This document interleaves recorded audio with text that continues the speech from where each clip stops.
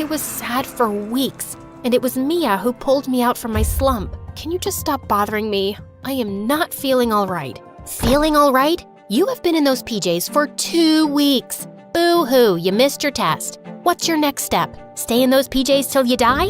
Gosh, Max, your life can't get better by chance. It can only get better by change. That was some tough love from her side, but it worked. I picked myself up and even found a job. I have to admit, it was hard, very hard. I was working my butt off. I needed to get into that college and make Mom proud. The following year, the entry tests were back on, and this time, I got in. I was so happy and even visited Mom for Christmas and broke the news. But things had changed. While she was happy and even helped me out with the fees, it just wasn't the same. But I still hoped to win my mom back and to make Dr. Peyton pay, of course. On my first day at medical college, it was like I was walking in mazes, and I felt more out of place than a mustache on a baby's face. But thank God, I spotted a guy in the corridors. Hello? Dr. Evan, right? Wait, you're the guy from that witch Peyton's house. What were you doing there? Oh, I was invited to the birthday party, but what were you doing there? Oh, it's a long story. I'll tell you later. Could you please tell me where I could find Class 07? Just as I got a seat, Miss Peyton entered the class and gave a very, very boring lecture. I was amazed at how the students didn't doze off. In the end, she asked if we had any questions, and I jumped to my feet. Yeah.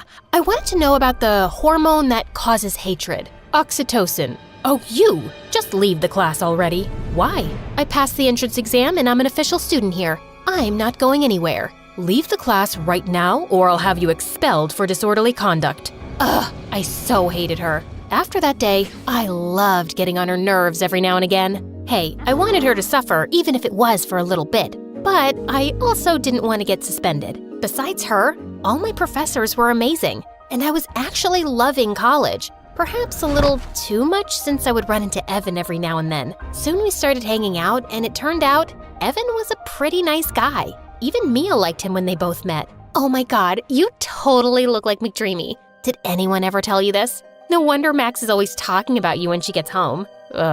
Really? Explains why I always have hiccups. Mia?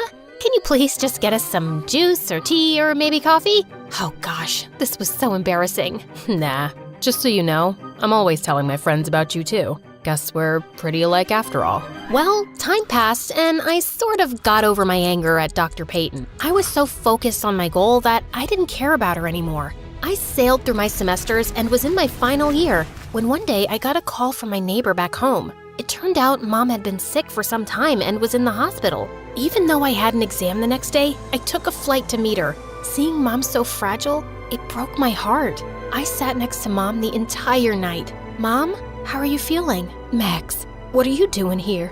You have an exam today. But how did you know? We don't talk that often. Your friend Mia is such a sweetheart. I call her every now and then to ask how you're doing because I want to give you your space. I know I worry a lot, but I can't help it. I am so sorry for breaking your trust, lying to you, and no, honey, it's not your fault. People need to make their own mistakes to learn from them. I was taking that from you, and I shouldn't have.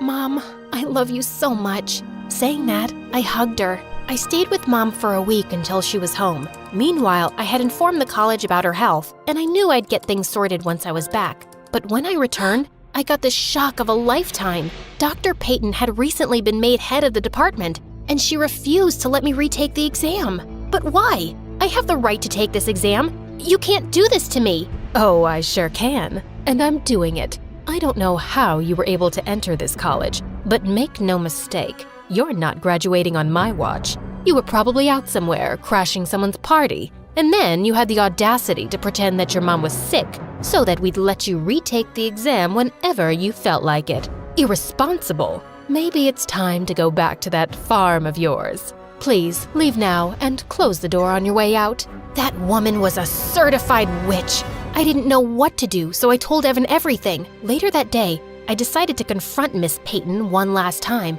but I stopped in my tracks when I heard Evan's voice coming from her office. Mom, you need to cut that out. You can't just waste her hard work. That lying piece of... She doesn't even deserve to be a doctor. And why are you standing up for her? Don't tell me she trapped you, wrapped around a farm girl's finger? I expected better from you, Evan. Mom, Max is my friend. You have to stop this. Otherwise, I'll have to go against you. You wouldn't dare. Just when Evan came out, he was stunned to find me there. You tricked me. No, Max, please let me explain. Look, I wanted to tell you who I was, but seeing how much you hated my mom, I couldn't. I was afraid to lose you. I don't care. A lie is a lie. I didn't want to see Evan again, but he never stopped trying. But in the following days, I realized how Mom must have felt when I lied to her and how I was being a hypocrite by not forgiving Evan.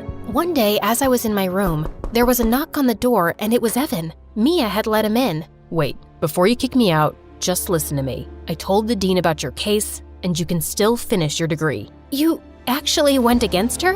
Why are you helping me? Isn't it obvious? I like you. Thanks to Evan, I was able to retake the exam and passed with flying colors. As for Dr. Payton, I could tell the world what she wanted to do to me just because she and my mom were rivals in high school. But I decided to move forward because I didn't want to be a miserable person like her. On my graduation day, I invited Mom, and the moment I saw her, I ran to her. You came! I am so happy you're here. I wouldn't miss this for the world. I'm so happy for you, honey. When Dr. Payton handed me the degree, my smile was so wide, and I knew how much it annoyed her, but who cares? Well, after graduation, interning, and residency, I finally got a job at a hospital, and today is my first day. Wish me good luck.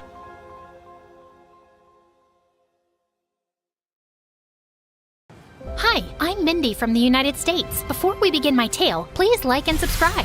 I always liked history and the secrets of the past. Even when I was a child, the stories of the Roman Empire and dinosaurs fascinated me. Needless to say, history was my favorite subject. But there was one thing that made history class a chore. My rival and headache, Timmy. Don't let his name fool you. He was a nightmare. You see, like me, he was obsessed with history and the stories of the past. So what was the problem? He was a total jerk, that's what. He always scored higher than me in history class, and he always had the most smug grin about it. Considering our similar interests, it didn't take long for us to form a lasting rivalry. It even extended to our time in high school. Oh, so close, man. Did that question about the French Revolution stump you? I would have had time to think it over if you didn't make those stupid faces when the teacher wasn't looking. Not my fault that it makes you giggle. I did not giggle. Sure. Not like you could have beaten my score anyway. And there it is, a perfect score. How the... Better luck next time, Mindy. God, I hate that smug grin. One of these days, I'm gonna wipe it off his face. Yeah, getting 2 straight 100s would restore my honor. But that never happened. Due to some family emergency, Timmy had to move abroad. I decided not to say goodbye. I turned away and let him leave me behind. At first, I celebrated. No more teasing, no more childish competition, and no more of his smug grin. But as the school year passed by, I had to admit it. I missed him a bit. There was no real challenge anymore. Eventually, I did start getting back-to-back perfect scores, but it wasn't the same. My parents were so proud of me. I was happy, don't get me wrong, but it was just so easy. It didn't feel like an accomplishment anymore. So, the years went by like a blur. I went to university and worked to get my archaeology degree. All the while, I volunteered as a museum tour guide. It was fun getting to teach people about my favorite subject, but something was always missing. But all that changed when I met Antonio one day after work, a tall, dark, and handsome older student working on his business administration degree. At first, I wasn't that interested, but he quickly impressed me with his knowledge of history. You also study archaeology? No, but I do dabble. I'm more on the business side of archaeology. I like helping those more talented than me reach their full potential. And you're saying I'm... Yes, I'm saying you're talented and I want to work with you. What do you say? We can discuss details over coffee. Well, all right. After my volunteering work, though. Of course. The day was set, and it was wonderful. After so many years, I finally found someone else who shares my passion for history. We spent hours talking, mostly about my job in the museum, something I was happy to talk about. For the next 2 months, my days were spent with Antonio. We studied, worked, and had fun together. We were a couple in all but name. For some reason, I was never able to take that step with him. But the next day, things would be different. I was going to ask him out. That plan, however, burned up while I was working at the museum and leading my current group. And here, we have what some would call the secret map to the Akashic Records. Legend says, if you can crack the code, you can find the record buried in some desert. It's believed the record details the written language of actual angels. But that's just a myth and doesn't... Actually, it's believed the record is the written account of all events throughout time. You're thinking of something else, Mindy. You never were one for the stranger side of history. That voice, it can't be. Tim? Oh, you must have missed me if you're using my nickname. No, I didn't. Shut up. I tried to deny it, but I had missed him. Even his familiar smug grin didn't cause me to groan. Wow, he really grew up. He almost looked hot. No, think of Antonio. I'm supposed to ask him out on a real date today. But that's when I noticed something. Timmy just corrected me in front of my tour group. That's not what the Akashic Records are about. Really? Well, I'm sure it doesn't relate to the language of angels. How would you know? Have you ever seen the records? Have you? Admit it, Min. I got you beat once again, and I've only just come back. Before we could get into one of our serious debates again, someone entered into the equation. Are you okay, Mindy? Is this guy bothering you? No, he... Oh, you must be Antonio. Nice to meet you. You know each other? No, I don't think so. Do I know you? Nah, but I know you. Upcoming businessman with a strong interest in history, archaeology, and people. Word gets around. But I have never heard of you or your relation to Mindy. I've been away for a long time. Maybe you should have stayed away. Mindy clearly doesn't want you here. Now wait a minute, She should be the one to decide, don't you think? I think she has. The question is if you will comply or will I have to call security? Didn't know you owned the place, or are you getting to that? Red lightning cracked between their gazes. My tour group was slowly backing away, and I was at a loss for words. What in the world was going on? My salvation came in the form of my boss, who quickly ended the tense confrontation. Timmy gave me a wink before leaving. Antonio stayed with me the rest of the day, which was sweet of him, but I couldn't get what happened out of my mind. I should be mad, but despite everything, a smile was slipping. Timmy was back, and it was like he never left. We easily picked up where we left off, bickering like an old married couple. Not that I want to marry him. He was still insufferable. So because of that, I completely forgot to ask Antonio out. Well, maybe next time. But the next time never came. Timmy showed up every day afterward. We would bicker and argue over historical facts. I actually remembered more facts correctly this time. It didn't wipe that grin off his face, but I couldn't bring myself to care that much. The fun ended every time Antonio came, and that's when the guilt crept in. I'd been putting off asking Antonio out, and I don't know why. I liked him, and I was quite sure he liked me too. Wasn't it wrong of me to be talking with Timmy so casually? For me to so easily fall back in step with another guy? It wasn't fair to Antonio, but it also wouldn't be fair to Timmy to ignore him. This cycle of guilt continued for almost a month until Antonio pulled me aside one day during work. I think you should stay away from that Timmy guy. He might be looking to steal something from the museum. What? This is Timmy we're talking about. He loves history. He would never... Based on what you told me, he's obsessed. Worse still, you haven't seen him in years. He's not the same person you knew. What Antonio didn't know was that Tim loved this stuff as much as me. If I wouldn't do it, then I'm sure he wouldn't. But the thought wouldn't leave my mind. It got worse when I started noticing things. I thought Timmy was here for me, but he did spend a lot of time just looking around. The problem was what he was looking at. Cameras, the guards, and especially the Akashic Records map? No, he wouldn't, right? He's not like that. But how well did I know Timmy?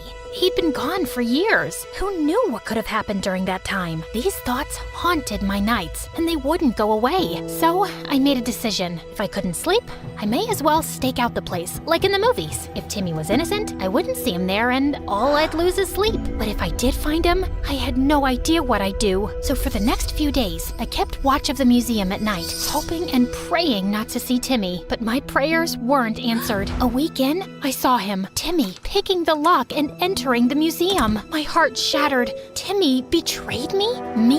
Of all people, his rival? I couldn't let this stand. Thoughts of sleep faded away to thoughts of doing what I've always wanted to do, but never found a reason for. Punching Timmy in his stupid face. I carried carefully followed Timmy's trail through the dark museum. When the coast seemed to be clear, I picked up the pace and ran towards the room where the map was. And to my horror, it was gone. And standing not too far away was Timmy. I was too mad to think. I stormed over and punched him in the face, hard enough to knock him down. Min? Don't you ever call me that again! How could you? Stealing a historical artifact? Breaking and entering? Using me to get close to it? I didn't steal it. Mindy, listen, No, you listen! I was wrong to trust you. I don't know why I ever did. It's not like we were ever really friends. But I thought you at least understood me, that you loved history as much as me and would never do something like this. I couldn't stop my tears from falling from my face. Mindy, I didn't steal it. Look at me. If I did, then where is it? You must have hidden it when you heard my footsteps. That big thing? Really, Min, you're smarter than that. Min, please trust me. You're the last person I would want to hurt. So believe me when I say I would never do something if it meant it would upset you. For the first time, Timmy actually looked dead serious. For a second, I believed him, but if he didn't steal it, then... I guess I have to deal with you both. Timmy got in front of me to protect me from whoever spoke, but I instantly knew that voice. Antonio? I'm sorry I had to come to this, Mindy. I really did enjoy your company. I knew you were after the map. Didn't think you could bribe the guards to leave, though. I was surprised by how empty the place was. Why, Antonio? All this time, it was Antonio who was using me. I was too focused on Timmy to realize. Why? Because regardless of which one of you is right about the map, I'll be rich after I sell the records. Money? Really? Typical. That map and the record, if it exists, belong in a museum, not in the hands of some rich collector. It's not up to you, I'm afraid. Before he could reach into his pocket, Timmy tackled him with surprising speed. The two started to grapple, tear, and pummel one another as I stood frozen in my spot. Run, Min! Call the police while I hold this guy off! I listened, not because I wanted to, but because my instincts kicked in. I didn't want to die. I didn't want to be dragged into this big conspiracy. I just wanted to get my degree, find a job, find a husband, and live a normal life. Husband. My steps slowed to a crawl as I looked back at my time with Tim. Despite the frustrations, I also loved my time with him. And when he left, a hole was born. A hole I thought Antonio could fill. But instead, he was just an imposter. The person I wanted to ask out, the person who makes me smile, it's clear who it is. He's someone I couldn't bear to lose permanently. So I ran. This time, to find something to save him with. Quickly, I found the first thing that looked like it could hurt Antonio. A spear believed to have been used by our ancient ancestors. I ran back to the two men and found Antonio standing over Tim, ready to end him. Your father would be so disappointed in you. With all my strength, I swung the blunt end of the weapon across his head. Thankfully, it knocked him out, but it also broke the spear. Whoa, did you, Little Miss Historian, just break a historical artifact? I'd do it again for you. I actually made Tim blush. I helped him up, but I didn't let go of his hand. Min, You don't have to say anything, okay? So what now? We clean this place up, call the police, and find the map. I'm sure he didn't move away from the museum just yet. So that's what we did. The map, thankfully, was recovered from a closet. Tim was right. Antonio didn't have time to properly move it. After that, we were congratulated by the city and the museum for our brave actions. We were even given $10,000 for our heroics. Antonio was sent to prison, and Tim joined me at the museum. But something tells me our adventures are far from done, if Tim's knowing smirk is anything to go by.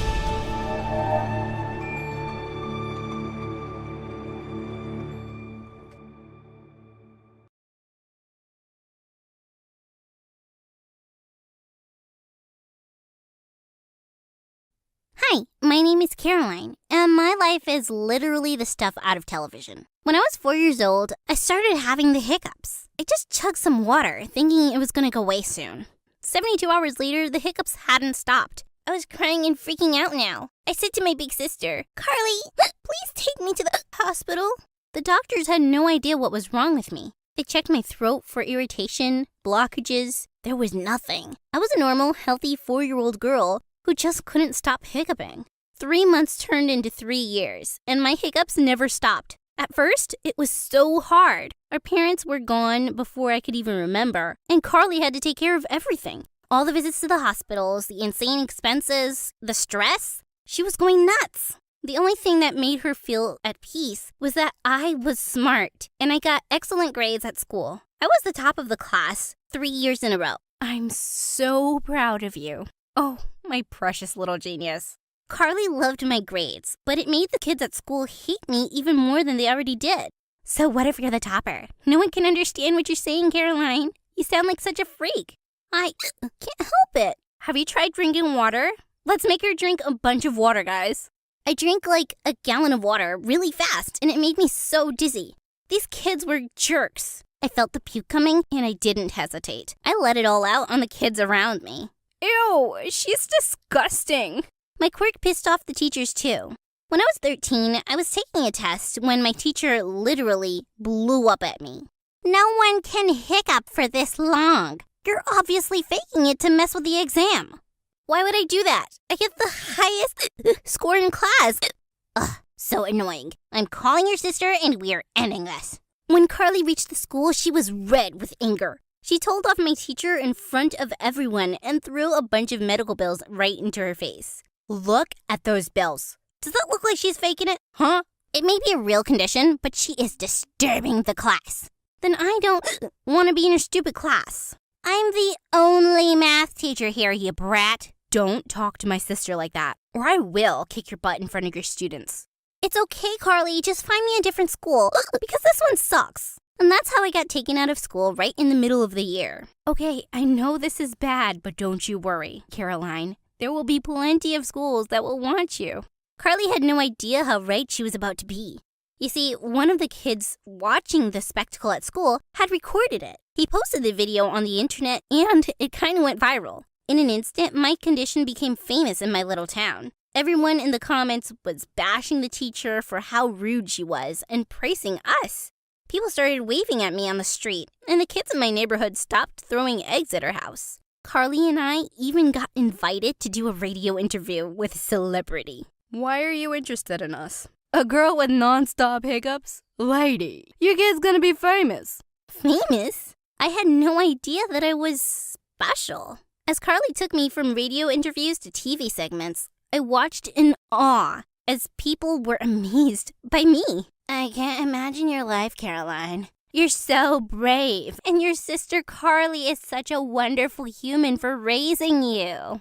This was so much fun, and Carly loved the attention. She adored getting us dolled up for the interviews, and the money coming in really lightened her workload. I was so happy to help her out. We finally bought our own house with that money. I joined a new school and got ready to start a new, better life.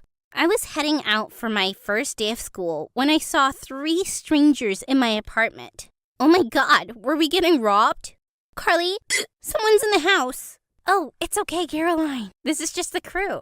The crew for what? I'm making a reality show about renovating our new house. You'll be in it, obviously, because you're the hiccup girl, but it'll mostly be about the house. I couldn't believe this. Carly signed us up for a show without even asking me. I got really annoyed at her, and she begged me to forgive her.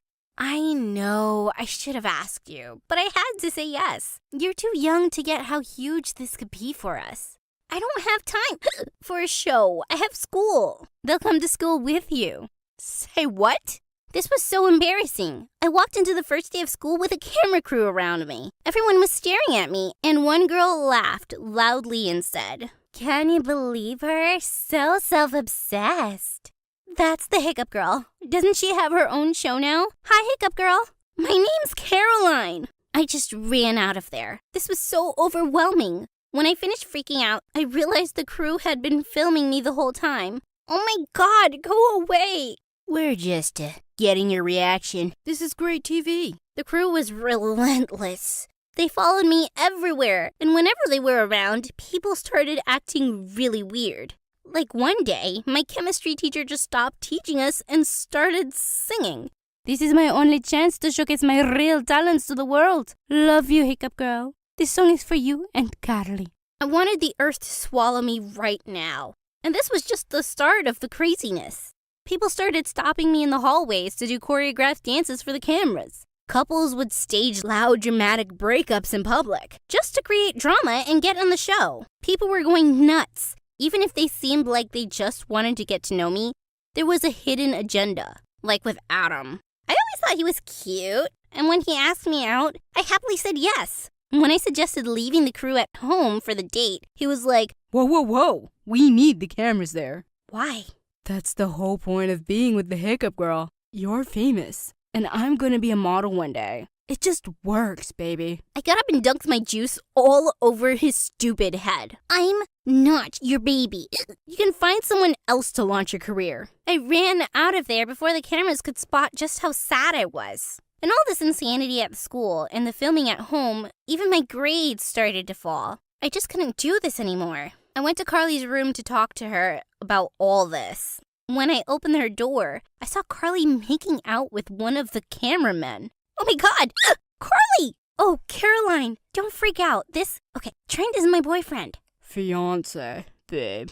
Oh, dang, I forgot. Trent just proposed. We're getting married? No way. We're going to announce our relationship on the show tomorrow. The fans are going to love it. Carly will tell you in front of the cameras, too, and you have to act totally surprised. This is so important to me, okay? Of course I said yes, but I stormed off and slammed the door shut behind me. I doubled down on my studies and started ignoring everyone at school to save time. People started calling me snobby, arrogant. Even the crew started getting annoyed with me. What are we supposed to record if you're just in the library all day? This is so boring.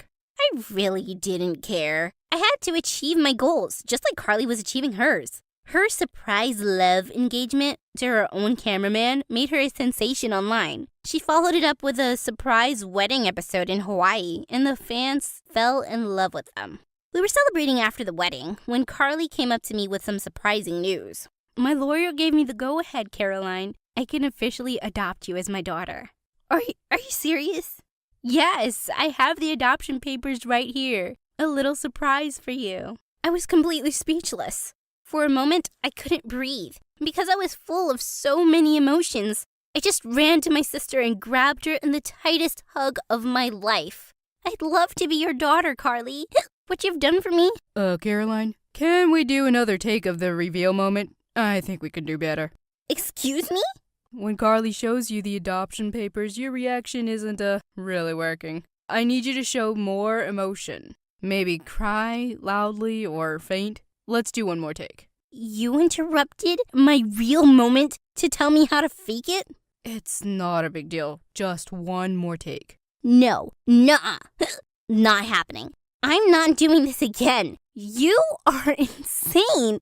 You need to stay away from me and my reactions. You need to do your job. For weeks, we've just been recording you hiccuping in the library. Do you know how boring that is? We're the ones who answer to the boss. You know what? You can tell your boss. I quit. Chaos broke out then. Half the crew started filming while I fought with the other half. Carly tried to step in and calm us down, but there was no stopping me. I can't live with that crew around me anymore. Caroline, I know it's tough, but this show is the best thing that ever happened to us. To you? I hate it. And if you hated something this much, I'd never force you to do it. Carly was defeated by that. She knew it was true. She still begged me to put up with the crew till college. Just one last season. If you quit before that, we lose millions of dollars in bonuses. Money that can take care of us for the rest of our lives. Caroline, please. God, what wouldn't I do for my sister? I agreed to put up with the show for one more season and prepared myself for another year of misery and isolation. Little did I know that in another month, my life would change forever. I went for a regular checkup at the doctor's office, and he said the magic words. We can stop your hiccups, Caroline. We have medicine for this. Oh my God, I couldn't even process this. Stop my hiccups? They had been my identity for so long. I didn't even know what to feel as I ran home to tell Carly. Carly was stunned into silence, but the crew started sharing their opinions right away. You can't touch your hiccups. The contract says your condition is crucial. The show could get canceled tomorrow if you do this. We can make enough drama for the show without my hiccups. There is no way. People love the Hiccup Girl. I don't want to be the Hiccup Girl anymore. If you do this, you will lose all your bonuses. So you might as well quit. Carly suddenly stood up. We quit. What? We're going to stop her hiccups. You're crazy, right? The hiccup girl is a moneymaker. She's not a moneymaker. She's my sister. We started this show to make something good come out of her hiccups. But stopping them is always the priority. She is my priority. Then the show will get canceled. So be it. When do we go to the doctor's next, Caroline? I hugged my sister tightly, fresh tears flowing from my eyes. We finally put an end to the show and used our savings to survive. Carly managed to get a new job in no time, and I got into the college of my choice. The doctor prescribed a medication to me that actually worked. And for the first time since I could remember, I was not the hiccup girl. I was just Caroline.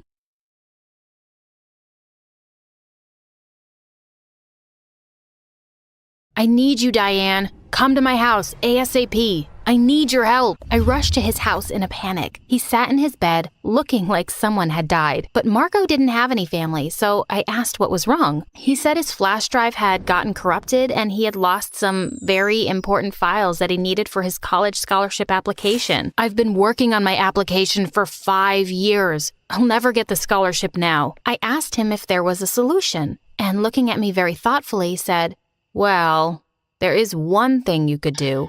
Then he told me that he had a copy of those files on his old flash drive, but that drive was with the girl he dated before me. Unfortunately, he said his ex was crazy. If I ask her, she'll never give it to me. I asked him how he expected me to get it, and he said I'd have to be sneaky. I would have to pose as an applicant to work as her live-in personal maid. I laughed, but he looked dead serious. "You just have to sneak in and get the drive. It'll be in and out." I told him I would consider it. He seemed grateful and showed me his ex. I jumped up in surprise and said, "There is no way on earth that I will speak to that witch again." The crazy ex he was talking about was Frankie. He looked surprised that I knew her, and I told him that I had known Frankie since I was a little girl. She had once been my best friend, but then she became my biggest enemy. Thankfully, in middle school, her family moved away and I never had to see her again. Hearing my refusal, Marco looked devastated. He begged and said his whole life depended on the contents of that flash drive. "Just help me out this once, babe," he begged. "If you can get it, I'll give you my Porsche." I couldn't believe my ears, but I felt like now I could consider the idea. I mean, given the payoff, how bad could it be, right? The answer? Very bad. The minute I walked into Frankie's huge mansion for my interview, she ordered her butler to kick me out. I immediately started crying and made up a story about how I had become homeless. "For the sake of an old friendship, please give me this job," I said sadly. For a minute, she stood silent, and I hoped she had fallen for it. The next second, she laughed at me and said, "As much as I always thought you deserved to be my servant, now that I think about it, I don't even think you're worthy of that, you loser." I started to fake cry and said I'd do anything to get the job. "Anything?" she asked, looking evilly at me. "Yes." "Okay, I'll give you a job if you get my face tattooed on your arm." She laughed and said not to come back unless it was with a tattoo, and then she had her butler escort me out. Outside the house, Marco picked me up, and when I told him what had happened, he said it was only fair that I do what she asked.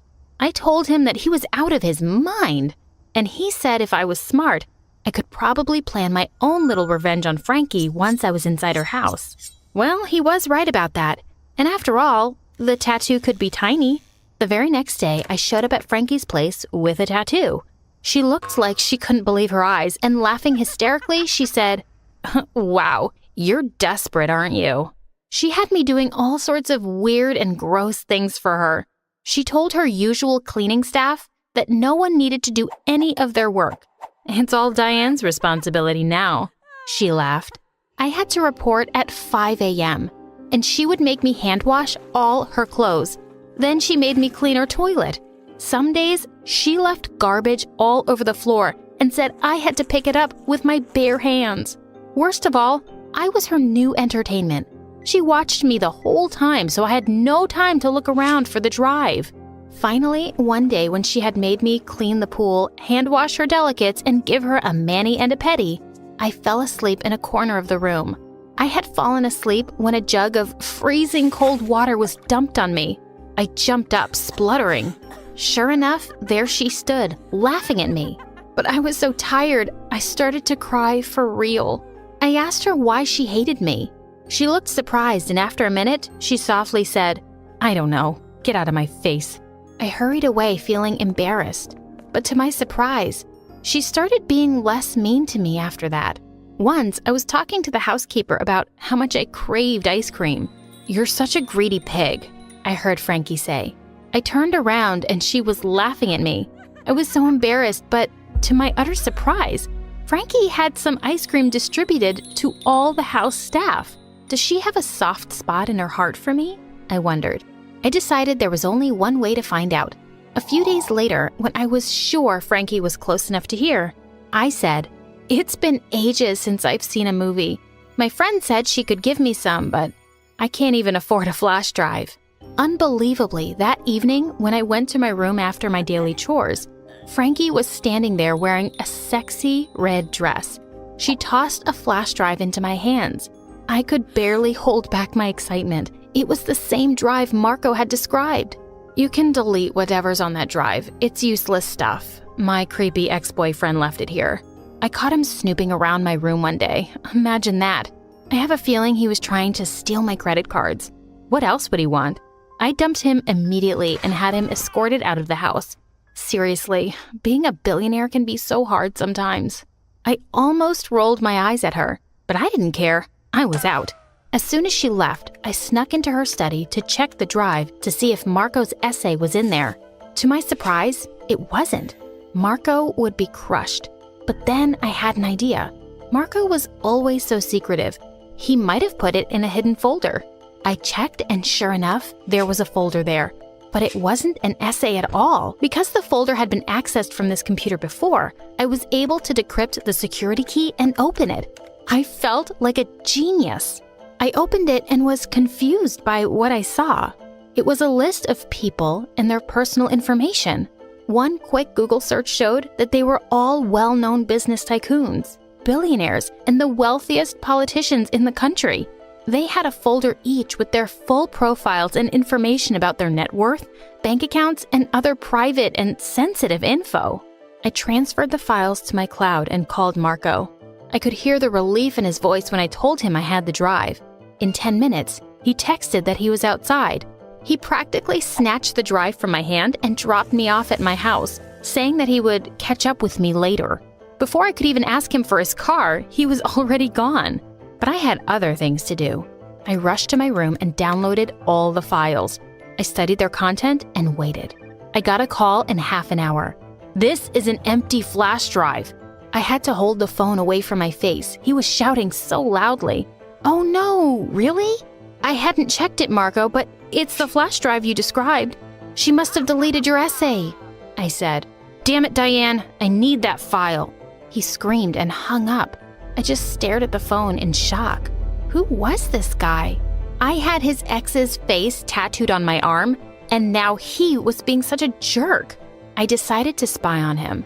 That night, I crept up to his bedroom window and saw him pacing around the room. Just then, his phone started ringing and he grabbed it quickly. "The profiles are all gone. What should I do?" he yelled. "We have to get rid of them before they expose us, Dad." Dad? Did he just say Dad? And he has to get rid of us? Did he mean me and Frankie? The next day, I knew what I had to do. I called him up and told him I actually had what he wanted. I told him I knew everything about him, and if he wanted the data, he'd have to come see me alone. Sure enough, he showed up right on time and tried to tell me some lame story about how it was a misunderstanding and this was just research for business school. I let him think I was buying it. Out of nowhere, an older man appeared. This must be his father. I was surprised when he rushed forward and grabbed my arms, twisting them so I was forced to my knees. But before they could drag me to the car, the police jumped out from their hiding places and the father and son were dragged away. I was so relieved. I thought this nightmare was behind me, but boy, was I wrong. A week after the incident, I was on my way from my job when a black van cut across my path. Before I knew it was happening, Marco jumped out. "Hello again, sweetheart." He laughed and grabbed my arm and forced me into the van. Soon, I was in a dark room. I had no idea where I was, and I couldn't understand how Marco had gotten away from the police. Suddenly, a door opened and Marco came in. I tried to scream, but he said, "This is a soundproof room. Scream all you want." "Why are you doing this? I thought you loved me." I started to cry, but he couldn't have cared less. He laughed and said, "I chose you simply because you were the only one who could get into her house. I knew her vanity would make her accept you as a maid." I started to cry, and he said he would let me go if I gave him the data. I told him the police had taken it and I didn't have it anymore. He looked furious, and I knew he didn't believe me. He went out to talk to his father. Outside, I heard them arguing, and finally his dad came in. He swore if I gave him the flash drive, he would tell me the truth and help me. How stupid did he think I was? The next day, Marco and his dad decided to move me. They said they were taking me to another safe house. They stopped at a gas station, and I told them I had to go to the bathroom. They were suspicious and eventually let me go. As soon as they turned away, I broke into a run and ducked into the nearest building. It was a gym. I was running frantically, trying to hide, when I ran into someone. The girl screamed and I swore, but when I saw who it was, I gasped. "Frankie!" Seeing me, she rolled her eyes. I was sure she would never help me because I'd quit without notice and I'd taken her flash drive with me. But to my surprise, she looked worried and asked me what had happened. "Marco," I said breathlessly. That seemed like a magic word, and immediately she told me to come with her. On the way, I told her she was right and that Marco had kidnapped me. She looked incredibly sorry and said, "I knew he was bad news. He scammed my father, you know." She was in tears when we reached her house. Inside, she said, "Before his crash, Dad gave me a list of very high-profile businessmen who he had worked with. But Marco stole the list from me. Then he scammed all those people and tried to pin the blame on me." Feeling sorry for her, I decided it was time to tell her. "I have the list." I filled her in on why Marco had sent me to her in the first place. "To make up for it, I have a small gift for you." I revealed that the necklace around my neck had a microchip where I stored the data. Frankie couldn't believe her ears or her eyes when I handed her the chip. She pulled me in and kissed me. I couldn't believe it, but just as I kissed her back, she pushed me away and started laughing like a maniac. "Only you would be so stupid to fall for this," she laughed. "My father he's the one who scammed all those people." "Marco?" She laughed. "Marco is an undercover agent. He must have just managed to make a copy of this list when I realized what he'd done, and then my father had to go underground. When I saw you leave the house with him just after I gave you the drive, I knew I'd made a mistake. I had my men follow every move you made after that." I gasped. "Now that I have it," she said, throwing the necklace into the fire, "I can destroy it, and Dad can come back." I tried to leave, but she pulled me back. "Where do you think you're going?" she demanded. "Don't you know what happens to people who know too much?" She yelled for her guards to come and get me, but no one came. She called again, and finally the door opened. When she saw who it was, she paled. It was Marco. Now it was our turn to laugh. When Marco had kidnapped me, his boss, who had been pretending to be Marco's father, had told me everything. I ran away because that was the plan. I laughed. This chip was a fake. They have the original files. Immediately, she made a grab for me, but both Marco and I had seen it coming. I ran away from her while Marco tackled her to the ground. She tried to get up and run, but he was too quick for her. Finally, the cops came in and grabbed Frankie. She glared at Marco and demanded to know why he was so set against her family. "Why don't you just leave us alone?" she screamed at him. He looked serious for a minute, and then he said something that left everyone shook. "Remember that man your father scammed about 5 years ago? The one after which you could afford this luxurious mansion? That was my dad." Frankie looked shocked. Marco continued and explained that after the scam, his father had gone bankrupt. "That day, I swore I would bring you down." A week later, news of Frankie's dad's arrest was all over the news. Marco and we managed to avoid being named. Now I'm in college and I call myself Julie. I'm still dating Marco, who calls himself Jason. In fact, he just texted me. I need you, Julie. Come to my house ASAP.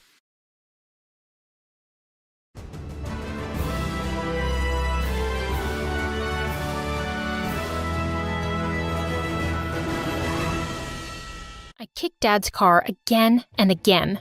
I hate them. I hate them so much. Ugh. They just love making me miserable. They make fun of me. They're mean to me. They think I'm not special. But I'll find out what makes me special one day. Everyone will love me, and they'll see. Hi, I'm Betty, and I hate my family. I'm the youngest child, and I have a mean older sister, Emily. My parents never wanted me, and they never failed to let me know that. Ah, man, I told you we shouldn't have kept the baby. Just look at her. She's so ugly. I'm not taking that thing in my house. That's what my dad said when I was born. And my mom replied, "Oh, shut up.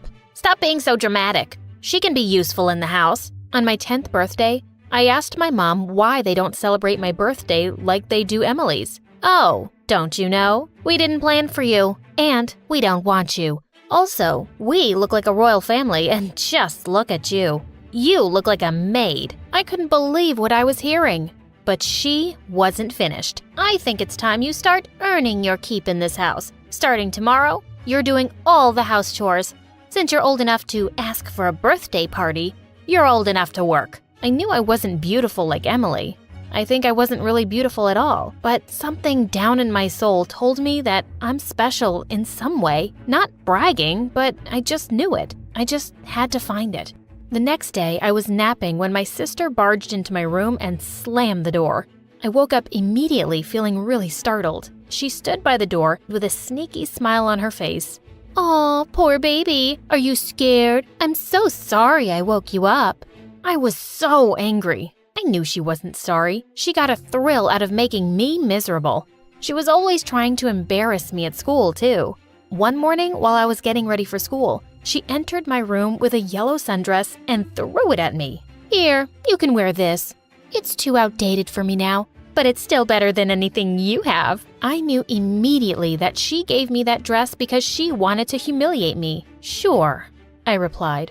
So I changed some things about the dress to make it more fashionable, and then I paired it with black boots. When I walked into class, everyone was staring at me. I could tell they were impressed by my outfit and sense of fashion. I was so happy. After class, when Emily saw me in the hall, she looked shocked and horrified. "How dare you do that to my dress?" Ugh! With that, she stormed off angrily, and I felt even happier. One day, I saw Emily going through Mom's cupboard and walking away with a box. Of course, they wouldn't mind her taking anything she wanted, but a couple of days later, Mom barged into my room with Dad and Emily right behind her, accusing me of stealing her jewelry. I told her I didn't do it. Then I pointed at Emily. "Why don't you ask your precious daughter? I saw her taking it." Emily gave me an evil smile, and I started to feel suspicious. "Emily would never do that. I'm going to search your room, and if I find it, girl, you'll wish you were never born." What an irony. She searched my room and found the jewelry. I was dumbfounded. Emily must have planted it in my room. I just stood there, speechless. "You thief!" Emily was giggling, and Dad started screaming at me. No matter how many times I said I hadn't stolen it, he just wouldn't believe me. He told me I was grounded for 2 weeks with no phone and no lunch money. As if that wasn't bad enough, he said I had to clean the house from top to bottom. I looked at my dad with hatred. He pampered my mom and Emily, but treated me like dirt. I couldn't take it anymore, so I screamed at them. "I hate you! I hate you guys!" They looked shocked because I'd never stood up to them before. "Just you watch. I'll find what makes me special, and people will love me for it." I stormed out of the room and ran outside to my dad's car and kicked it. It felt good. A week after that, I was looking for my math assignment everywhere. I asked Emily if she had taken it, but she said no. Of course, I didn't trust her, so I waited till she went out with her friends, and then I sneaked into her room. I wasn't surprised when I found it under her bed next to her iPod. I decided to take that too. That's when I discovered my love for music. Whenever I was upset and wanted to escape my family, I would go into my room and listen to songs on the iPod. I would sing along and it would really calm me down. One day in the cafeteria, I was walking to a table when Emily suddenly threw something on the floor. Before I could stop myself, I had stepped on a banana peel and I slipped, with my lunch flying everywhere. I heard someone say, "What a clumsy fool." I was so embarrassed, I just ran out of there. After that day, I started eating in the school library all by myself. One day during lunch break, I was listening to music on my iPod as usual, and I started singing along when I heard a voice say, "Oh my, you have such an angelic voice." I turned around to see it was the school librarian, Mrs. Shepherd. She looked really impressed, but I didn't believe her. "Thank you, but I don't think there's anything special about my voice." She told me to sing it again, and this time, she recorded it on her phone. I'd never thought about that. She played it back and I heard the most beautiful tone. At that moment, I realized I discovered my gift. I was so ecstatic. I hugged her and said, "Thank you so much. I've wanted to have something special my whole life, and you've made me realize what it is." I rushed home to tell my family about my singing ability. They just stared at me for a moment and then burst out laughing. "What an attention seeker you are, Betty. Just stop making stuff up. You're never gonna be anyone special." After the jewelry incident, I hadn't been able to forgive Dad for not believing me and treating me badly, and he was just doing it again. I wanted to hurt him as much as he had hurt me. So I decided to call his company and accuse him of theft. Dad worked as an account manager for a business firm, and I wasn't exactly sure if he had stole from the company, but someone as horrible as him must be shady, and I wanted him investigated. At the end of my junior year, I was singing in my room when my sister screamed from her room, "Stop squawking like a bird!" I rolled my eyes and yelled, "You would know since you screech like one." Just then, there was a knock at our main door. I ran to open it and found 2 male cops standing there. One of them asked, "Is this the Blackwell residence?" Everyone was in the hall by now, and the cops walked straight over to Dad and said he was under arrest for embezzlement. The company he worked for had discovered that he had been moving their money to an offshore account. Before the cops left, they asked me how I knew my dad was stealing money. I told them I had my suspicions. My family couldn't believe what they were hearing. Dad started screaming at me. "You ungrateful girl! You called the cops on me! I hate you!" "I can't believe you! I should have listened to your father when he said we shouldn't keep you." My sister could only scream and cry. I couldn't care less. After Dad was sentenced to jail, we became the talk of the town and everyone looked at us with contempt. Mom decided to move us to a small town where we could start afresh. I was so excited because I didn't really have friends in school because my sister had made everyone think I was a loser. The day we moved to our new house, my mom said, "Don't get yourself too excited, young lady. You'll have to fend for yourself now. Now that you've sent your dad away, I'm no longer responsible for you. You should be grateful I haven't disowned you." I rolled my eyes. I don't expect anything less. The next day, I started looking for a job, and I eventually found one in a small antique store as a salesperson. When I was walking back home, I heard someone singing, and I traced the voice to a guy in the park. He sounded beautiful. I sat next to him on the bench and started singing along. He seemed startled but didn't stop, and before I knew it, we'd gathered a crowd. Surprisingly, that became the beginning of my music career. After the performance, the guy introduced himself. "My name is Zach. You have a really nice voice. I've never drawn a big a crowd as you did today." I was so flattered I could only smile. That night, I went home with a skip in my step. Mom noticed my smiley face and asked if I'd gotten a job. I couldn't help spilling out the reason for my excitement, but Mom just rolled her eyes and Emily nastily said, "The townspeople must be deaf, and I'm sure this Zach guy is better than you. You're just jealous because I have talent, and you can't sing a note to save your life." She looked like she wanted to strike me dead, and that made my day. The next day, as I was working at the antique store, I started singing when I thought I was all alone. Just then, the owner came out of the back room. "You have a great singing voice. You should meet my son. He loves to sing too." I was surprised to hear that, but I said I would love to meet him. He called his son, and I couldn't believe my eyes when I saw Zach. We both laughed, then told his dad how we had already met once before. And every evening since that day, we would go to the park and sing. We started making good money, and the townspeople were so friendly and kind to me. Zach welcomed me into their home, and his family became my family. During my senior year at school, I decided to participate in the annual talent show. I was dressing up at home for my performance when my sister locked me in the room. I screamed and banged on the door. "Open this door right now!" She didn't reply. I kept banging on the door. "I will be late for the show, you moron! Give me money and I'll open the door." She was unbelievable. "You dumb fool! It's not my fault you're so spoiled you can't work to earn your own money." I became frustrated and threw my chair at the door. She wanted the money I'd been saving to go to college. I vowed I wouldn't ever share anything with her, even if we were the last two humans on Earth. I finally escaped through the window without injuries, and I made it to school just in time. I performed really well, and at the end of the show, an elegant, well-dressed woman walked up to me and said, "You have a great gift. The world needs to know about it." She gave me a card and told me she would love to offer me a music scholarship. Turned out, she was one of the directors at Juilliard and was invited by Zach's dad to watch my performance. It was such an amazing surprise. That day was joyous, and the whole town was thrilled for me. Well, everyone except my family, and I don't care about them.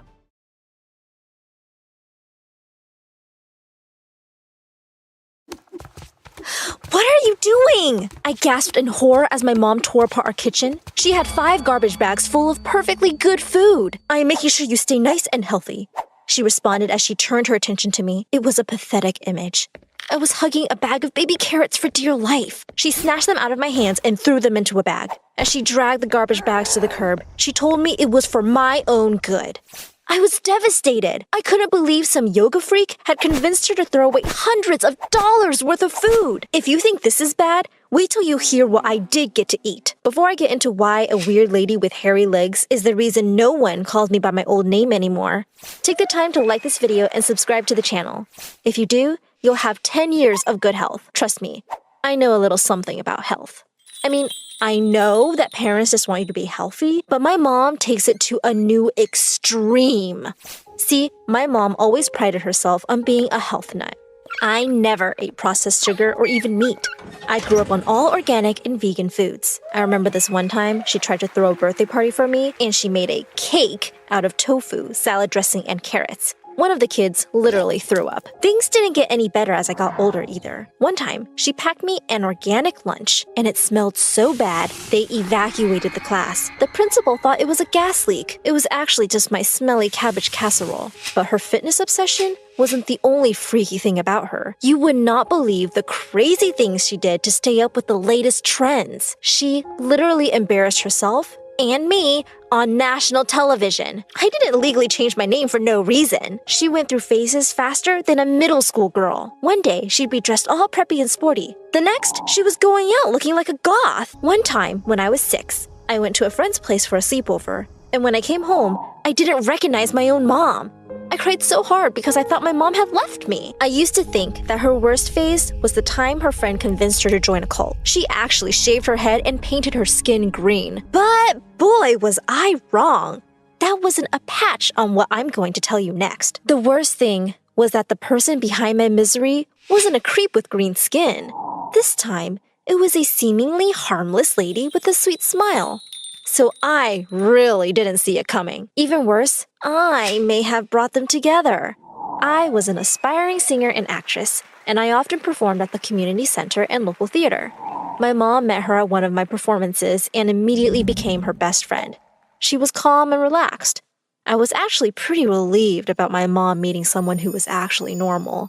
So I encouraged Mom to invite her over to dinner one night. Oh, how I cursed my stars for that moment. Because when her friend came over, Mom put out a nice spread of salads using vegetables from her own garden. She was certain she'd impress her friend, but her yogi friend stuck up her nose and gagged with disgust. "I thought you were healthy," she sneered.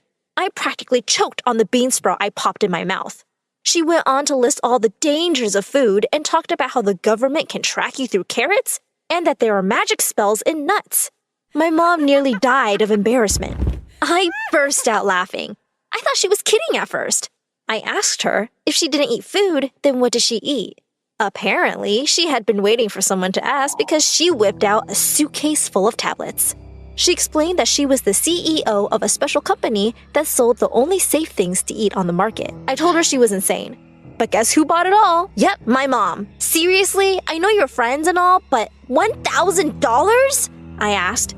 I told my mom it was a scam, but she was super positive that this was the food of the future. In fact, she even got so paranoid about government tracking that she made me wear a hat made of tinfoil that, you guessed it, was sold to her by her yogi friend. I figured it would blow over in a few days, like her last few phases.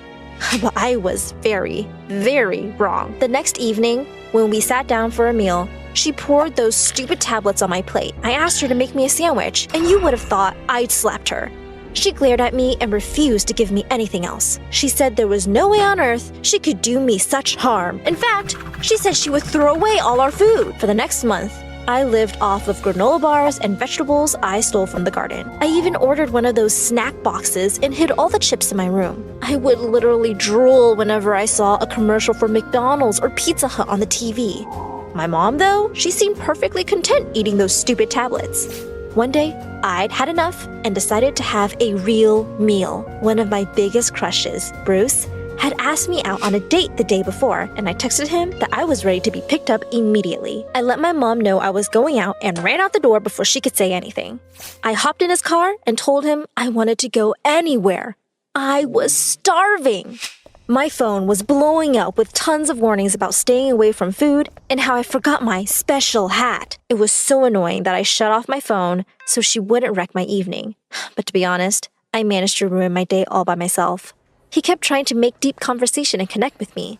Unfortunately, my body had a mind of its own. See, every time it was my turn to talk, my stomach would growl. I tried shifting in my seat to make it look like it was just the chair squeaking, but it was obvious that sound was coming from me. I just hoped he didn't think I was farting on our first date. I was so embarrassed.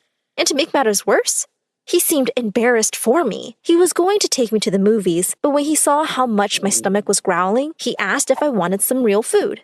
I never nodded so hard in my life. He took me to a pizza place all my classmates hung out at. Due to my mom's obsession with healthy food, I'd never eaten pizza before, and I couldn't be more excited. I mean, I didn't know if I was more excited to see Bruce or the pizza he took me out for. By the time our food came out, I was drooling. I literally had a puddle on my new top. It was actually pretty embarrassing when Bruce asked me if I'd spilled water on my shirt. But my evening was about to get even worse. Just as I was about to bite into the juiciest slice of pizza I'd ever seen, someone slapped it out of my hand. I almost cried as I watched the pizza fall to the floor. I whipped around and saw that my mom was there, and she was furious. I wanted to scream. Then, to make matters worse, she started shouting at me. She went on this long rant about how crazy and idiotic I was to eat food after I'd heard about the spells in the tracker. She kept trying to hand me the stupid metal hat, which ruined my hair and made me look like an insane robot. "Who is this crazy lady?" Bruce asked. "I would be her mother, young man," she shouted back. I wanted to crawl under the table, and that's exactly what I did. My hiding was rather short-lived as my mother dragged me out from under the table and pulled me back to her car. I had a feeling I wasn't going to get asked on a second date. To be honest, I was sadder about leaving the pizza behind. After that, Mom strengthened her iron fist. As I ran out of snacks, I grew hungrier by the day. This was bad news all around. See, if I get too hungry, I get hangry. I get mad and moody and snap at everything. I just wanted to eat real food. My mom saw I was upset and decided to surprise me with the news that I'd been called back for an audition I was particularly hyped about. I was glad, but at this point, I'd be happier if I got an apple. What I wouldn't do for a nice, juicy apple. To my utter disgust, my mom even brought her stupid yogi friend to watch in the audience. My mom said it was for support, but I could see her friend was looking to sell her dumb products to anyone she ran into. Today is not about that, though, I told myself. Today is about me. I was excited, but something felt off. I told my mom I was starving, and she just gave me a new round of tablets. They looked a little different from the ones I'd taken before, but I was too tired to even question it. Unfortunately, when it was my time to walk up and perform, I wasn't as prepared as I wanted to be. As I walked on the stage waving to the camera, I lost my balance from dizziness and tripped. If falling wasn't bad enough, I literally crashed into the musicians and even broke a guitar. Everyone started booing me. I stood up to try to show them my skills and make up for my blunder, but my stars had something else in store for me. I projectile vomited all over the crowd. I ran backstage without even seeing, as if I could now. I wanted this day to end, but judging by the numbers of cameras pointing at me, I wasn't forgetting this day anytime soon. I also was not talking to my mom anytime soon. This was totally her fault. I ran out of the hall. Thankfully, Mom was nowhere to be seen. I decided to go and get myself something to eat from the McDonald's across the street. It was trashy, but I deserved a burger right about now. When I walked through the door, I shrieked. It was my mom. She was sitting by herself at a corner table and had a hamburger half jammed into her mouth. I couldn't believe it. I ran straight over to her. So the pill diet isn't good enough for you, but it's good enough to ruin my life? Horrified, my mom asked why I wasn't on stage. She obviously hadn't even bothered to watch me. Instead of supporting me, she was cheating on the diet she forced on me. She said she could explain, and it was just a one-time moment of weakness. But no way was I buying that story. I was so disgusted. I decided I would rather starve than talk to her. But that's when I remembered. I was on the other side of town, and I was starving. I realized that my last hope was the only person I never wanted to face again. My stomach grumbled, and I knew I didn't have a choice. I made the call. Bruce came surprisingly fast. Turns out, he had come to watch me. Instead of laughing or making fun of me, though, he was super sweet. He even stopped and got me a milkshake so we could hang out. He then brought me to my empty house, where I packed up all my stuff and went to live with Bruce.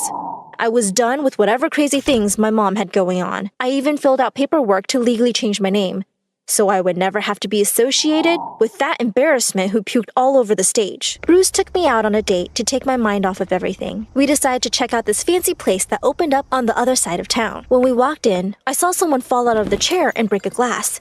I ran over to help. And who did I see? None other than my mom. Again? One time weakness my butt. She had seen me walk in and was hiding from me. That's when I saw what she had on her plate. A steak! Was this what she always did? This time, I wasn't going to ignore her. I was furious. She was such a hypocrite. She begged and pleaded to explain why she did what she did. She said that when she was my age, she struggled with body image issues and had lost a big break because she had binged on junk food and gotten deathly sick right before an audition. Quite ironic, I thought, given that I'd ended up doing the same trying to starve myself. She said she thought that if she raised me on a strict diet to stay lean and thin, I would be successful and not miss my chance just because of bad eating habits. There was just one small problem.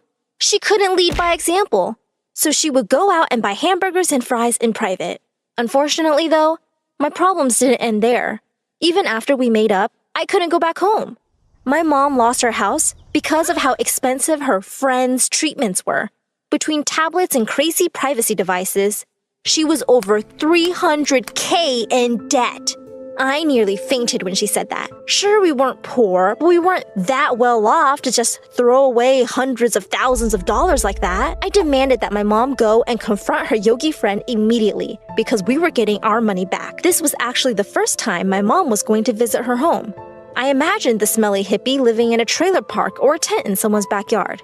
This lady was living like a queen. She had a huge mansion covered with gold statues and a giant fountain.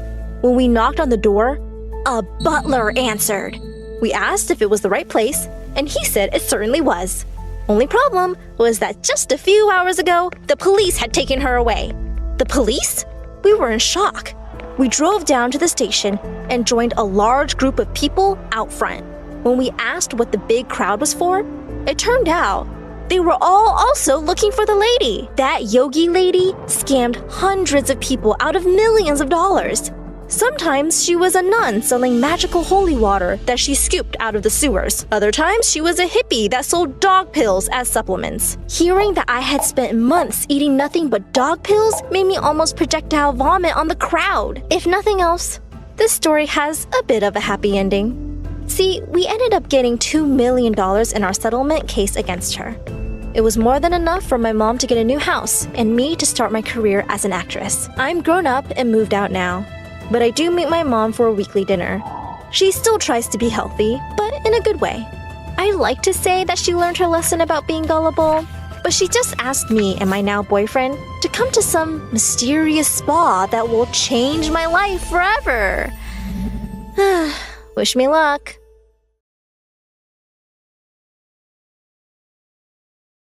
Go, run. I ran up the basement stairs with Ryan right behind me. We sprinted out the door, and I paused to catch my breath. My teeth were chattering. Here. But then he hobbled out of his house. Get back here. We gotta go. How far can we go on the ice? Hi, my name is Melody Walker, and I'm from Whittier, Alaska. Before I continue, please like and subscribe. I was from the tiniest town, and my house was even further away, tucked between these frosted mountains. And I loved to play or roll in the snow, but what I loved most was whenever we had to go into town. The people bustling from shop to shop, the cars whooshing by, and the laughter all around. And when I saw kids, I knew I had to be friends with them. If only I could stay in town a little longer. By the time I turned 6, my parents had started homeschooling me. It was fun in the beginning. I could go to class in my pajamas, I could turn in homework late by batting my eyes, and our cafeteria was open 24/7. If I ate 2 cookies and then I'm gonna eat 2 more cookies? That's too many cookies. But when I would watch TV or a movie, well, school looked totally different. I had no desk, no detention, and of course, no dances. I complained sometimes to my parents, so they did everything they could to cheer me up. We would play hide and seek or a game of chicken, a modern family one, or become anchors of our own imaginary show. My dad even tried to teach me to waltz, but I only crashed into 1 or 2 vases. Still, it felt like maybe I was missing something. Like I had no one to give my friendship bracelet to or ask me to the prom. And when I was 15, my life took a sudden turn. My dad got a promotion, so we were moving to the city. And I was ecstatic. I can finally have friends and maybe a boyfriend like MSA. But it wasn't that easy. I wish there was a handbook for high school. I had so many questions. How do you get in line for lunch when the crowd never ends? And where do you sit in class? Why do all these kids leave that wobbly chair for me that keeps bumping me in the back? Soon, I felt like I wasn't fitting in, but I wasn't a quitter. So I remembered how kids would act on TV shows or movies, and I tried the same with Amy, who was sitting next to me. What are you doing? Oh, you gave the right answer, so I thought I'd... No, we don't high five. What are you, 10? And it got me. Alone during lunches, alone during class, and alone during dances. Maybe I wasn't cool, but maybe if I was smart, I would finally make some friends. So I posted my tests with an A+ on my locker and on my Instagram stories. Neither worked. And then I did something I shouldn't have. Mrs. Smith, didn't you want to pass out that quiz before class was over? You can guess what's next. But at least my teachers liked me. They knew I tried hard, maybe too hard, and word got around to the principal. He tracked me down one day and asked me to join the school's newspaper. You're pretty good at academics and writing, and the paper needs some help. And it was a ton of fun. It helped the day fly by, and I ended up hearing the gossip from everyone. I heard where to get the best spray tan, which corner of the library was best for, you know, and that Jessica P. stole Jessica's R's homecoming crown and wouldn't give it back. By the time I was 17, I was writing full articles and editorials in my free time. I also got to interview school hotshots, the big leagues, like cheerleaders and athletes. And finally, I was assigned to talk to Ryan, the captain of the hockey team, with a killer smile. So Ryan, how do you deal with the team pressure? Lonely? I'm feeling lonely, lonely. Stop glancing and tell me, hold me, hold me. I totally blurted it out. I slapped my hand over my mouth. As my face burned red hot, I immediately regretted serenading him. Ryan laughed, and I turned to hide my embarrassment, but my feet twisted over each other, and I fell back on Ryan. Whoa, you have a lot of school spirit. Are you okay? Oh, yeah. Oh, Melody, be professional. I took a deep breath and tried to recover.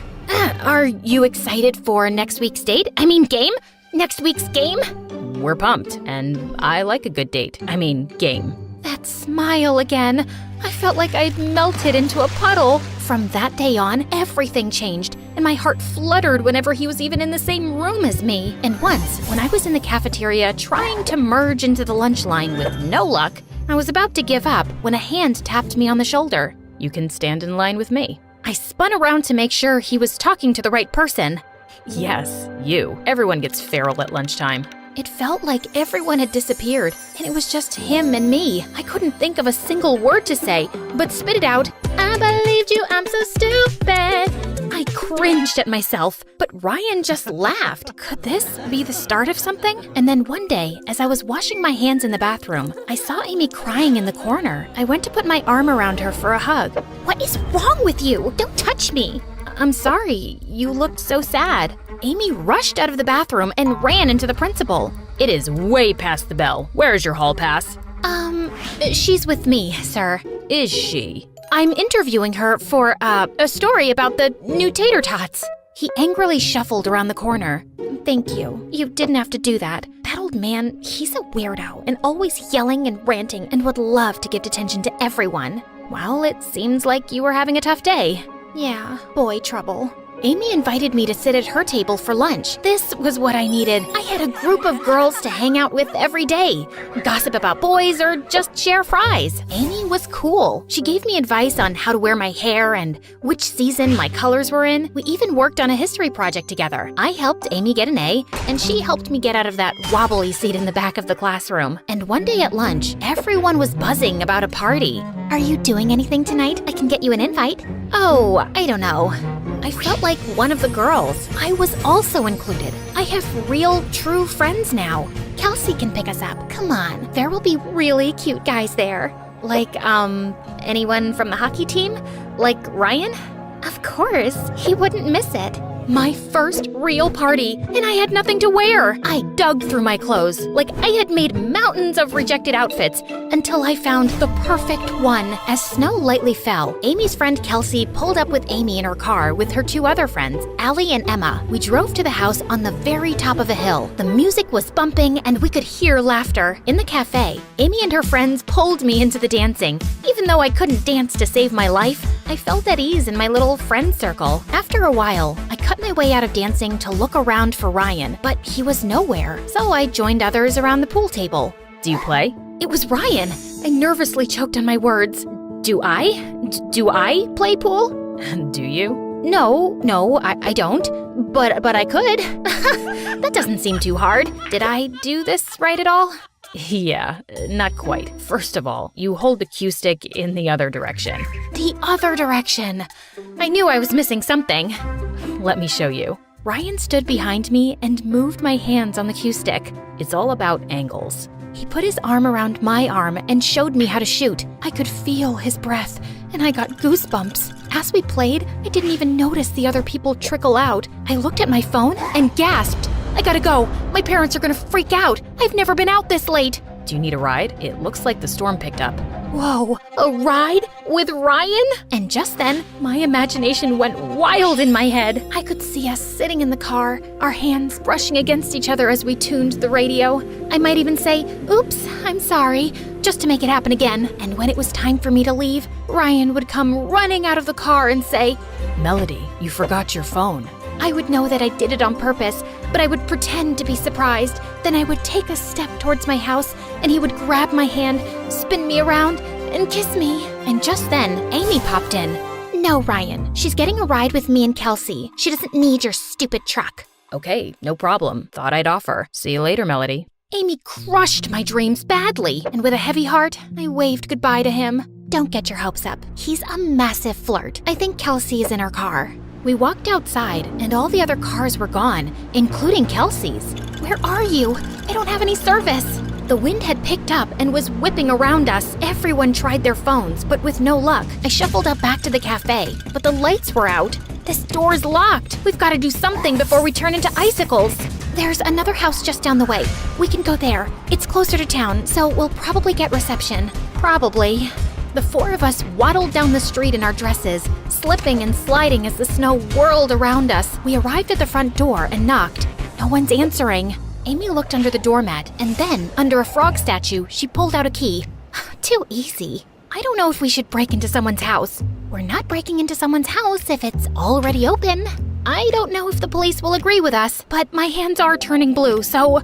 We crept into the house. It was small and creaky and smelled like an old wet towel. Let's see if they have chips. I walked past the mantel and looked at the owner's photos. The face looked familiar, but I couldn't place it. I could hear whimpering noises coming from the basement.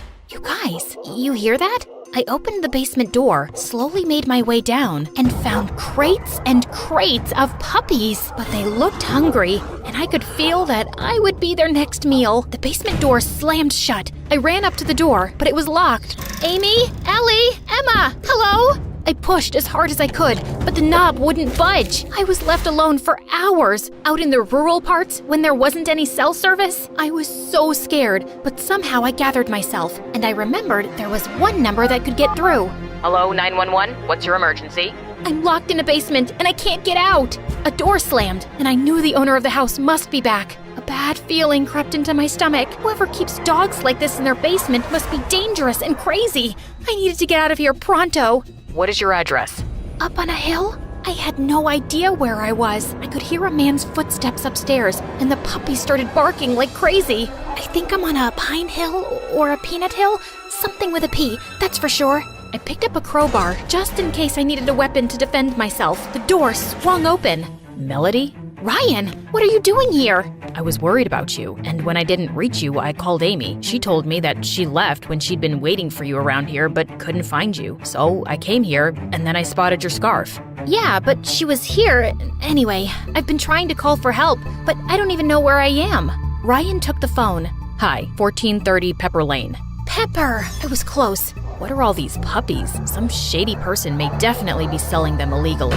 Another thud exploded upstairs, and a shadow appeared. Principal Crabapple? What are you kids doing here? Breaking and entering is a crime, don't you know? I'm sorry. I got trapped here when I was looking for help. Please let us go. It's all a misunderstanding. And we don't know anything about the puppy mill, and we will never speak about this to anyone. The principal's eyes darted around the room, crazy and frantic. I can't trust you. You won't be getting my secret.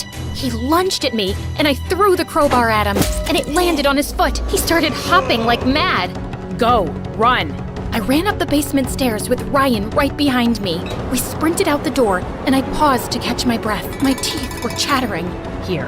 But then he hobbled out of his house. Get back here. We gotta go. How far can we go on the ice? Just then, police cars squealed onto the property. Ryan put his arms around me as the police handcuffed Mr. Crabapple. We're gonna be okay, Melody. Everything was fine, and the police did their investigation. And at school, Amy avoided me like the plague for a week, then finally came to apologize for what happened. You could have gotten me into real trouble by telling the police about me, but you didn't. Why, Amy? Why did you do this? The thing is, Ryan and I used to date, but I wasn't over him at all. And then I saw him scribbling your name and poring over your newspaper articles, and it just drove me mad. So, you took me there on purpose? No, I had no idea about that eerie house, but I could have helped you out of the basement when I left you there on purpose, so that you would know that it wasn't your place to just take him. I thought it wasn't over between us, but it is, and I realized he only likes you a lot. I wish you would forgive me and we could still be friends. I have forgiven you, but I'm not sure about being friends again. Well, I volunteered at the shelter to help place every last puppy. I also wrote a gripping story for the newspaper about our ex-principal. It was the talk of the town, and I got famous too, only because I stayed true to who I was, even if it made me different from everyone else. Oh, and me and Ryan, we're still going strong. I can beat him at pool now, and we recently went out on a date with our cutie.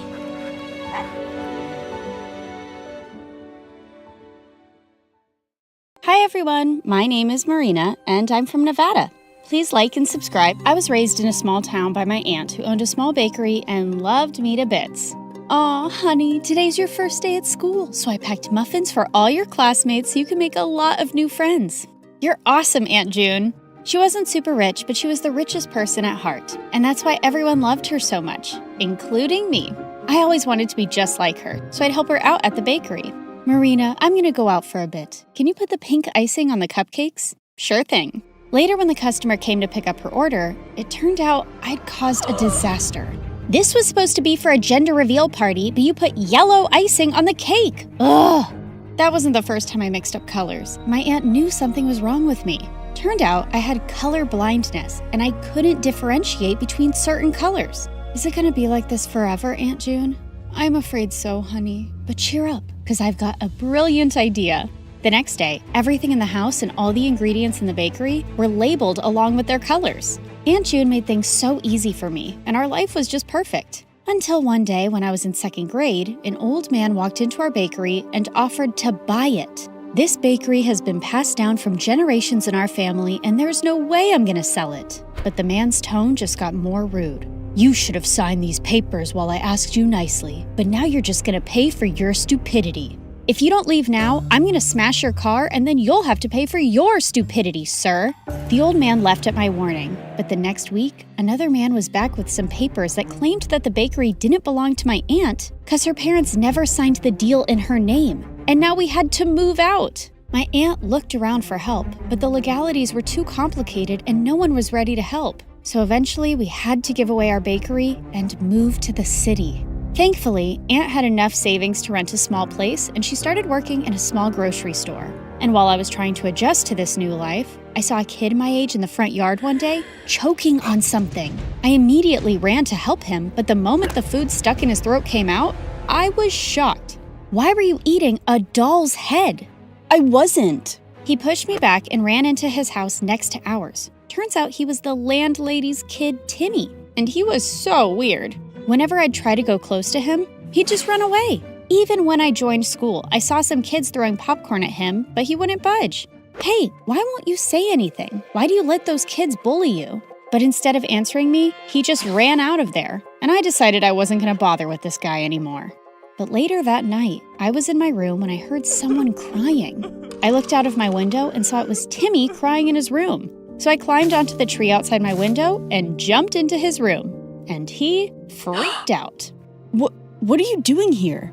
Look, I don't know the deal with you, but if there's some issue, you really need to talk about it. At first he hesitated, but then he broke down. I miss my dad. Ever since Mom and he got divorced, I haven't seen him, and the kids at school always make fun of me because of that. I hate it here. Hey, it's gonna be all right. I told him things were gonna be easy only if he fought back and didn't let those kids get to him. And it seemed like my advice worked. The next day, I saw Timmy was surrounded by a bunch of kids. I heard the cupcakes we gave you last time had Barbie heads in them. We're so sorry for that. Here, take these. They have cockroaches. And to my shock, Timmy pushed the bad guy away. Get away from me.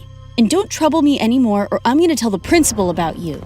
The other kids ran away scared, and Tim turned to me with a bright smile. Did you see that? I wasn't scared and what you said worked. After that day, we started getting along and became the bestest of friends. And Tim grew up to be really protective of me. He'd keep me away from all the bad guys and trouble in school. Then on my 16th birthday, I told him I was going to start working to support my aunt. But he had a weird reaction.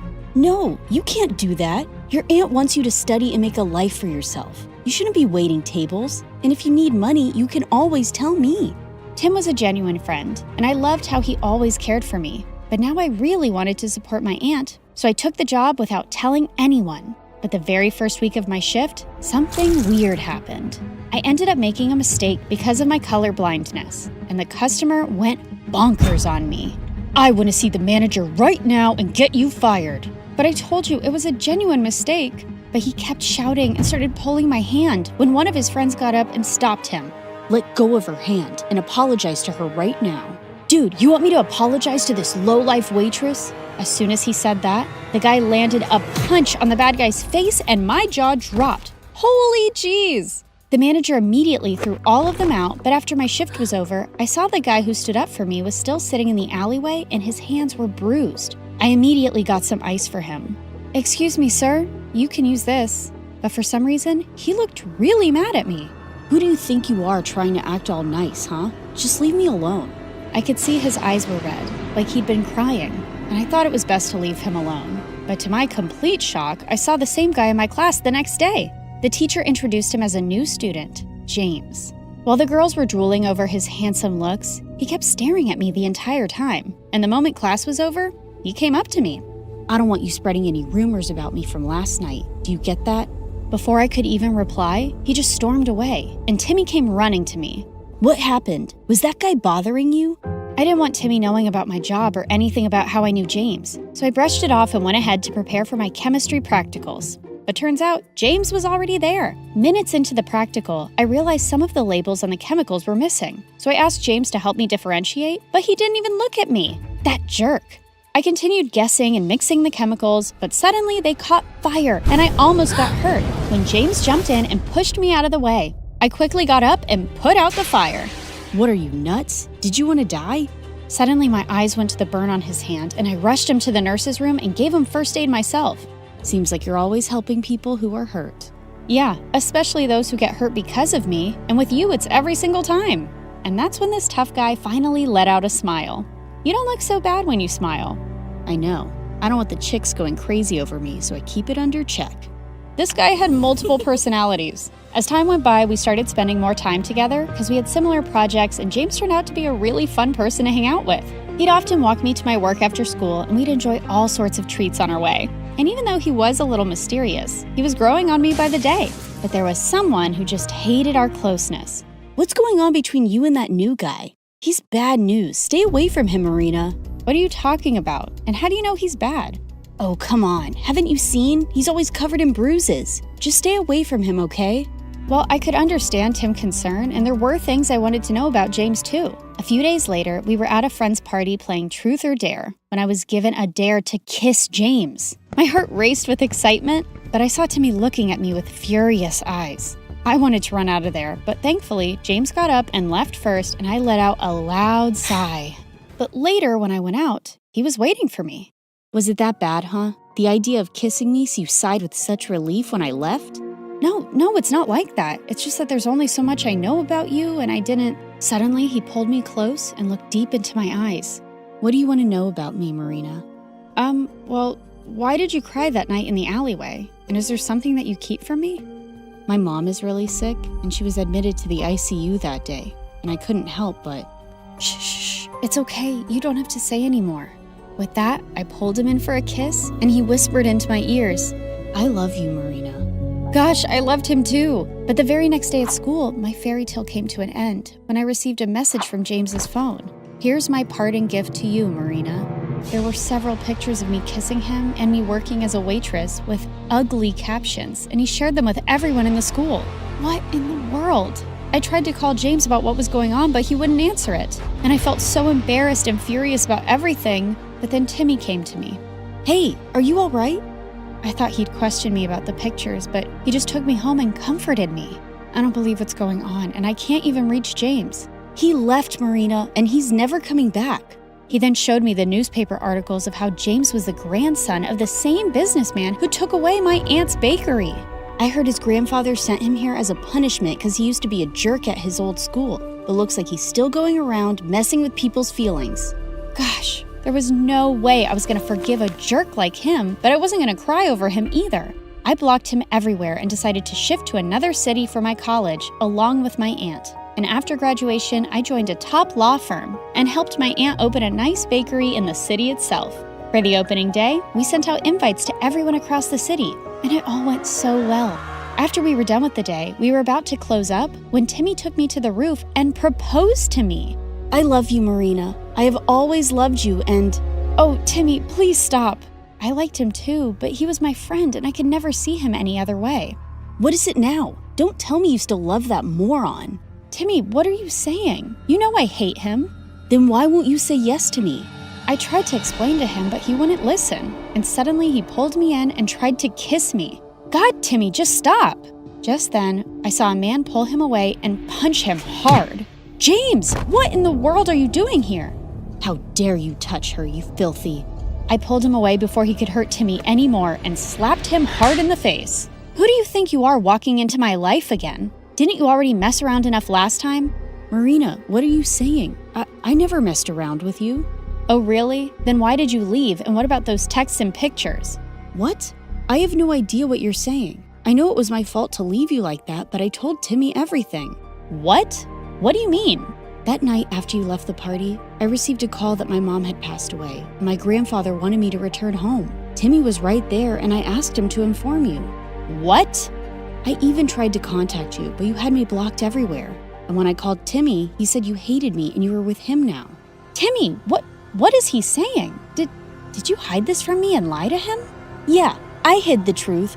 I didn't want you to be with a jerk like him when I've loved you all my life. So I lied. For you. But those messages from your phone and those posts. I have no idea, Marina. I lost my phone the same night. You didn't lose it, moron. I stole it and sent those messages and those pictures. Timmy, I can't believe you. You son of a witch. No, James, just let him go. He's a jerk and doesn't even deserve that. Oh, Marina, please don't cry. I'm here. I'm here for you now.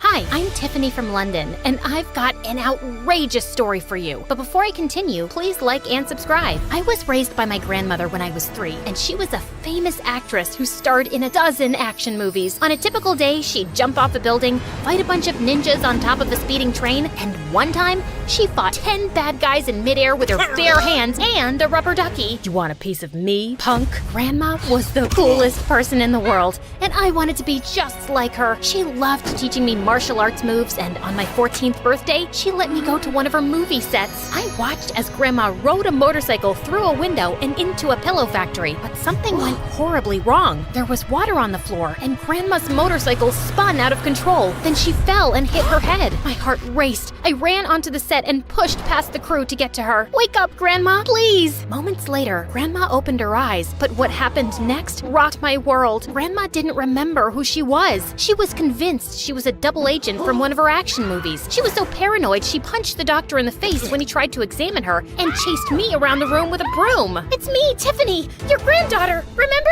You won't take me alive. Just when I thought things couldn't get any worse, a social worker came to visit. She said that Grandma wasn't fit to raise me anymore, so I'd have to go live in an orphanage. I cried and begged the social worker to let me stay with Grandma, but she refused to listen. When I got to the orphanage, all the other kids were half my age. I always wanted a younger sibling, so it wasn't that bad at first. Tiffany, help little Michael with his homework. Tiffany, come play dolls with me? Then it got really old. Tiffany, change baby Jake's diapers and wipe Sammy's nose. The twins made a mess. Go clean it up. Every night I dreamed of getting adopted, but none of the parents were interested in me. So I gave up my hopes of ever having a real family. But one day, the craziest thing happened. The nuns took me and the rest of the orphans to the park. As usual, I was responsible for watching the kids as the nuns hung out sipping lattes. Then I saw a strange man lurking around the playground, and my spidey sense went haywire. The man grabbed little Sammy and darted down the street. I chased the strange man, yelled at him to stop, and threw a handful of sand in his face when the nuns tackled him and held him down until the police arrived. The police said that the strange man was wanted around the country for a dozen crimes. After that, my picture was in the paper, and everyone started calling me a hero. The next thing I knew, this rich couple named Mr. and Mrs. Wilson came to visit, and they gave me an offer I couldn't refuse. We'd like to adopt you, but on one condition. What is it? They showed me a picture of their daughter, a girl my age named Pearl. Our daughter Pearl needs a sister to keep her company and to be a good influence. They told me how Pearl was always getting into trouble and how she hung out with the wrong kids. In exchange for my services, the Wilsons promised they'd pay for my education. I'd get my own room in their mansion, and I'd get a weekly allowance. Cha-ching! So, are you interested? It was a total no-brainer. Duh, of course I'm in. When do I start? We shook on the deal, then I was off with the Wilsons on a private jet. When we arrived at their mansion, Pearl greeted us at the front door. Pearl, this is your new sister, Tiffany. Hi, it's nice to meet you. Don't touch me, you witch. Pearl shoved me and slammed the door in our faces. Don't worry, she just needs some time to get used to the idea. Everything will be fine, we promise. But instead, things got worse. Pearl gave me dirty looks every time she saw me. She put spiders in my bed, sprayed me in the face with a water hose, and left weird photos of me with my face crossed out all around the house. She even locked herself in her room and refused to eat. It's me or the charity case? Pearl's hunger strike didn't last long. Less than 10 minutes later, we caught a delivery guy falling out of a tree after attempting to deliver a pizza through Pearl's bedroom window. At school, Pearl acted like I was invisible. She hung out with these mean girls that smiled in her face and talked about her behind her back. I overheard them making fun of Pearl in the bathroom. Pearl is so stupid and annoying. I can hardly stand her. But look at these new shoes she bought me. That night, I tried to warn Pearl about the girls. You don't know anything about my life. You're just a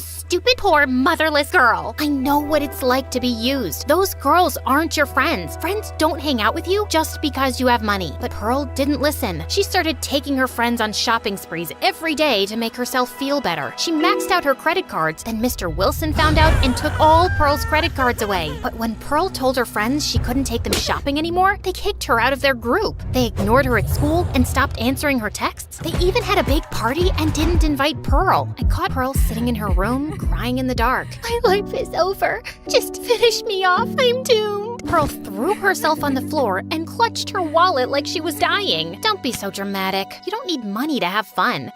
Liar! How dare you speak such nonsense? I bet you'll have twice as much fun with me than you ever had with your snobby old rich friends. I'll take that bet, and if I win, you have to do my homework for a month. It's a deal. Pearl and I went skating at the park, played volleyball on the beach, swam in the ocean, and made TikTok videos of ourselves dancing on the pier. Pearl had the time of her life. On the way home, she even opened up to me. Thanks for being nice to me today. You didn't have to do this. I know my parents brought you here to replace me. If I were them, I'd probably trade me in for an upgrade too. That's not true. Yes, it is. You're super smart and a real-life hero, but I've always been a disappointment. I'm not your replacement. Your parents love you with all their heart. They adopted me so you could have a sister. They just wanted to make you happy, and I'm glad they did because I think we could be good friends. After that, Pearl ditched her stupid, snobby rich friends and started hanging out with me. The more I got to know Pearl, the more I realized that we had a lot in common. We loved watching MSA videos, dancing to K-pop music, and we totally loved rom-coms. I even took Pearl with me to visit Grandma. Most of the time, Grandma interrogated me about some secret package I knew nothing about, and when she didn't get the answer she wanted,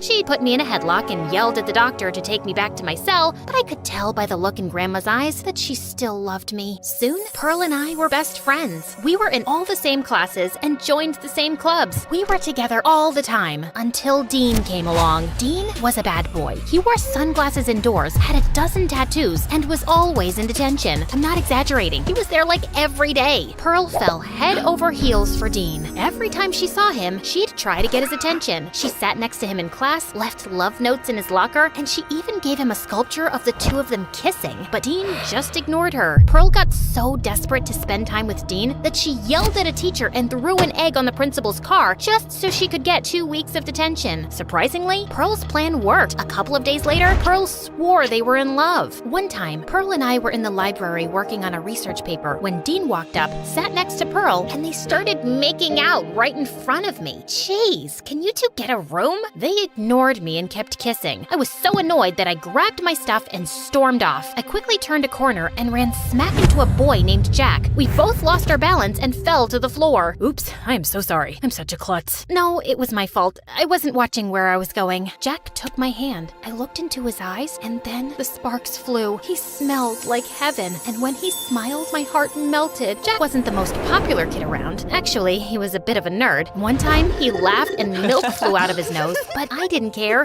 He was funny, kind, and sweet. Tiffany, I've been thinking that you might be my soulmate. With you at my side, I feel like I can do anything. Like what? Like climb a tall building, lift 1,000 pounds, and maybe fall in love. Oh yeah, he's also totally romantic. Jack and I started going on double dates every night with Pearl and Dean. Things were going well until Mr. and Mrs. Wilson took a new case against a CEO of a huge company that had ties to a dangerous criminal enterprise. Mr. and Mrs. Wilson had to leave town for a few weeks to prepare for the trial, so Pearl and I had the mansion to ourselves. At first, it was pretty fun staying up late and inviting Jack and Dean over to play video games, but then things took a horrible turn. A couple of days after the announcement of the trial, Pearl, Dean, Jack, and I were walking home from school. Pearl stepped into the street and this car appeared out of nowhere and headed straight toward her. Watch out! I grabbed Pearl and yanked her out of the street. Then the car raced away. Later that day, someone left a package in Pearl's locker. Ooh, look, someone got me a present. Pearl opened it and found 3 dead fish inside and a threatening note that said, "Tell your parents to drop the case or else." I started to get worried. Pearl was my sister. It was my job to look out for her, but things were getting out of hand. I felt like I was in over my head, so I decided to go visit Grandma. Grandma? Call me G. What do you need? I need to learn how to eliminate a threat. I told Grandma about my duty to protect Pearl and the danger she was in. Don't wait for the threat to find you. Set a trap and lure it out. That way, you'll be prepared. I thanked Grandma, said goodbye, and then I put my plan into action. First, I called the Wilsons, but they didn't answer their phones, so I left a message with their assistant. Then Then I talked to Pearl. We need to tell your parents about these threats. It's nothing. They're just stupid pranks. Are you kidding? This is serious. My parents don't have to know. We can handle it. Dean will protect me. Yeah, Pearl's my girl. I won't let anyone hurt her. No one will ever get past me. Dean started flexing his muscles and Pearl just couldn't get enough. Then she and Dean hopped into her car and went to a nightclub like they didn't have a care in the world. I tagged along to keep Pearl safe, but it didn't help that everywhere I looked, I saw something suspicious. Like the bouncer that kept glaring at Pearl, the car that looked like it was following us, or the girl with the pink hair and the razor-sharp nails that appeared out of nowhere with a smirk on her face. I got more anxious by the minute. I wasn't sure Grandma's advice would work. There were way too many threats. There was no way I could protect Pearl from them all. I needed backup, so I texted Jack and he came to the rescue. What are you doing here? I thought you didn't like nightclubs. I'd rather be at home, but Pearl's in danger and I have to keep her safe. I told Jack about the deal I made with the Wilson and how I suspected someone was after Pearl. Then Jack came up with an amazing idea. My parents have a cabin a few miles outside of town. We can hide Pearl there until her parents come back. The place is pretty secure, with cameras and plenty of food. That's a great idea. Jack and I convinced Dean and Pearl to come out to the cabin. Surprisingly, they agreed. The cabin was pretty isolated, but with all the cameras around, it felt safe. Dean and Pearl thought it was a romantic vacation, but Jack and I were on full alert. Then Dean made us all an amazing cup of hot chocolate with whipped cream and sprinkles. I must have dozed off because I woke up to the strangest thing. I was tied to a chair, and so were Jack and Pearl. Dean was staring at us with a sinister grin. Dean, what are you doing? Isn't it obvious? You're tied to a chair in a cabin in the middle of nowhere. You're my hostages, duh. But why, Sugar Bear? Shut up, Pearl. I'm not your sugar bear. I can hardly stand you. Mr. Stencil's my uncle. Who's Mr. Stencil? You really are dumber than you look. Mr. Stencil's the man that your stupid parents are trying to send to jail. He paid me to get close to you, steal files from your house, and kidnap you to force your parents to drop the charges. I think I'll ask your parents for $1 million too. Pretending to be your boyfriend was torture. Pearl started to cry, and I got really mad. Don't you talk to my sister like that. And what are you gonna do about it, loser? Oh, I've already done it. You might as well give up because you've lost. What are you talking about? Come closer and I'll show you. Dean stepped closer. Then I headbutted him in the face. My nose! I used the Swiss Army knife I'd hidden in my back pocket to slice through the ropes. Then I raced to my cell phone and called the police. You can't stop me, orphan girl. Then Dean lunged at me. He wrestled me to the ground. I thought I was a goner. He was 10 times stronger than me. But then I remembered Grandma and everything she taught me. For Grandma! I kneed Dean in the stomach, poked him in the eye, and kicked him in the nose. He staggered back, grabbed a coffee mug, and hurled it at me. I caught it in the air and smashed it across his head. Then Dean fell down in a daze. Mr. and Mrs. Wilson and a dozen police officers showed up and hauled Dean off to jail. Pearl cried for days from a broken heart. Jack and I stayed by Pearl's side to help her recover. After eating several tubs of ice cream and watching a ton of MSA videos, she vowed to stop chasing bad boys. After all of the excitement, Jack started acting really weird. He kept staring at me like I had 3 heads. Why are you looking at me like that? Do I have something in my teeth? No, it's just that I think you're amazing. How did you learn those moves? You looked like an action star. Well, I guess you could say I had a great teacher. Really? I showed Jack one of my grandma's old movie posters, and he lost his mind. Whoa, that's Grandma G? I love her. You love her, huh? You're making me jealous. Jack blushed, then pulled me close. Don't worry, Tiff. You're my hero, and my heart belongs to you.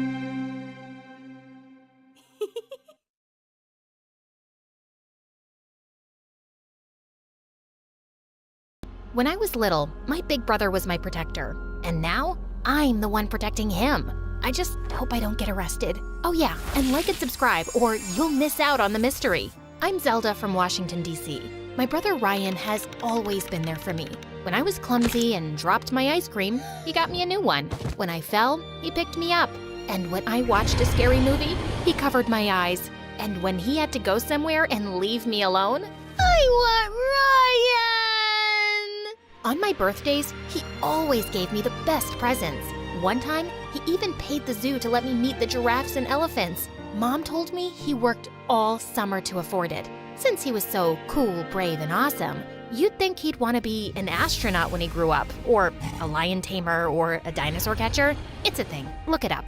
But no, because our mom had to support us both by herself, ever since he was little, his dream was to buy her a house one day and be rich enough that she wouldn't have to work anymore. That and take me on a grand adventure, which was my dream. Yeah, my brother's better than yours. Deal with it. Ryan got a super cool Mustang. He would always pick me up after school, and of course, all the girls swooned and every single one of the boys was jealous of him. I was the most popular girl in school without even trying. What kind of music does he like? Does he have a girlfriend? How can he afford such a cool car? Is he rich? Take it easy, girls. I'll tell you everything you want to know. My brother works for NASA. He's an engineer. He's saving up to buy my mom a house. No girlfriend. If he had one, I would be the first to know. And as for music, he and I listen to the same kind. Synth. The girls are always asking questions about you. They're all in love. What do you tell them? Just the usual. It's not like you're a mystery or anything. They don't need to know my business. Next time anyone asks, tell them you don't know. What? Why? Look, NASA is secretive. I can't tell everyone about what I do there. The government doesn't want anyone to know. I wish I could tell you more, but I can't. Actually, we really can't talk about it at all. I've already told you too much. Just be cool about it, okay? What? No. I want to know everything. Tell me immediately. Maybe someday I'll be able to explain, but for now, keep everything I said between us. Ryan, that's not fair. Life's not fair. Here we are. Go on. I have to go back to work. I'll see you on your birthday. My birthday's next week. I have school tomorrow. You have to pick me up. Oh, right. Ryan, I'm worried. You're acting weird. Don't worry, little Z. I can handle myself. He dropped me off and drove away like he always did. Except this time, something felt different. Government jobs are very hush-hush. I'm sure he's perfectly safe. Please, respect his wishes and just leave him alone, okay, honey? He forgot my birthday. He never forgets my birthday. He's been a little distracted lately, just a little stressed. But he's okay, I promise. But I knew Ryan more than anyone, and he seemed worried. The next day, I waited outside our house for him to pick me up like he always did, but this time, he didn't show up. OMG, what happened? You're soaked. Didn't your brother pick you up? No, and he didn't call either. Something's wrong. I texted him all day, but there was no response. After school, with all the girls waiting to see him like they always did, I stood at the curb, looking right, left, waiting, calling, and yeah, you guessed it, he didn't show up. My brother, who had been there for me since the day I was born, was now missing. Mom, I can't find Ryan anywhere. He won't answer his phone, and he didn't pick me up today. Oh, honey, I'm sorry, I forgot to tell you. He texted last night and said his phone's dying. He'll be getting a new one soon, but he won't be able to reach us for a few days. Why didn't he tell me? He was acting strange yesterday in the car. Something is going on with him. What if they heard us? Who? The government. What if they listened to our conversation? And now, honey, you're just so used to him being around, and now you're extra worried. This is probably the longest he's been away from you since he graduated college, isn't it? well, yeah, but it's strange that he didn't text me when he texted you. And why didn't he pick me up? Maybe he had car trouble and couldn't call you. Don't worry. Your brother can take care of himself. He always has. Why wasn't Mom more worried? Everything felt wrong. Was I just being paranoid? She left in a hurry to go to work, and I was alone with my thoughts. Everything Mom said was true. But then again, he really was acting weird yesterday. And just because Mom got a text from his phone doesn't mean it was really him. I had to be sure. I rushed to the bus stop and went to the only place I knew I could get some answers, NASA. I would say he was an engineer, just like he told us, so they wouldn't suspect I knew anything more, which I guess I didn't really. I couldn't believe the giant space shuttle and huge NASA logo out front. This place was intense. At the front desk, I asked if I could speak to my brother. "What's his name, darling?" I told her and waited while she was on the phone. While she talked to the person on the other line, she looked at me as if there was something she didn't want me to know. "Sorry, sweetie. No one here has that name."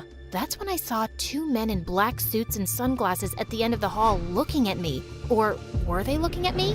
Maybe they were just waiting for someone. I didn't want to find out, so I hurried out of there. I had no idea what was going on. It didn't make sense. Unless they really didn't want anyone to know where he worked because he was part of some top secret mission. Without any other choice, I decided there was only one more place I could go to try to find him and find some answers. His apartment. I had only been there one time when I was about to move in a year ago, but I had written down the address. The building was super tall and fancy. I ran to the door and pressed the number to his unit. When an old woman answered, I asked if my brother lived there. thinking maybe she was the maid. No, he doesn't live here. Sorry. My head was spinning. What the heck was going on? I saw my brother almost every day since we were little. I knew him, didn't I? A black SUV parked right behind me on the curb. I couldn't see through the tinted windows. I ran. Just then, I got a text from Ryan.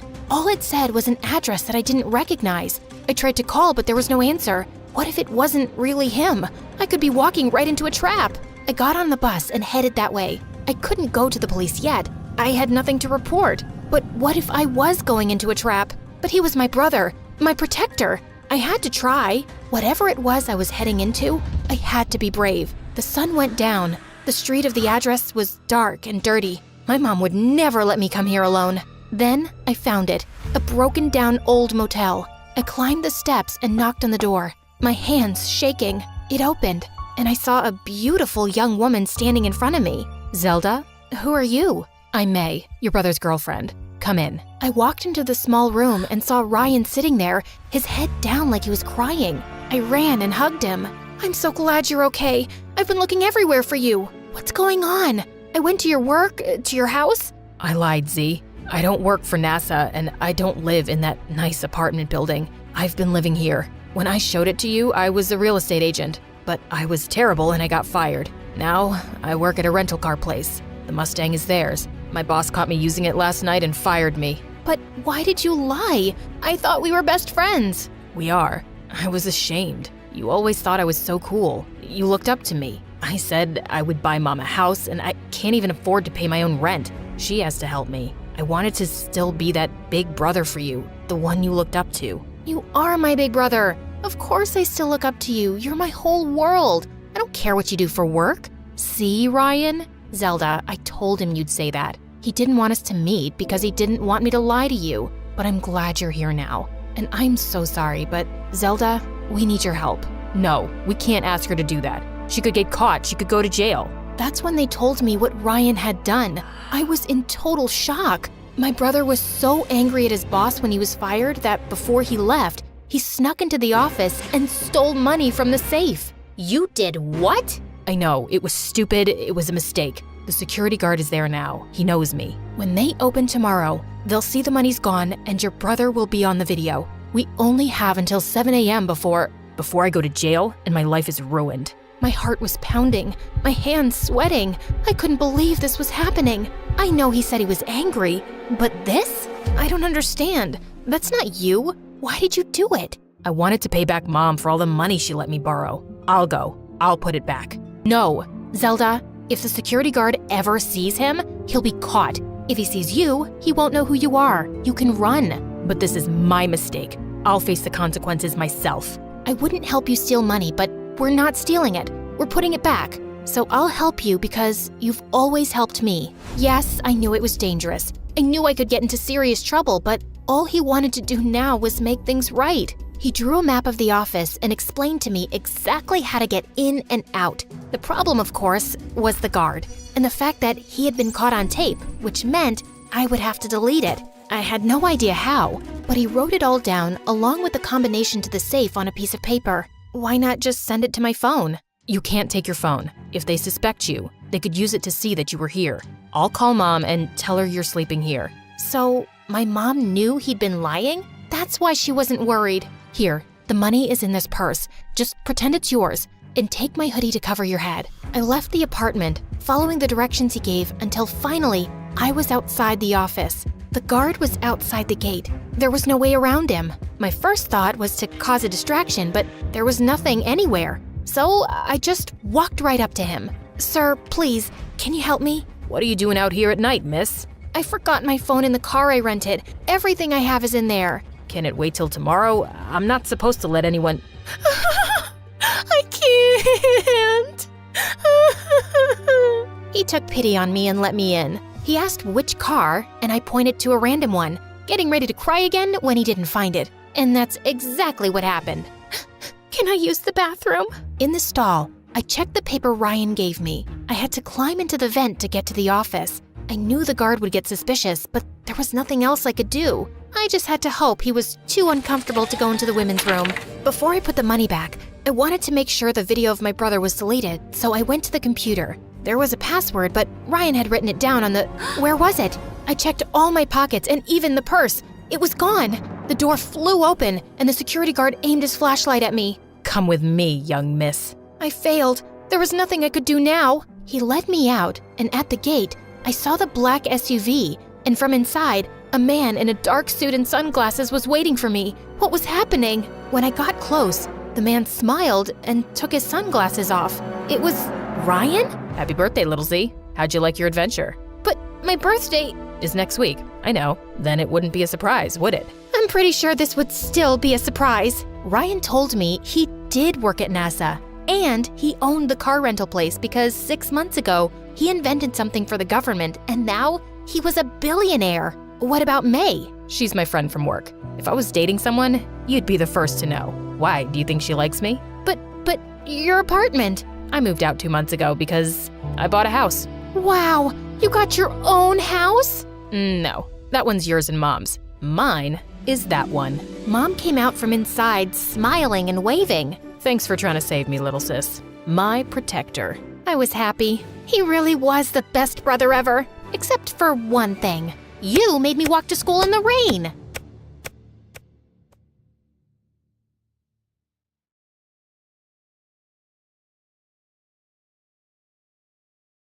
Hi, my name is Arya, and I'm from a very small village in India. I was born on a dark, stormy night on Friday the 13th, which isn't a big deal except when your parents are crazy superstitious. Instead of letting out my first cry, I made some spit bubbles and giggled. This child is weird. Why isn't she crying? Look at her devilish smile. Once when I was 2, I was playing with my grandmother, and it was the first time I called out her name, Dadi. But it wasn't a celebration because the same day, she passed away. A few months later, when I learned to say my grandpa's name, Dada, he passed away too. Oh my God, this is the beginning to an end. If she says another word, she might kill us all. And the very same day, my uncles and aunts left the village with their entire families, and my parents just got weirder and crazier. I loved the color black, but they thought it was demonic. So they'd paint all my favorite black things pink. One time when I was 5, I rescued a cute black cat from the streets and brought her home. I named her Kali, but my parents went ballistic. Black cats are evil. They'll bring death upon us. But he's my little meow meow. The only thing that could kill us is his cuteness. They didn't listen to a word I said and threw Callie out of the house that night, and I was furious. I started screaming at the top of my lungs, and just then, there was a loud clap of thunder, followed by a loud bang. My parents looked out the window in horror to see an ancient sacred tree struck down by lightning. Mom turned as pale as paper, and Dad started praying to all 33 million gods. We're sorry. Please, forgive us. We've been really, really bad. Yes, we're going to bring your precious little Callie back right now. They immediately dashed out of the house and came back with Callie at 3 in the morning. The very next day, they woke me up at 5 in the morning and took me to see my aunt, who lived in a far-off village. When we got there, a woman dressed in black clothes came out. That's your aunt. Go hug her. She's just like you. I got off reluctantly, but before I'd even reached my aunt, Mom and Dad were gone. They just left me there. I was about to burst into tears, but my aunt gently took my hand. And when I went inside, my jaw dropped. The entire house was full of black ornaments and decorations. This place was heaven. You don't have to worry about anything, love. I'll take care of you from now on. For days, I thought my parents would come back for me, but they never did. And I didn't even mind because, unlike them, my aunt adored me. She was a tarot card reader, but she never taught me any of it. Instead, she put me in school. When I went to school on the first day, I was in for a surprise. It was an empty piece of land with cows and buffaloes grazing there. Oh, I'm so sorry, darling. I thought they had a building around here somewhere. Don't worry, I'll teach you at home. Well, she did teach me a couple of things, but none of them were useful. Once when I was 13, I was playing in a field with the neighborhood kids when suddenly one of them got bit by a snake. Everyone started screaming and running around in panic. Just then, a man came and decided to take him to the temple instead of the hospital. What are you, crazy? He needs to go to a doctor right now. Are you out of your mind? God will heal him. This was nuts, but I wasn't gonna back off that easily. I bit him hard on his hand and he started screaming. This girl is crazy. She bit me. She bit me. I need to go to a doctor. No, you don't. God will heal you. Let's take you to the temple. He immediately backed off and someone called the doctor and the boy's life was saved. But strange rumors about me spread through the entire village. And this stupid girl, Maya, she was the biggest gossip of them all. She's evil. She can talk to snakes. She's possessed. She tried to eat a man alive in front of my eyes. Oh yeah? Then you better stay away unless you want to get hurt. Well, it was fun scaring these silly kids away, but Maya wasn't one to be scared easily. She had this habit of picking on other people for no good reason. One time, when I was swimming in the lake by the jungle, she came along with her minions and grabbed all my clothes. Let's see you transform into a snake now, Anaconda. Hey, are you crazy? Give me my clothes back. But they just ran away with them. OMG, what was I gonna do now? Make a gown out of leaves? Well, it wasn't such a bad idea, but I was furious at Maya.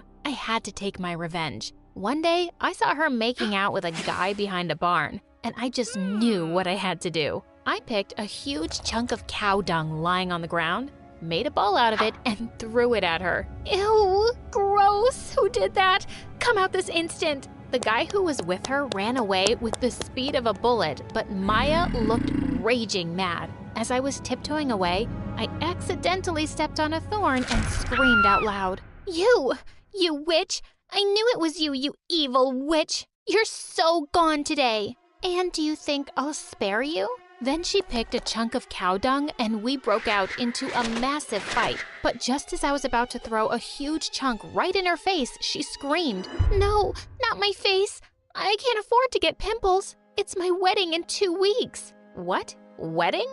But she was just 14. For a second, I thought she was bluffing, but no, she was actually getting married. In fact, her parents were going crazy, boasting about her grand wedding all through the village. And Maya, she was getting all the attention she craved for. But this was crazy. She was just a kid. On the day of her engagement, my aunt took me to the party. When all the people left, I saw Maya crying all alone. Something was wrong. Maya, are you okay? Get off me, witch. I don't want your sympathy. It's bad enough I'm getting married without my will. Just go away.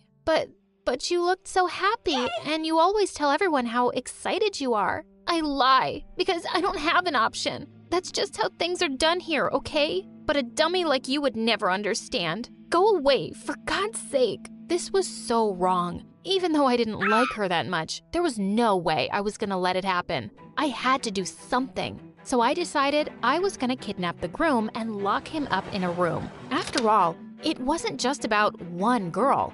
It was about all the young kids in the village and their future. On the night of the wedding ceremony, I snuck into the venue. But just then, I tripped over something and crashed into the pole, holding the weight of the entire tent. The tent came crashing down, and within seconds, everything caught fire. People started running around like crazy. And just then, Maya came out screaming. I thought she'd thank me for saving her life, but she attacked me instead. You ruined my wedding, you witch. I had been preparing it for weeks. What? Something was really wrong with my ears. Her thank you sounded more like, I'm gonna kill you, witch. Suddenly, a man came rushing in and said, The crops, they're burning. The fire has spread to the fields. We're all ruined. OMG, what was it now? All of this because of a stupid tripping incident? But instead of running to the crop fields, everyone looked at me in shock, and I knew that look too well. I was so doomed. I ran home to save my butt and locked all the doors and windows. Just then my aunt came running. What's wrong? What happened? Who's knocking like a mad dog on the door? No, don't open that! There were angry villagers chanting outside that they wanted to throw me out of the village this instant. She's the devil. She put our crops on fire. We can't let her live with us anymore. What? It was all a freaking mistake. Why were they acting this crazy? For the first time, I felt so bad and almost burst into tears. My aunt hugged me tight and said, "Don't worry, my child. I got this." She went out and told the villagers that I had already fled from the village, but the villagers wouldn't believe her. They stayed outside my house day and night until they were sure that I'd actually left. My aunt kept me hidden inside the house for months until one day I heard that there was a serious illness spreading all through the nearby villages. "Auntie, I'm so scared. What's gonna happen?" "I have no idea, Arya, but no matter what, promise me you won't step outside of the house." Well, I did as she asked, but then one day, she also fell seriously ill, and I had no choice but to leave the house to get her medicine. But as soon as the villagers saw me, their faces turned pale white. They were running away from me and screaming at the top of their lungs. "She's back! She's back! The devil is back! She's brought a new plague with her to kill us all this time!" What? Why were they all so freaking dumb? But I didn't care. I had something more important to do. I rushed to the hospital, but as soon as I got there, even the doctors looked at me in shock. What? Did they also think I was a freak? A doctor called me and asked why I had no red dots on my body like everyone else. Well, I bathe daily. I guess that's why. He looked at me confused, but then they conducted a whole lot of tests on me. I was all freaked out. Why were they doing all this? I wasn't some freaking alien. Moments later, the nurse came out and screamed, "You were right, sir. She's the one." The one? What the one? It turned out they found the antibodies to the disease in my blood. Apparently, my blood was now the cure to the deadly disease that was spreading, and I could save everyone's life. When everyone recovered, the doctors told all the villagers that it was me who saved lives. Everyone looked shocked at first, but then they started screaming, "Goddess, goddess, she's a goddess. She saved our lives." People started coming to me with gifts and presents. It was all so crazy. Do this, Mom. Amy, I can explain. Ben is the only dad I have ever had, and you're betraying him. If you would only let me talk, please. I don't want to listen to you anymore, Mom. I'm tired of you and your... MSA won't let me say the next word, but you can imagine what I mean. I wasn't gonna let her ruin our relationship with Ben. I had to act fast. So the next day, I went to confront that homewrecker, getting his address from the letter. I rang the doorbell nonstop. "Open up!"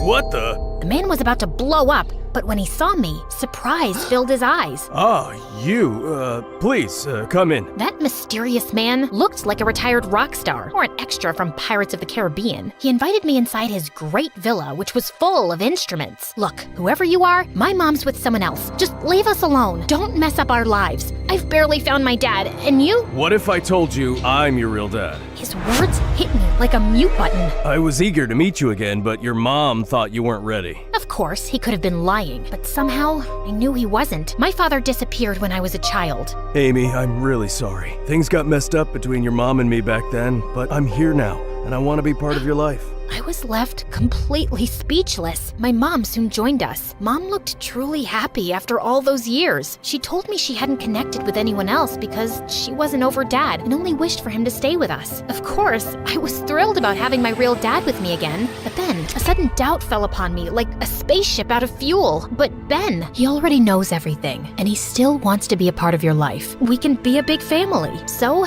just like that, I went from having no dad to having two. You would think it's like winning the lottery twice, but not quite. I felt overwhelmed and with a great weight on me. Before, I didn't have to worry about disappointing anyone, but now I had two dads who had high expectations of me, and let's say they weren't too fond of each other.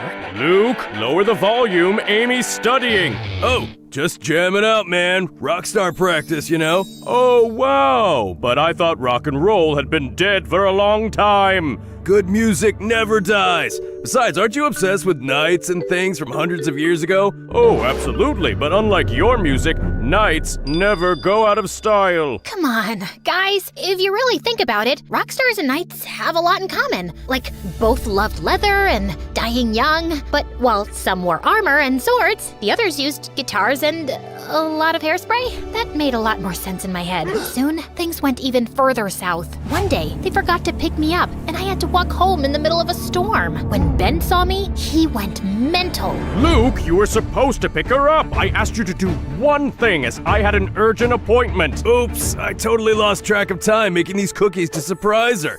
Come try one, honey. As I reached for a cookie, Ben sprang into action like a movie hero, dove over the couch in slow motion, snagged it from my hand, and sent the whole tray flying. These have peanuts! Amy's your own daughter and you don't even know she's allergic to peanuts, or you just don't care. I don't even want to remember the fight that followed. Can you imagine two gunslingers in front of each other, ready to open fire at the slightest movement? Well, it was kind of like that. The constant fighting became a part of my life. I realized that this was affecting them as well. Ben looked more deteriorated and tired than ever, and my dad seemed constantly anxious, as if he was hiding a big secret. On my first Christmas with my new family, they dove into a full gift duel. The prize of it wasn't a juicy bounty, but my love. Dear, I got you, Ozzy, your new puppy. Are you serious? I got her Lady Godiva, the most majestic kitten in town. Aw, thank you guys. I love them both so much. Of course, getting double presents was quite fun, but soon my new pets were casualties of the parents' war. Lady Godiva was given away to our neighbor's children by my dad after he definitely saw me sneezing with her nearby. It was mid-December, by the way. A few days later, someone shaved Ozzy completely, making him a pink bear with a black nose. Oh, that's horrible.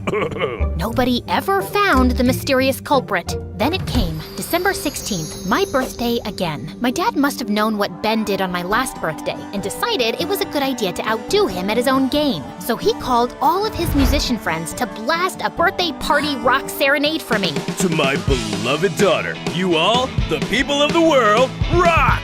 This song is for you! But then, right before the concert started, another group of people appeared. Vikings, Romans, Celts? Who knows? They were an army of guys dressed for a historic recreation, waving toy spears. What is all this, Ben? There is a time for peace and a time for war, Luke. Men, be ready! Someone sounded a war horn, and my birthday soon became like the final battle of Avengers Endgame. But instead of aliens and superheroes fighting, I had cosplaying history nerds versus elderly musicians incapable of accepting the passage of time. A clash for the century! After watching the battle for a bit, I went home all set to blow out the candles and dive into the cake. But I found my so-called perfect family in the middle of a loud argument. What are you even doing here, man? Amy's with her real parents. She doesn't need you anymore. This whole uncle situation is bizarre. That's true. Explaining it to people is a real pickle. Say what you want, but I've been her father longer than you. Well, he has a point about that. Her father? A history nerd with a Willy Wonka mustache? You must be joking. I don't think Willy Wonka has a mustache. My mother's mediation skills are truly out of this world. Why don't we let her decide then? Oh no. Yeah, she's old enough to decide who should be her dad. No, I am not! Mom, you are my last hope. Please stop this madness. Maybe that's for the best. Thanks for nothing, Mom. So, that's how it is. You're piling your responsibilities onto me? Why can't you guys understand? I want both of you in my life. But if you can't handle that, I'd rather have neither than choose between you two. I was ready to storm out, but then my dad said something really strange. Are you happy, Ben? This was your master plan? First you found me, then you invited me to your cosplay parties and made me realize that I should get back with Margot. Why did you do all that if you didn't want me here? Everybody's eyes went on Ben at those words. Mine too. What was all that about? You're absolutely right, Luke. I shouldn't be here at all. I'm really sorry, Amy. Then Ben darted away, leaving things abruptly. What the hell is going on? I ran after Ben, just in time to catch him while he was already at the park, gasping. He doesn't look too good. He fainted the very next moment. Ben, what is going on? Are you okay? Ben! We rushed him to the hospital, and a few hours later, he woke up. I guess my plan didn't run as smoothly as it did in my mind. Why did you do all this, Ben? My heart is breaking, Amy. Literally. The only thing keeping it together is you. I would love to be with you forever, but the doctors made it clear it's impossible. When I found out, I immediately sought your dad and asked him to come back. I wanted someone to be there for you, after me. But then when I saw you and him together, I got so jealous. I thought you'd forget me for good. I already had tears in my eyes. Again, I could barely force myself to speak. Ben, I will never forget you, and you are not leaving me. At all. I had no idea you did all this. Luke didn't tell me anything. Yes, because I asked him not to. It was a secret quest, eh? Like the ancient knights did. I did it for Amy, Margot. I had to. I'm sorry for lying, but... Cough made it impossible for Ben to go on talking. I just hugged him so hard, as if trying to protect him. A few days later, Ben came back home with us, and it was as if he and Dad were two totally different persons. They put their jealousies and fights aside and became something like best friends. Dad even helped and cared for Ben throughout his illness. One night, when they thought Mom and I were sleeping, I overheard them talk. I will never be able to thank you enough for bringing me back to my family. What you did is just... It's okay, Luke. You're a great man. I'm just happy you are in Amy's life. You both deserve each other. They hugged before wishing each other goodnight. I went to sleep with the biggest smile I had ever worn in my entire life. Now, a lot of time has passed, and a lot of things have changed. I'm not a child anymore, and my groom is in front of me, waiting for my yes, I do. Mom and Dad are by my side, happily together and smiling at me. And even if I can't see you in the same way, Ben, I know you are here too, sitting silently between the seats of this splendid church and looking at me with your peaceful gray eyes. You are as real as the photo of you I have inside of the pearl-shaped necklace I always keep by my heart. As I have promised you, I never forgot you, Ben. All that you did for me, from your silly poems to the way you tied my shoes, you will always live with me. You'll always be my guardian angel, and I, Amy, your fair maiden.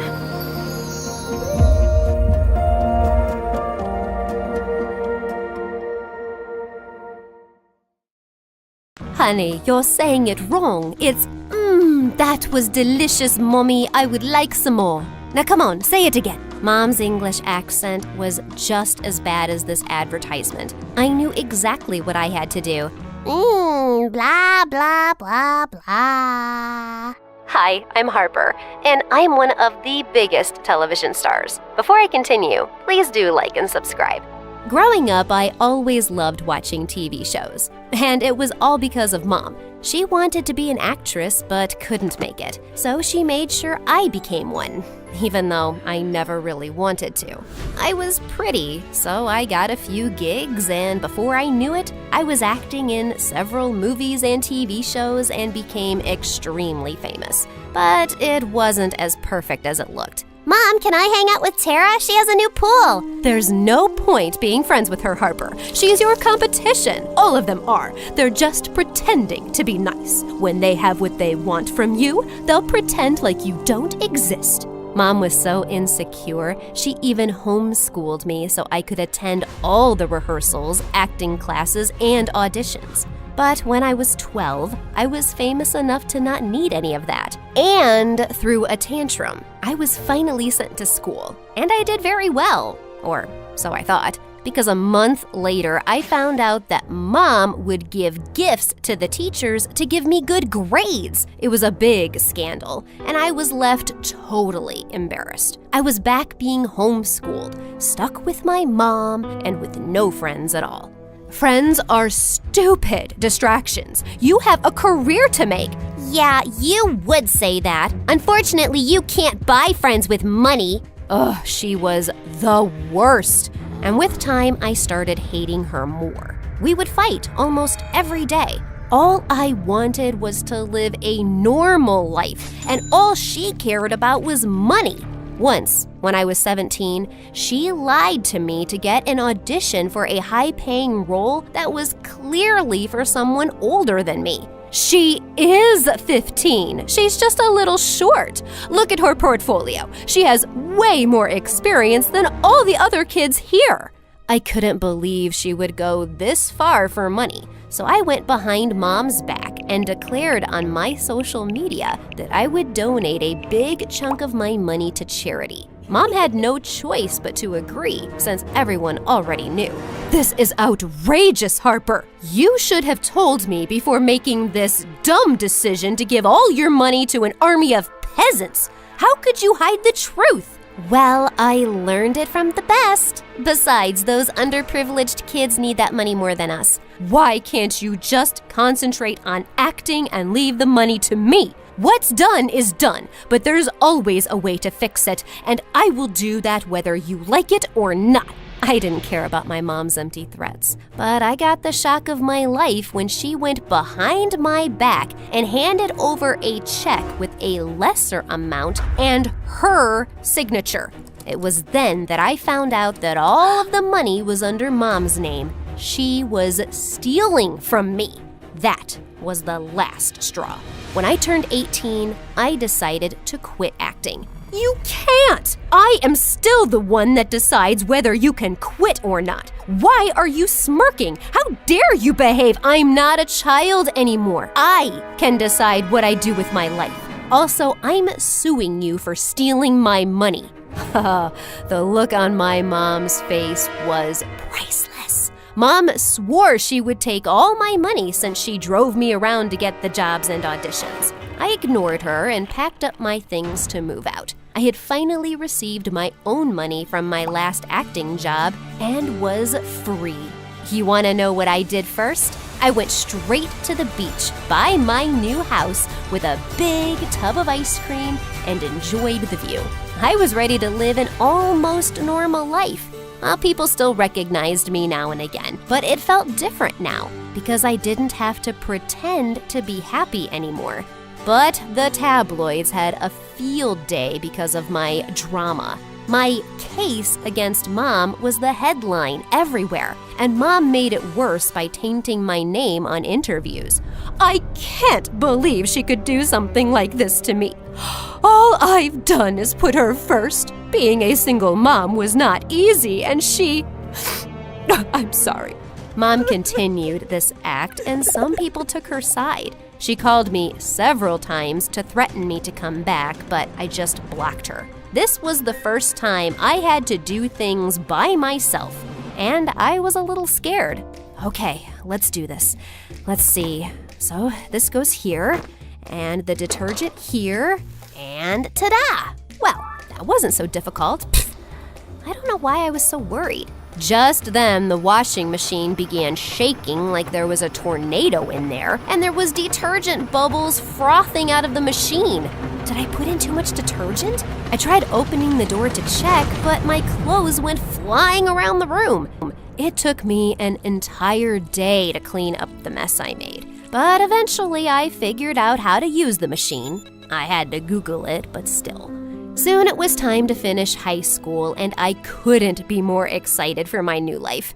But my excitement turned to panic when I entered school and a crowd of kids surrounded me. Can I please get a picture with you? I'm a huge fan. You are so good in that movie. Hey, give her some space. The girl took my hand and pulled me away from the crowd. She introduced herself as Ginny, and I thanked her for helping me out. Ginny was one of the sweetest and boldest people I had ever met. She was the head cheerleader at school and super popular. We soon became best friends. Once, Ginny even asked me why I hated acting so much, and I told her about how my mom had forced me to do it and took my money. She's my mom. Isn't she supposed to be the one looking out for me?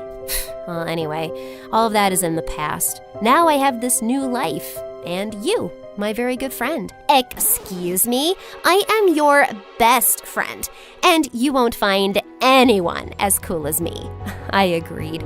No one could compare to Ginny. She was the best friend I didn't know I needed. Ginny also introduced me to her boyfriend, Draco. He was one of the most handsome and kindest guys at school. Together, the two helped me set up my new place, and Ginny let me borrow some stuff from her kitchen so I wouldn't waste money buying new ones. She knew I had to save money since the court battles with Mom were still going on, but she never spoke about them.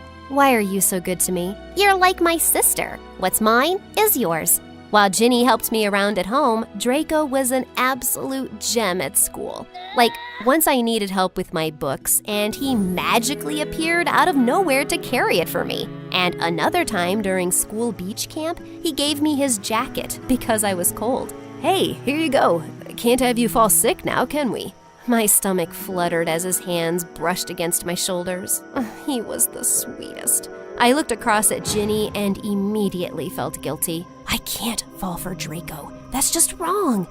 Oh, but he is so cute and sweet. But I couldn't stop thinking about him, so I decided to put my acting skills to good use and pretended that everything was A-okay.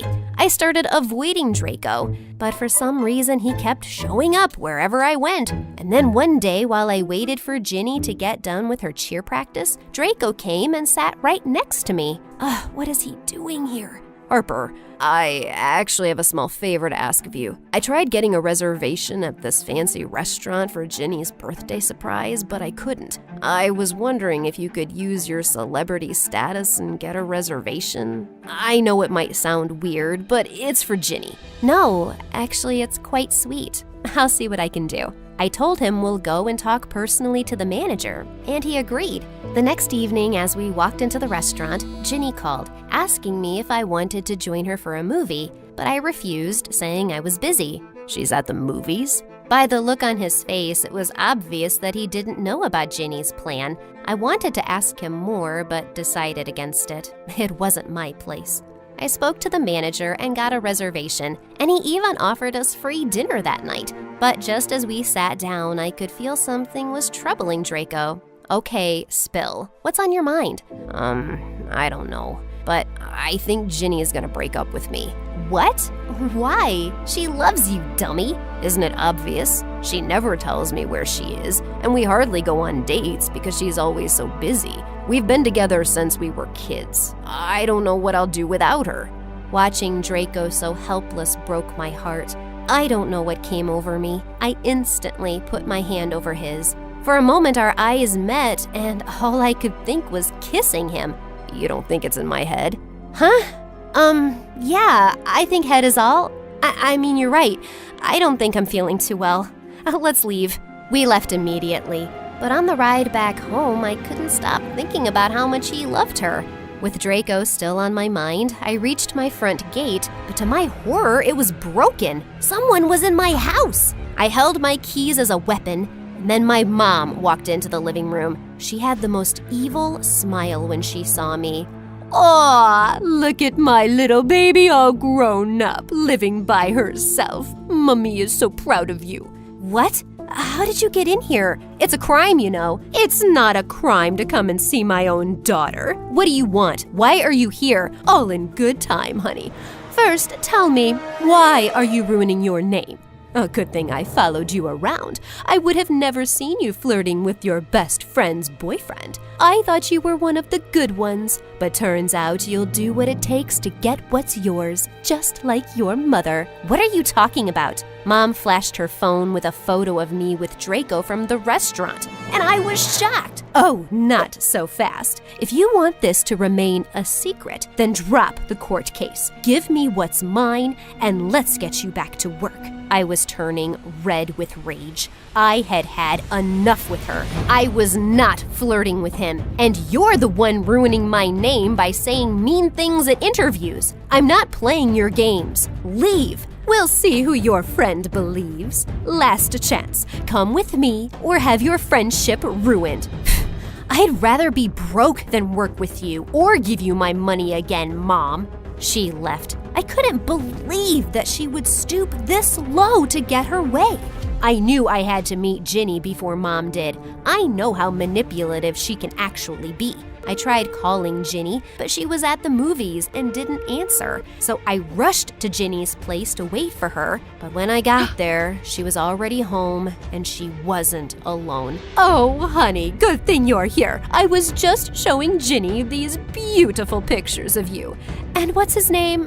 Draco. The look on Ginny's face was enough to tell me what pictures she was looking at. I thought you were busy, but you were on a date with Draco? Harper, I never thought you would hurt me this way. No, Ginny, it's not what it looks like, I swear. Please believe me. I've seen how you look at him. Are you saying you don't have feelings for Draco? Mom smiled. She had been watching me for months. She knew I was in love with him. I do have feelings for him. I won't lie about that. But I would never act on them, and he would never betray you either. She admits she's in love, and I have proof they were together yesterday. She lied to you.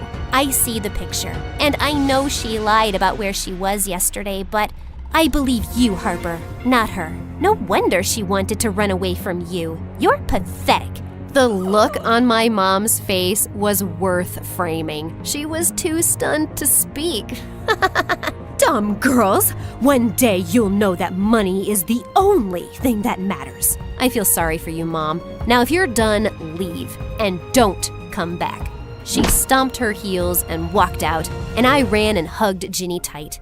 Draco was planning a surprise for your birthday. That's what we were doing there. I'm sorry I lied, but I swear it's the whole truth. I believe you, but I also know that maybe what I'm doing to Draco is wrong. I don't like him as a boyfriend. Maybe we are just better off as friends. My heart broke for her and Draco, but I knew what Ginny was feeling was justified. The next week she broke up with him, and I spent all my time with her. I even went ahead and filed a much-needed restraining order against my mom, but Draco was still on my mind. One day during school, I was trying to reach for a book when someone offered to do it for me. Draco! We got talking, and I asked him how he was doing. I won't lie, it was tough, but I kinda get it. Ginny was great, and we'll always be friends, but maybe nothing more. Well, in that case, welcome to the singles club. I got up to leave, but Draco took my arm. Sorry, instinct. I was just wondering if you were free tomorrow night. We do have that fancy dinner reservation, remember? She would love to. I turned around to see Ginny walking in our direction. What are you doing? I figured you're too chicken to ask him out, so I'm doing it for you. Besides, I want him to be someone great, and I miss our group. So Draco, will you date my best friend here? Oh my god. In all my years, this is the most embarrassed I've been. So that means you don't like me? I do! I don't! I do! I just... Before I could say another word, my phone rang, telling me that I'd won the case. My mom was finally off my back, and for some reason that made me oddly confident. So where were we? The dinner. You like me? Yes, yes, yes to everything. But before we do that, let's catch up for some ice cream. It's been long.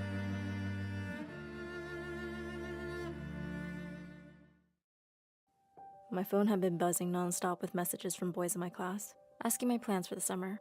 I put it aside as I decided what I was going to wear to my university admissions interview. Anyway, I already had a pretty great boyfriend, Louis, and I had much more important things to focus on than these random boys.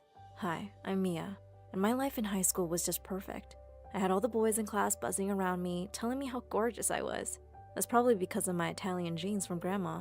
It turns out I inherited something else from her too, and my life became a nightmare overnight. The day of my interview, as I waited outside the dean's office, I felt excited and anxious. It was time. I saw two men coming out of the office and walking my direction. I looked at their faces, and suddenly I felt terror grip me. They had the faces of demons, and they were staring right at me. I panicked and got out of that office as fast as I could. I heard one of them laughing, saying, "I told you that beard makes you look scary. Look what you've done to the poor girl." Scared out of my wits, I ran home to tell Mom. When I walked into the living room, I cried out, "Mom, you won't believe what happened." Just then, I noticed a devil woman sitting next to her on the sofa. Mom asked me to say hello to her new friend, and I just went crazy.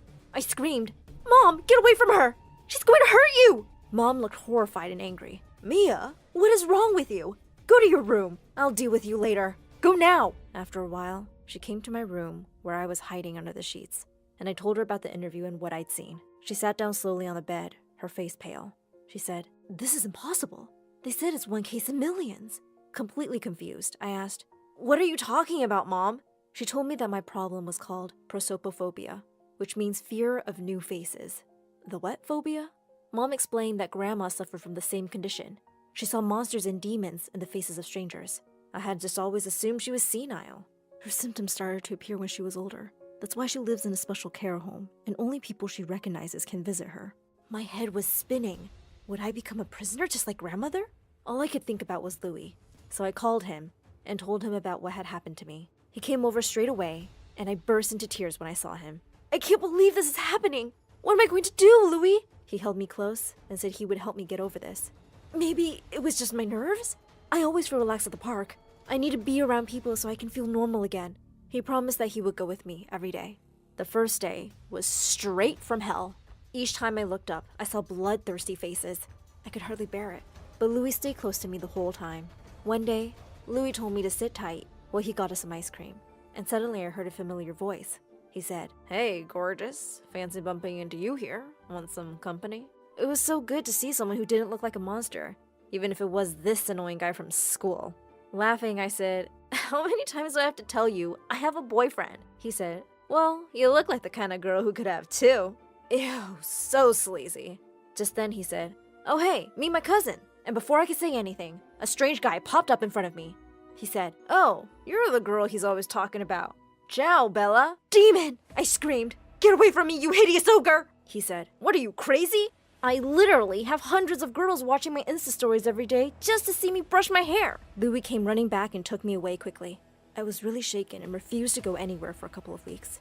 Louis came by to see me a few times, but he seemed distant.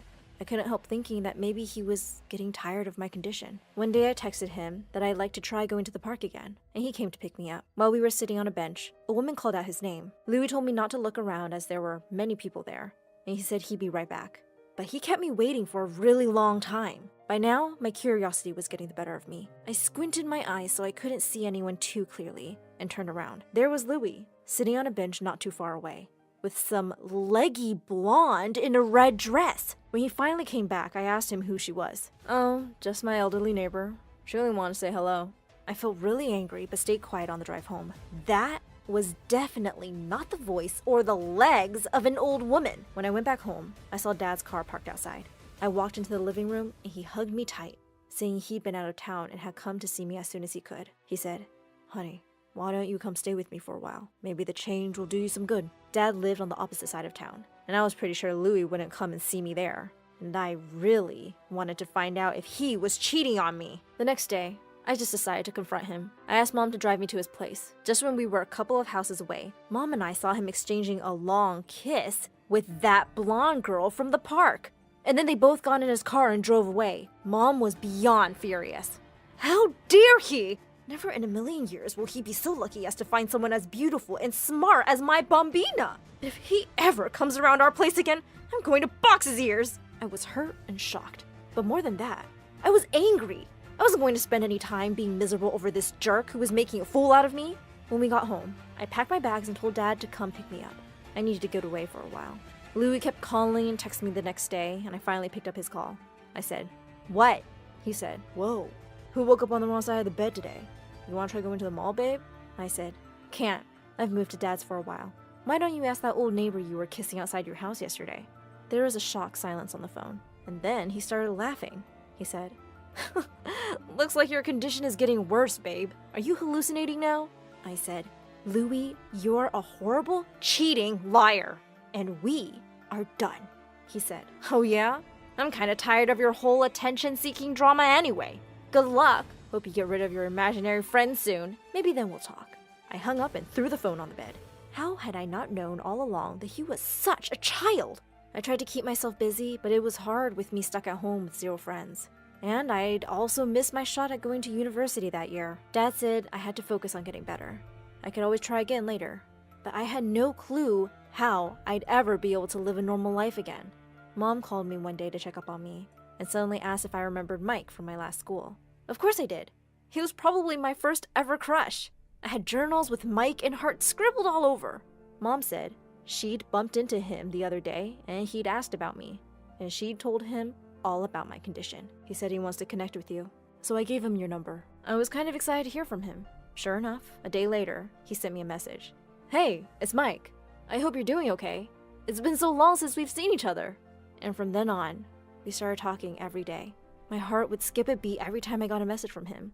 I was totally falling for Mike. When it was time for me to leave Dad's place and go back to Mom's, Mike said he'd love to come and see me.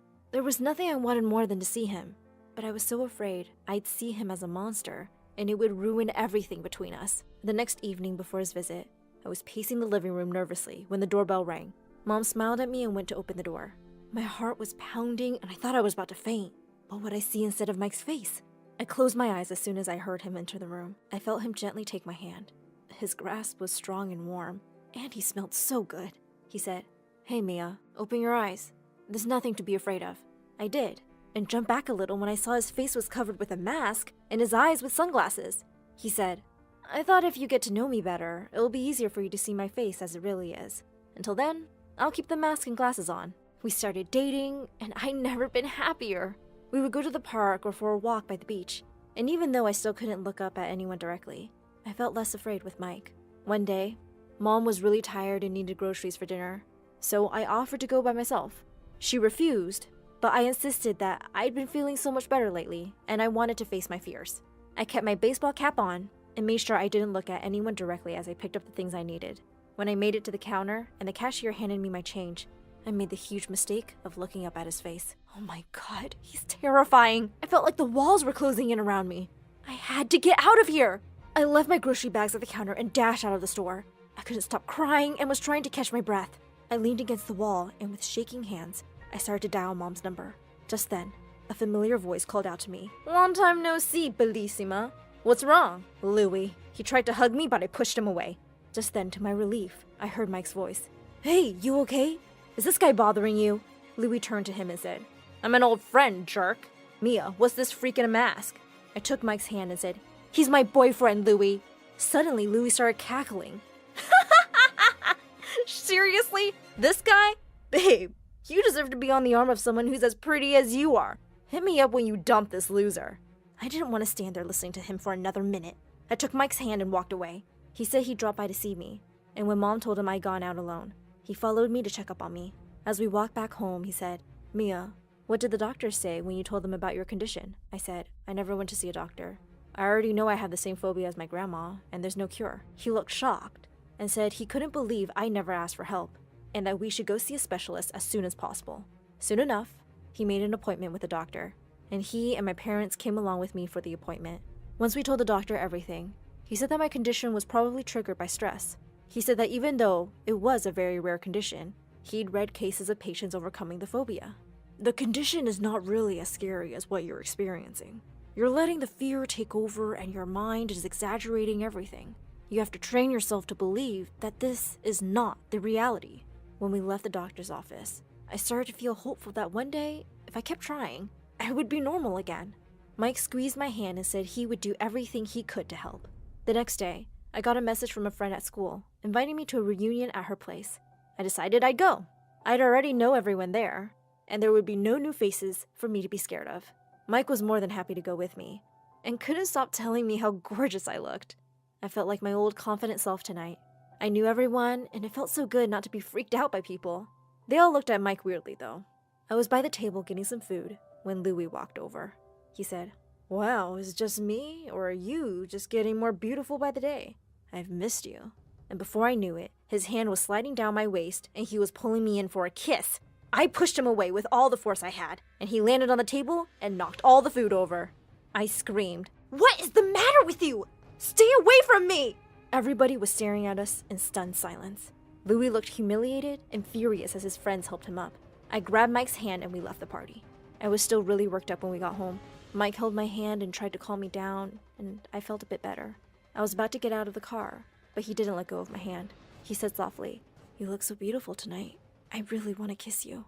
My heart was racing. I said, Mike, I want that too, but I'm not ready to see your face yet. He said, Well, maybe you are. You won't know till you try. The doctor said you're letting your fear exaggerate things. I pulled my hand away angrily. All my anger and frustration bubbled over. You think I'm making this up too, don't you? Just like Louie. Nobody really understands what I'm going through. Just leave me alone. I burst into tears and ran inside. The next day, I felt terrible for what I'd said to Mike.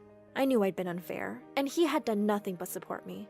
I called him a couple times, but he didn't pick up. While I was crying and watching a video on my favorite YouTube channel, My Story Animated, about a girl who kept mixing up faces, the bell rang. No one was home, and I ran downstairs, hoping it was Mike. It was Louie. I shouted, Seriously? What do I have to do to get rid of you? He said, Listen, I just came to apologize for last night. I have a surprise for you. And before I could even react, 4 girls came in right behind him. I screamed when I saw their faces. They looked like banshees straight out of a horror movie. I cried and curled up into a ball with my eyes shut when I heard the door bang open. Mike shouted, What do you think you're doing, you lunatic? I couldn't help it. I looked up. I'm getting a restraining order against you. Don't ever let me catch you near Mia again. Louie scrambled away like a scared rabbit while Mike came to me and hugged me. I held on to him, crying. Mike said, I'm sorry, Mia. I shouldn't have tried to force you to do anything you weren't ready for. I only want to help you get better, as long as it takes. I said, I don't know if I can overcome this. I feel like it's going to control my life forever. Mike said, People aren't all bad like Louie. The world is full of good people, like me and you. Look at the good side of people. No one wants to hurt you, Mia. His words were so reassuring. I instantly felt better. Mike told me when I was ready, he'd take me to the amusement park. We'll have great fun. Think about it. I know you can do this. Yes, I'll do it. Sitting here and not doing anything scares me more than seeing monsters. The next day, Mike took me to the amusement park. As we entered the park, hand in hand, I felt a marvelous strength in me. I raised my head, believing from deep inside me that I'd overcome my fear. I looked around me. Everyone's faces still seemed distorted, but this time, it was different. I was still a little scared, but the fear wasn't controlling me. I could control it. As we sat on the Ferris wheel, I looked over at Mike and felt like the luckiest girl in the world to have someone like him by my side. I whispered, "Hey Mike, I think I'm ready to see your face." With a deep breath, he took his mask and glasses off. I gasped. I'd never seen a guy with such beautiful green eyes and that gorgeous dimpled face. I started crying. "I can see you!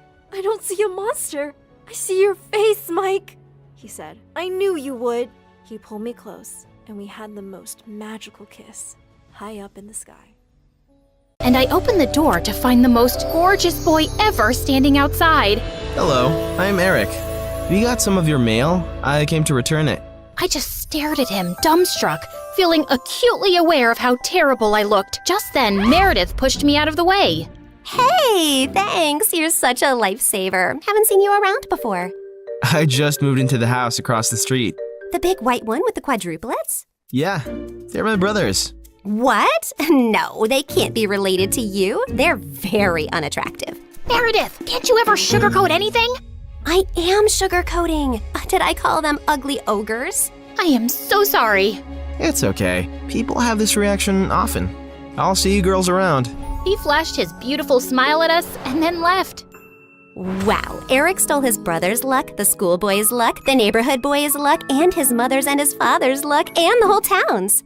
I agree. He's beautiful. I hope he's smart and funny and kind too. I'm sure he is. I'd never believed in love at first sight till I met Eric. Okay, maybe love is an exaggeration, but I was crushing on him hard. Freddie, how does this purple dress look on me? Claire, what the? You can't just come in without knocking? What if I wasn't wearing a towel? Well, you are, so unclench your butt. Now, what do you think about the dress?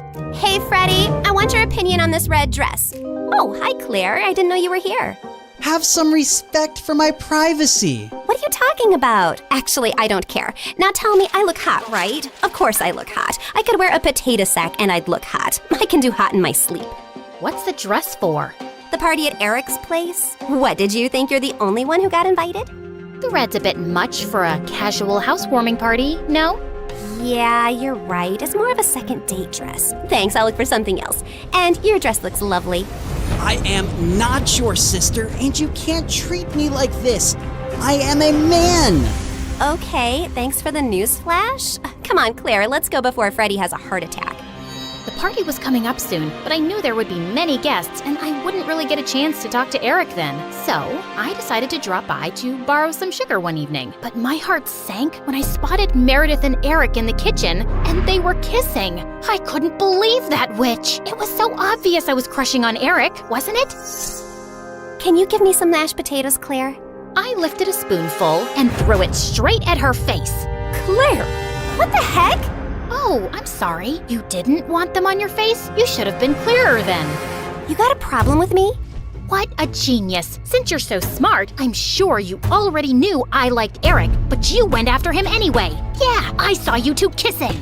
Oh my God, what? You like Eric? I had no idea. You should have been clearer too. Cut it out, okay? You knew. Did not. Okay, so now that you know, will you stop seeing him? No, duh. Are you really into him? Not really. I barely know him, but he's cute and rich and he likes me. You did see that he was kissing me back, right? I flung another dollop of mashed potato straight in her eye and stormed off. Fine, that jerk could have Eric. I wasn't even gonna go to the party now. But on the night of the party, when I heard music floating from across the street, I couldn't help myself. Eric had just known Meredith for 2 days. This battle wasn't over yet. I knew I looked smoking hot as I marched up to Eric and Meredith in her stupid red dress. She looked furious to see me before she turned sickly sweet. Oh, hi. I thought you were unwell and not coming, honey. How are you doing now, honey? I'm good, honey. How are you, honey? I'm great, honey. Do you like my honey, honey? What honey? Honey? The honey. I see no honey. Honey? What's happening here? Don't worry about it. Let's go get some honey, honey. We don't have any honey, Meredith. Honey! You ruined it. You should have ended the sentence with honey. Don't mind her, Eric. You already know she's rude, and she has a vile temper. She once tried stealing money from an old lady and kicked her hard when she resisted. Oh, so that's how it's gonna be, huh? Eric, did you know that Claire is so dumb? I told her when we were kids that if she ate bluebells, her eyes would turn blue like mine. She ate a bunch and then pooped her pants in school. Didn't Meredith tell you she used to fart in the neighbor's jacuzzi just because they said they liked me more than her? It went on for a month. Oh, how about the time you dropped Mom's toothbrush in the toilet and just put it right back? Imagine someone being so awful to their own mother. Meredith has a boyfriend who works in a mental institution, and he steals the patient's clothes from there for her. Imagine doing that to sick people. Claire keeps acting like she doesn't know her best friend is in love with her, and she keeps using him for his money. What? Are you talking about Fred? I've never used him, and he's not in love with me. Oh, please. A blind person can see Freddie's been in love with you since day one. Shut up! You shut up! How about you shut the heck up? Not till you shut up first! I pushed Meredith out of my way, but I ended up pushing a little too hard and she crashed straight into the punch bowl. She got up and charged me, and we landed straight on the food table. As Eric was trying to pull us apart, Freddie suddenly ran in. Claire, Meredith, stop! Your mom, she isn't okay. You gotta come now. We ran outside to see Mom unconscious and being wheeled into an ambulance. Since Freddie's dad was a neurosurgeon, he took Mom's case and ran tests for weeks to discover that she had some inflammation in her brain for unknown reasons, which had sent her into a coma. Freddie's dad decided to enter her name in a clinical trial for rare brain diseases since she met all the criteria. But what's it gonna cost us? We take one pro bono case for the trial, but there will still be other hospital expenses. And you girls will have to figure out something soon. Do you have any relatives? We had to contact our grandparents, but to our surprise, Mom didn't even have their numbers saved in her phone. All we had was a framed picture with their names signed at the back. Freddie offered to hire a private investigator, and within a week, he said they'd been found and were flying over to see us. But I couldn't help noticing as they got out of the cab that they didn't look rich at all. Those paupers are our grandparents? They're definitely the people from the picture. Why do Grandma's shoes look like something out of a museum? And Grandpa's coat is missing 3 buttons. The old lady hobbled towards us and hugged us tight. Oh, girls, it's so good to see you. We had no idea we had granddaughters till yesterday. You look nothing like our son, though. Your son? No, we're your daughter's kids. Oh, honey, we don't have a daughter. The private investigator who tracked us down did say our daughter was looking for us, but we just assumed that was our son who ran away from home 18 years ago. He was always saying he'd change into a woman one day. What? Our mom used to be a man? No, this is crazy. Look at this picture. Does this woman look anything like your son? Our son is ugly, and I remember this woman. Alfred, you remember this beautiful lady came to stay at our motel many years ago? She disappeared suddenly one night, and the next day some mafia men turned up looking for her. Ah, yes. Those men kept turning up for weeks. They seemed like bad news. I'm happy to hear the lady is okay. So, you're not her parents? Then why does she have this picture of you guys? She took it from the motel. I don't know why. I'm so tired, dear. Can I rest for a little while? No, if you're not our rich grandparents, you gotta go. Taxi! Meredith sent them packing immediately, and we just stood staring at each other. When was Mom in a motel? And why were there bad men after her? She told us all our lives these random people are our grandparents. What else has she been lying about? Apparently, a lot of things. When we checked out if she had any health insurance, she couldn't be found in the system. I went to the diner where she'd been working for years to see if the manager could help, only to find out that no one there had ever seen her. We had no clue where she'd been going all this time while she was pretending to work, or where she got her salary from. Meredith and I tore up Mom's room looking for more clues. We didn't find anything in the closets or under the bed, but I pulled the rug away and came across a loose floorboard. We pried it open to find a laptop and so many fake IDs and passports, all belonging to Mom. Oh my God. Mom? As a French redhead? Her hair is black here, and she's Swedish. We opened the laptop, but we couldn't get past the security code. We asked Freddie to come over and told him everything. And when he went over the laptop, he let out a low whistle. Whoa, this is heavy encryption and insane firewalls. Is your mom from the CIA or something? Have you ever seen her using this laptop? Yeah, I have once, but she told me she borrowed it from a friend to watch Keeping Up with the Kardashians. Who is this woman? We really had no idea, except that her hair dye started fading soon, and we discovered she was a natural blonde. We still desperately needed the money and contemplated selling the house, but we couldn't even find any documents for it. For the first time in my life, I felt overwhelmed and completely out of ideas. Then one night, as Meredith and I were sitting on the porch, Freddie joined us, looking grim. I need to tell you guys something about the clinical trial. There's only a 50% chance that your mom will get the drug that could make her well. What do you mean? Doesn't everyone get the drug? No, half the patients get a placebo drug. Oh God, I did something really wrong. I checked the files of everyone on the clinical trial, and your mom has been assigned the placebo drug. She's not gonna get the treatment. So that's it? We're just gonna sit back and watch, knowing there's no chance of her getting better? Make your dad give her the drug! I can't. Dad would lose his medical license if anyone thought he interfered with the trial. Then why did you even tell us, Freddie? Freddie looked at me silently. He told us because he and his dad can't do anything, but we can. Whatever you plan, I can't be part of it, but you have to do it soon. The trial starts next week. Thank you, Freddie. You don't know what this means to us. Of course. I'd do anything for you, Claire. For the first time, I saw what had maybe been so obvious all along. Freddie was in love with me, and I was about to use it to my advantage.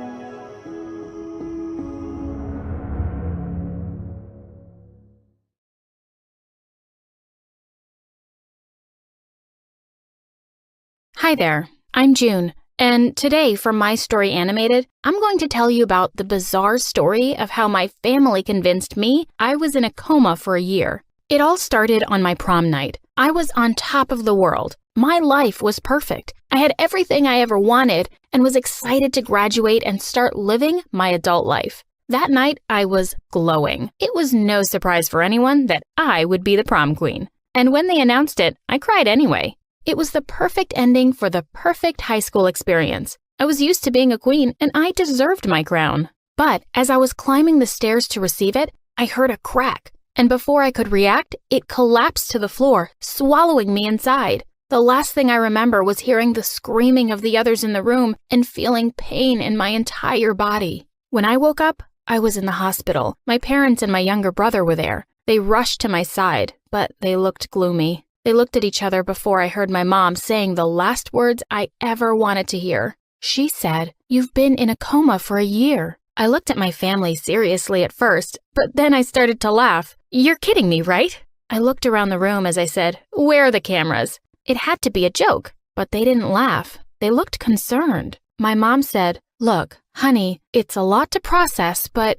"No, there's not. There's nothing to process because you're joking," I replied, although I wasn't laughing either now. They glanced at each other in silence, and my mother started to cry, and it clicked. What? A whole year? What about my prom and my crown and my plans for college? What about my boyfriend? Where was he? I couldn't understand. I couldn't think. I felt suddenly dizzy, and a second later, I threw up. This was not happening. I demanded my mom to give me my phone at once, but she said that the doctor recommended not to deal with the outside reality right now. A whole year had passed, and I needed to take things slow. When I asked about my boyfriend, they said he left for college on the other side of the country. When I asked about my college plans, they said I lost my scholarship. When I asked about my friends, they said they didn't know any, that no one had come to visit me in the past year. And that wasn't even the worst part of it all. When I told them to take me home, my dad said that because they had to pay hospital bills for a year, they now had many debts and they had to sell the house and move to a cheaper neighborhood. We were poor now? This was the most disgusting thing I've ever heard. I would have to go to community college. I threw up again. How could they do this to me? I hated them. But when I shouted at them, my mother began to cry again. My brother got really close to my face and said, "Hey, selfish prick, if anyone is to blame for this, it's you. You had an accident and it was your bills that they had to pay. You should be nothing but grateful to them." I crossed my arms and looked at him as I said, "I'm the victim here. You should be there for me." But he almost shouted, "Look around. We are the only ones that are here for you, so suck it up." As I was in the car on my way to the new, disgusting neighborhood, I couldn't stop thinking about my brother's words. He was a jerk, but he was right about something. Where was everyone? My friends? My boyfriend? I didn't have any flowers in my room or loving letters. I had nothing. I had no one. We arrived at the new house, and it was minuscule. I wanted to throw up again. I couldn't bear to be poor. I hated poverty. And now I would have to live it myself. I got inside and went to my room. At least I would have my things, right? But as I got in, there was nothing there except an old bed and an old desk. "Where's my stuff?" I shouted, trembling. But my mom said they had to sell everything. My TV, my computer, my sound equipment. So I said, "What about my pictures, my notebooks, my cheerleading prizes?" And she said we had to throw everything away. None of us kept anything. There was no room for it in this house. This was too much. I yelled, "I don't care about your stupid things. You shouldn't have thrown my things away. You shouldn't have even touched them. I hate you. I hate you." I slammed the door and cried on that little bed for hours. Why was this happening to me? I didn't deserve this. Everything I ever did was for the good of others. I was always there for my friends. I helped with the chores at home. I was thankful for the things I had. I was a great student.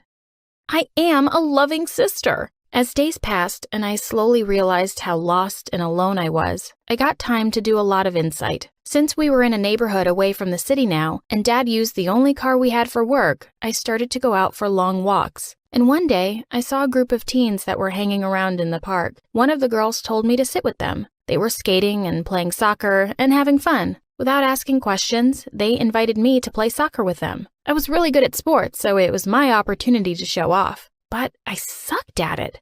I got a number of punches of flying balls I couldn't dodge, and I also fell off the skate a couple of times. But instead of laughing at me as my old friends in school would have, they helped me and taught me. I spent hours with them. They seemed like really nice people. I had no idea I could have so much fun without spending money. I got back home and I saw Mom preparing dinner. So I asked her if she needed any help. I didn't know how to cook and I was quickly messing everything up. But instead of punishing me, Mom started to laugh. She pinched my nose with flour and we started a food fight. My brother saw us and came to participate. We teamed up against Mom, and so Dad had to come and help her. The vegetables were flying from one side of the kitchen to the other. We were having so much fun. For the first time in my life, I felt free and happy. I was laughing so hard that my stomach ached. My family was so cool. As days continued to pass, we got used to a new routine of having dinner together. I even learned to cook many different dishes. The doctor said that many patients use cooking as a therapy, and I realized they were right. This was a great therapy. I spent time with my brother, too. He continued to go to school while I stayed home. The doctor suggested taking things slowly, and even though I had lost a year and wanted to start college right away, he said it was a bad idea. One of our neighbors was a single mother that was taking care of 5 children. She wanted to sell some items from her home to get money for the kids. We went over there with Mom, and I realized she wouldn't be getting much money for the things she owned, and I felt guilty for my past again. Then she said that those kids weren't even hers, that she was offering her house as a transit foster home. What? She was selling her stuff to help kids that weren't hers? I didn't understand, so I asked her. But she smiled and said she had everything she needed. Everyone in the neighborhood knew what she was doing, so she got donations all the time. Some of the things were piling up, so she wanted to sell them to buy other useful things for the kids. I looked at the kids playing outside. They were cute and loved and happy. This woman had an amazing heart. And then guilt punched me in the face again. My family had lost everything because of me, and instead of thanking them, I shouted hurtful words. I used to have so many useless things, clothes I didn't wear, old toys I never played with. They would do so much good to these kids. The following day, I helped our neighbor to build a website for the things she wanted to sell. I also taught her how to use email and the social networks. It felt good to do the right thing for once. But then, something strange happened. As I created an Instagram account for her, I got tempted and opened my own. The doctor said it wouldn't be a good idea for now, but I couldn't resist. And that's when I saw it. The date. It didn't show a year ahead, but weeks. I got so confused. I started to see my old friends' stories and my boyfriend's. Everyone was talking about summer and the college they were going to go to. What was going on? What was going on? I started to open web pages frantically. Wikipedia, news sites, they all showed the same date, the same news. Only a couple of months had passed since the accident. I grabbed my stomach and threw up, again, in the neighbor's house. So embarrassing. I got out of the house and rushed home. I yelled at my mom so hard. I was so angry. How could they do that to me? They made me sick. My dad and my brother appeared from their rooms, and they stood by my mom. I shouted at them. How long was I really in the hospital? And my dad said, 2 weeks. 2 weeks? My mind started to ask frantic questions. What about my home, my room, and my stuff? And Dad said that everything was still there, that they rented this house for the cause. The cause? Was that what they thought this was?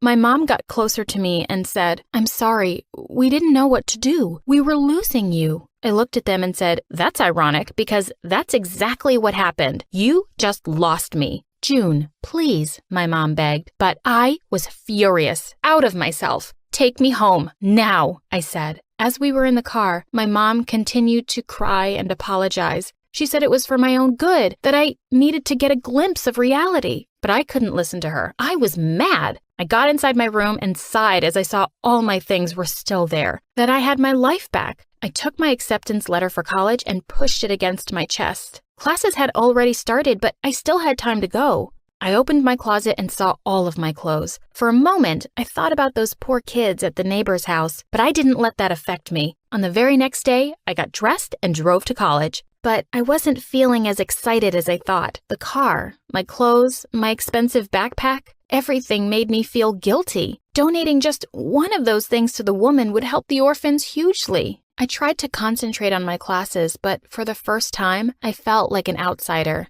So, for the first time, I decided not to focus on myself solely. The people in small groups talked about their vacations and how much fun they had together. It wasn't some needless flaunting. They were all people, just like me. I took a deep breath. I was here. I have this opportunity. I could spend my days feeling sorry, or I can do something about it. But I needed to make sure of something first. Instead of driving home, I went to my old boyfriend's home. He opened the door and froze as he saw me. Were you part of this? I asked, but he stood silent. Of course he was. A traitor, exactly like my family. I denied in silence and turned around to leave, but he stopped me and said he was sorry, but that he also saw me as a terrible person, a selfish person. He said he'd tried to make me see it for a long time, but I wouldn't listen. I didn't know what to say. I had so many different memories of our time together. I went back home and straight to my room. I started looking at the pictures on my walls. I looked happy, but he didn't. He looked sad and worried in the pictures. How come I never saw that? Was I really that selfish? I looked at the other pictures, the ones with friends, and they were all the same. No one smiled in my pictures. No one smiled around me. I remembered the orphans again and how happy they were that I had made a cake for them.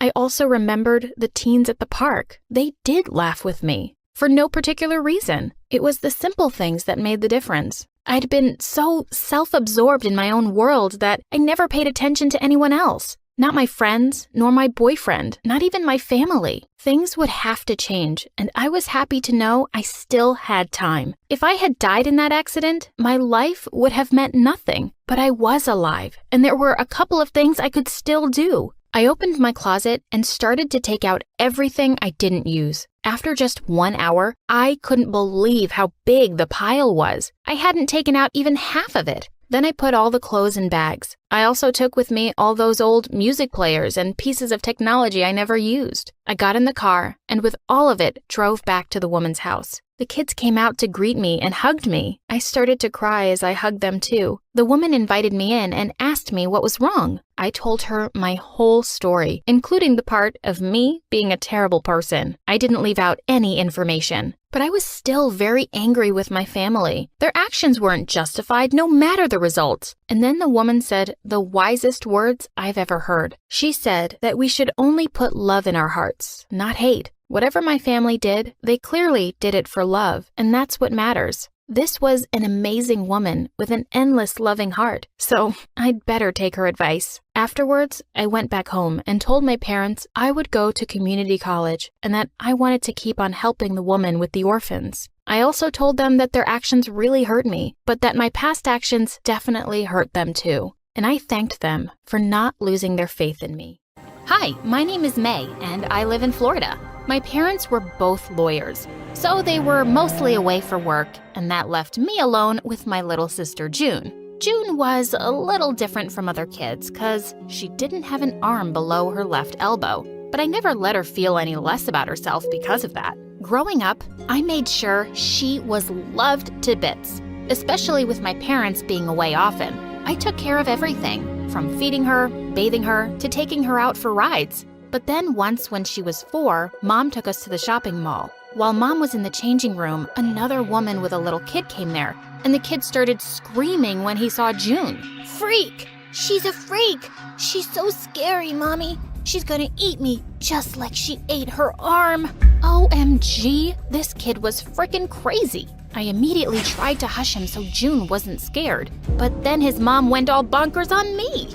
How dare you lay a hand on him, you crazy girl? My baby is all scared. That made me so mad. That's enough, you ugly lady. There's nothing wrong with my sister, and you people should be the ones to leave because you're morons. Mom rushed us out of there before I made a bigger scene, but June always looked sad after that incident, and that's when I had an idea. I asked Mom and Dad to get a prosthetic arm for June, and they agreed. Oh, wow! This is so cool. Now I look just like you, May. She hugged me tight, and I was the happiest to see her smile. Soon after, she joined her new school, but on the very first day, she came out crying when we went to pick her up. June, what's wrong? What happened? The other kids, they laughed at my arm and made fun of me. I don't want to go back, ever. It's okay. You can come with me to my school. We have a section for younger kids there. You'll be fine. I'll be there with you. Later, when we reached home, June said she didn't want anyone at the new school to know about her arm, so she was going to wear full-sleeved clothes and gloves all the time. But June, there's nothing wrong with you. May, please, just keep this a secret. Promise you will? And of course, I agreed. A few days later, when she joined my school, she looked quite happy after blending in with the kids just fine. And I made sure to check up on her once in a while. Grades passed by, and then one day, as I was watching her from the window outside her class, I suddenly lost my balance and tripped, but someone caught me just in time. It was my senior, Matt. He was known in school for being a math genius. Thanks. I would have fallen so hard if it wasn't for you. I wouldn't have let that happen. I'm Matt, and you don't look like a kid, so what are you doing in the junior section? Oh, I was just keeping an eye on my little sister. I'm May from 10th grade, by the way. Okay, May from 10th grade. Do you want to grab some lunch? Whoa, that was sudden, but sure. We had lunch together, and I had a really great time talking with him. I was looking forward to it again. But the next day, a senior girl showed up instead of Matt and splashed a full cup of coffee in my face. You witch. This is your last warning. Stay away from my boyfriend or else. Are you crazy? And who's your boyfriend anyway? Oh, don't act so innocent now. I know you're trying to steal Matt away, but I won't let that happen on my watch. Well, you're crazy to think that. We just had lunch once. I don't even know him that well. Oh, and you had lunch with him without knowing him, you witchy gold digger. Oh my God, she was a psycho. Before I could even reply, she jumped onto me. We both broke into a wild fight and ended up in a pile of food on the food counter. And we ended up in detention. But the very next day, I found June crying in the playground as Jessie and her friends were dumping all the things from her bag into the garbage bin.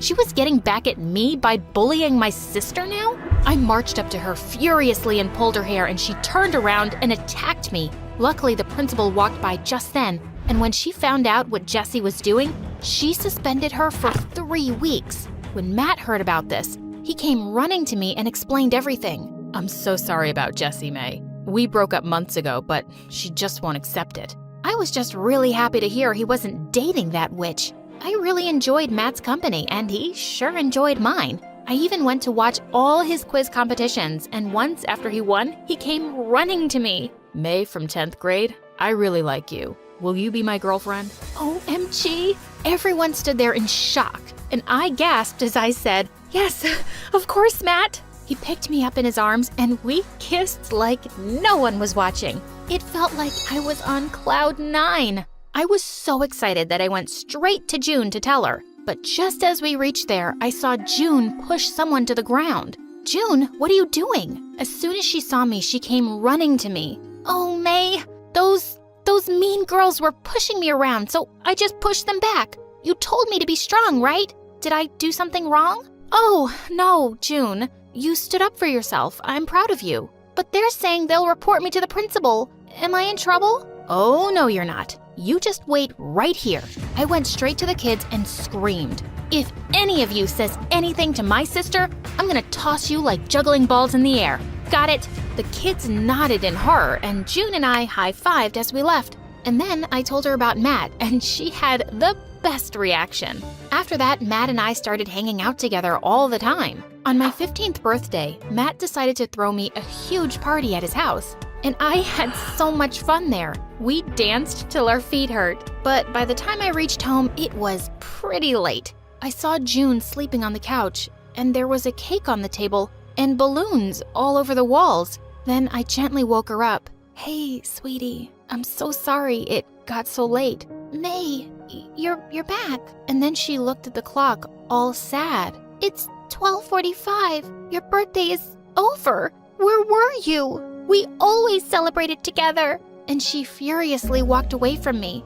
I felt so terrible. I totally forgot she must be waiting to surprise me. So I decided to make it up to her. I planned a theme park trip for the 3 of us, and June was super excited about it. When we reached there, the first thing she wanted was ice cream, but the stall was really crowded. "Matt, just stay with her for a while I go get us some ice cream, okay?" He held her hand tight and nodded, but when I returned, I was shocked to see that June was lost and Matt was looking for her. "Matt, how could you be so careless? I told you." She was right here holding my hand, and then she just slipped through. I don't know how. "Forget it. Just help me look for her now." We looked for her for hours, and with each passing minute, I was getting crazy anxious. Then 3 hours later, I received a call on my phone, and it was June. She was calling from some phone booth. When we got there, we saw June covered in mud and crying like crazy. "Oh, May! Oh my God, June, what happened? Who?" "After you left, some woman pulled me away. I called out to Matt so loud, but he didn't even notice. I don't know where she was taking me, but I escaped from the car when she stopped for fuel. I'm so scared, May. Please take me home." I turned to Matt. "I should have never trusted you with my sister. What was I even thinking?" Matt tried to explain, but I just took June's hand and stormed out of there. When we got home, I got June all cleaned up and even slept with her to make her feel safe. The next day when we went to school, June asked me to forgive Matt, first thing. "It wasn't his fault, you know. Let's look for him and make things up." June was right. Maybe I overreacted. We looked for him around the school, but then I found him kissing Jessie in the backyard. "Matt, you cheater! How could you?" His face turned white as a ghost. "May, I can explain. This isn't what it looks like." "Oh, it's exactly what it looks like. Just shut up. And Matt, we're done. I don't ever want to see your face again." He tried to run after me, but the witch Jessie stopped him, and honestly, I didn't care. June hugged me while I cried my heart out. "What a jerk. He doesn't deserve you, May. It's okay. I'm here for you." I'll always be here for you. Please don't cry. The next few days were hard for me, but June tried her best to make me smile and even brought me hot chocolate in bed. She was the sweetest. But at school, Matt was trying to follow me again. So I just went into the girls' room and locked myself in a stall to escape. As I waited there, I suddenly heard familiar voices. June and Jesse? Are you crazy? Why did you talk to me in front of everyone? May could have seen us. I wanted to thank you, but I'm also really curious. Why did you help me? May's your sister, after all. That's none of your business. You got what you wanted. Now just get lost and don't talk to me again. And she just stormed out. I couldn't believe my ears. My own sister helped my boyfriend get back with his ex? But why? As I slammed the door open, Jesse looked shocked. You witch! You used my innocent sister to get my boyfriend? I pulled her by her collar, but she just pushed me aside and cackled like a witch. Innocent? It was your sister's idea. Go on, ask her. Like I'd believe her. But I had to ask June what was going on. I followed June around the hallway, and what I found shook me. I saw her snatch another kid's lunch and push her to the ground. You dumbo. No lunch for you until you complete my homework. Oh God, who was this girl? What are you doing, June? You pretended to be bullied in front of me, but you were the bully this entire time? No, wait, I can explain. I even heard you talking to Jesse in the bathroom. I heard everything. What's wrong with you? As I turned away from her, she held my hand and tried to stop me, but I just shook it away from her. As I did, her prosthetic arm detached and fell to the ground. Everyone around us gasped and started whispering, "Oh my God, look at her hand." Wow, the big bully is actually a big weirdo. Oh my God. I stepped forward to help June, but she just picked up her arm and ran away crying. I wanted to follow her, but I was also so furious. When I reached home and my anger calmed down, I went to check on her, but she wouldn't open the door. Ugh, she was so stubborn. The next day at school, I heard kids whispering about June, calling her a cyborg and a robot. OMG, I had to find June. I knew she wouldn't be taking it well. I looked for her in the classroom, but she wasn't there. And then, as I was passing by the gym, I heard her shout. I looked in to see Jessie and some of June's classmates tossing her prosthetic arm around and laughing. Just wanted to check if the rumors were true. You are a freak. Give that back before I kill you. I'd like to see you try. Before I could jump at her, someone held me back. It was Matt, and standing next to him was the gym teacher looking furious. He screamed at Jessie and the kids that he'd get them expelled and marched them straight to the principal's office. June, are you okay? Oh, May, Matt, thank you for saving me. And I'm sorry, you guys, for everything. I'm sorry too. It was because of me that the kids knew about your arm. But June, why did you bully them in the first place? Because I was scared. After I was bullied at my previous school, I didn't want to be hurt again. So I had to be the bully, like the cool kids. But June, that's wrong. These kids aren't even cool. They're evil. Look what they did to you. Also, you turned against me and Matt too. Why? Because you were replacing me with Matt, so I just wanted to get rid of him. At the theme park, he didn't let go of me. I ran away, and I asked Jessie to kiss him. I just wanted you to break up with him and love me. Oh, June, of course I love you. You're my little sister. Nobody can ever replace you. But I love Matt too, and you have to understand that. I do now, and I'm sorry for everything. Please forgive me. Suddenly, Matt looked at me, and we hugged her together. We forgive you.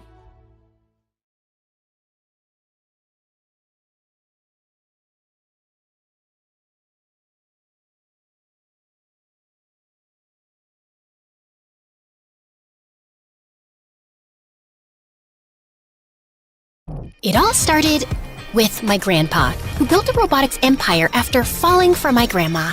My dad met my mom on a cruise. They had my siblings, both happily in love. And then there's me, the only single one, until they decided ChatGPT could replace a real boyfriend. Hi, I'm Alina, and I like to believe there's a perfect match for me. Probably because everyone in my family found theirs. My best friend Melissa, on the other hand, thinks I'll die alone in a garage full of cats. You can't keep blaming your family for setting the bar too high. The problem is you. Being picky is not a bad thing, okay? It's like finding the perfect shoe. Too tight, you'll get a blister. Too loose, you'll trip and break your neck. You get what I'm saying? I get that you're a total psycho. You've turned down 4 guys this week and it's only Tuesday. She wasn't entirely wrong, but it wasn't my fault all the guys at school were marshmallows. I wanted someone who'd fight for me, who'd cross rivers of lava just to get me McDonald's at 11 p.m. Meanwhile, Melissa would date literally anyone who asked. You never know until you try. So, yeah, I stayed single all through high school. And that final summer, while Melissa was off on endless dates, I was stuck in my room, dramatically sulking over my painfully single life. Then one night, Grandma walked into my room. Come with me to the lab, love. I have something to show you. The lab was a hidden underground room where my grandparents spent hours experimenting with tech. I loved visiting as a kid, until the day I tripped over some wires and crashed their entire system. That was the end of my lab visits. Until now. Everything looked the same. The massive metal door, the dim room packed with computers and blinking lights. And there, near a towering glass tank filled with swirling mist, stood Grandpa. What's going on? We noticed you've been feeling down, so we made you something special. With that, Grandpa scanned his eye into a console connected to the tank, and it hissed open. Inside stood a boy about my age, inhumanly beautiful, and it looked like he was sleeping. Oh my god, who is that? Wait, did you guys kidnap someone? See, darling, I told you it looks real. Fantastic craftsmanship. It? You mean that's not a real boy? Alina, meet Zenith 0.1, or as we call him, Alan. Alan, introduce yourself to Alina. Are you setting me up with freaking ChatGPT? Greetings, Alina. I have been programmed for one primary function, to analyze and comprehend your heart, to serve as your greatest supporter, your trusted confidant, and to perceive every aspect of you, including your flaws, as beautiful. Flaws? What flaws? One super important thing, Alina. No one should ever find out that Alan is a robot. The tech used to build Alan is illegal. If anyone, especially Herman Robotics, finds out about him, we're in serious trouble. That company would stop at nothing to get their hands on him. Wow, he's just so pretty. Alina, did you listen to anything I said? Yes, I heard you, Grandma. I won't tell anyone, jeez. Now, when do I get him all to myself? My grandparents told me that they had a few last-minute fixes to do, and the next morning, I found Alan standing next to my bed, smiling at me. Good morning, Alina. My scans indicate you have entered the rapid eye movement stage of sleep exactly 32 minutes and 18 seconds ago. You were watching me sleep? Don't do that. It's creepy. Noted. Is there anything else you'd like me to do? I'd love it if you talked like a normal guy. Noted. Yo, babe, sup? Did you sleep good or whatever? By the way, you looking fire today. Wanna grab a ride? Okay, no, stop. That's worse. Let's stick to whatever you were doing before. For the rest of the day, I had Alan all to myself. And it was kinda awesome. When I couldn't decide on breakfast, he whipped up the most beautiful smoothie bowl. When I struggled to pick a movie, he suggested a list of highly rated films. And when I got bored of staying home, he suggested we go out for a picnic. Everything was perfect. Until we got there and realized we hadn't brought any food. And then suddenly, Alan started unbuttoning his shirt. Alan, what are you doing? But when I opened my eyes again, I saw his chest opening up like a compartment to reveal a fridge where he stored all the food. How cool was that? The last week of summer flew by as Alan helped me finish my bucket list. Visiting the amusement park, trying desserts, and watching sunsets together. I was so used to Alan by now that it felt weird to go to school without him by my side. There you are. Was beginning to wonder if someone abducted you, since you've barely answered my calls all summer. You mean the 5 missed calls you've left me in 60 days? Okay, fine. I was busy with Broderick. But we broke up. He has a very big head and very small feet. I should have walked away immediately, but... He got me that new harmonica bottle. The one with the harmonica cap? Wait, you dated him because of a water bottle? Not just a water bottle, Alina. A bottle and a built-in musical instrument. Hydration and entertainment. I was weak. Oh, that's actually cool. Now I'm single and hydrated and ready for your drama. Now you tell me, on a scale of 1 to 10, how boring was your summer? Actually, I met someone. You what? Who? Where? Is he cute? More importantly, why was I not informed? His name's Alan, and he's, the son of the head of marketing at our company? Are you asking or telling? Never mind. I want to know everything. I showed Melissa some photos, and I just couldn't stop talking about him. And I thought Melissa was impressed. But during lunch, she came rushing to me with excitement. Okay, Alan's great, but he's not officially your boyfriend, right? No, but... Perfect, because there's this new guy, Mario. He's recently moved to town, and he's in my bio class. And guess what the first thing he asked me was? If you wanted to go out with him? No, dummy, he asked about you. I'm telling you, Alina, this guy is perfect for you. He's cute, funny, manly, literally everything you've ever wanted in a guy. He told me he wants to meet you, and I told him you already met someone, but he's persistent. Meet me, now?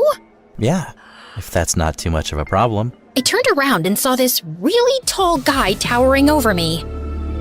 Melissa introduced Mario to me and asked if he wanted to have lunch with us. And obviously, he accepted. So, you're into robotics too? Melissa told me about your family business. She's into fashion and makeup. Can't you tell by how gorgeous she is? I swear, her eyeliner skills are insane. She could do a perfect wing in 3 seconds. It's basically her superpower. Gee, thanks, Mel. I hope one day I can save the world with it. And Mario burst out laughing like I'd just cracked the funniest joke on the planet. He even joined us for our study session later and was so pushy with all his friendly questions that I barely got any of my homework done. Thankfully, when I got home, Alan was there to help.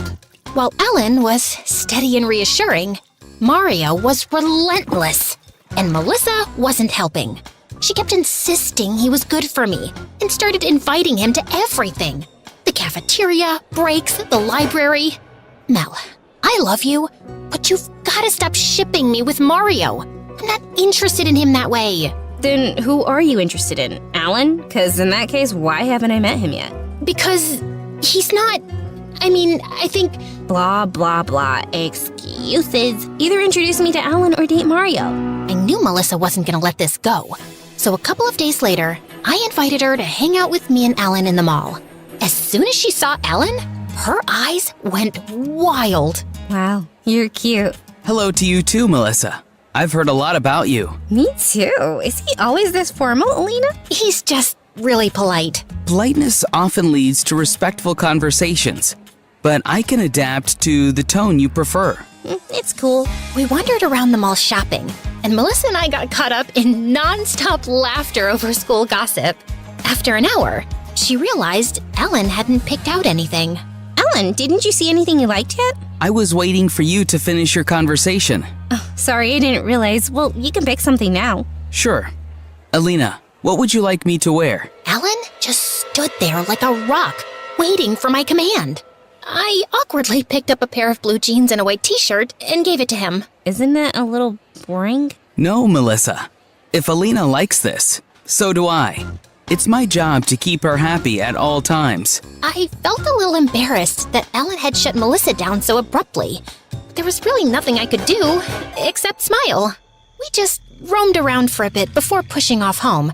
And the next day at school, Melissa told me what she thought of Alan.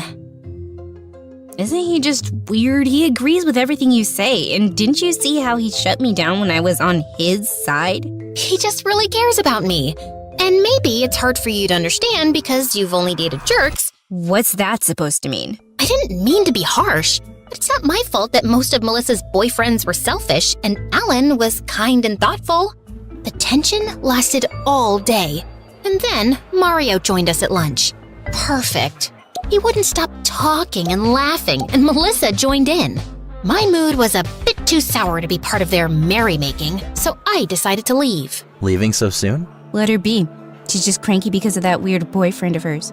I felt mad that my best friend would say such a thing in front of someone I barely knew. So I ignored both of them and went home. I decided not to speak to Melissa for some time. But later that day, the doorbell rang, and Melissa walked in. Hello, Melissa. What brings you here at this hour? I need to talk to my best friend. Alone. It's okay, Ellen. You can leave us alone. And Ellen nodded and left.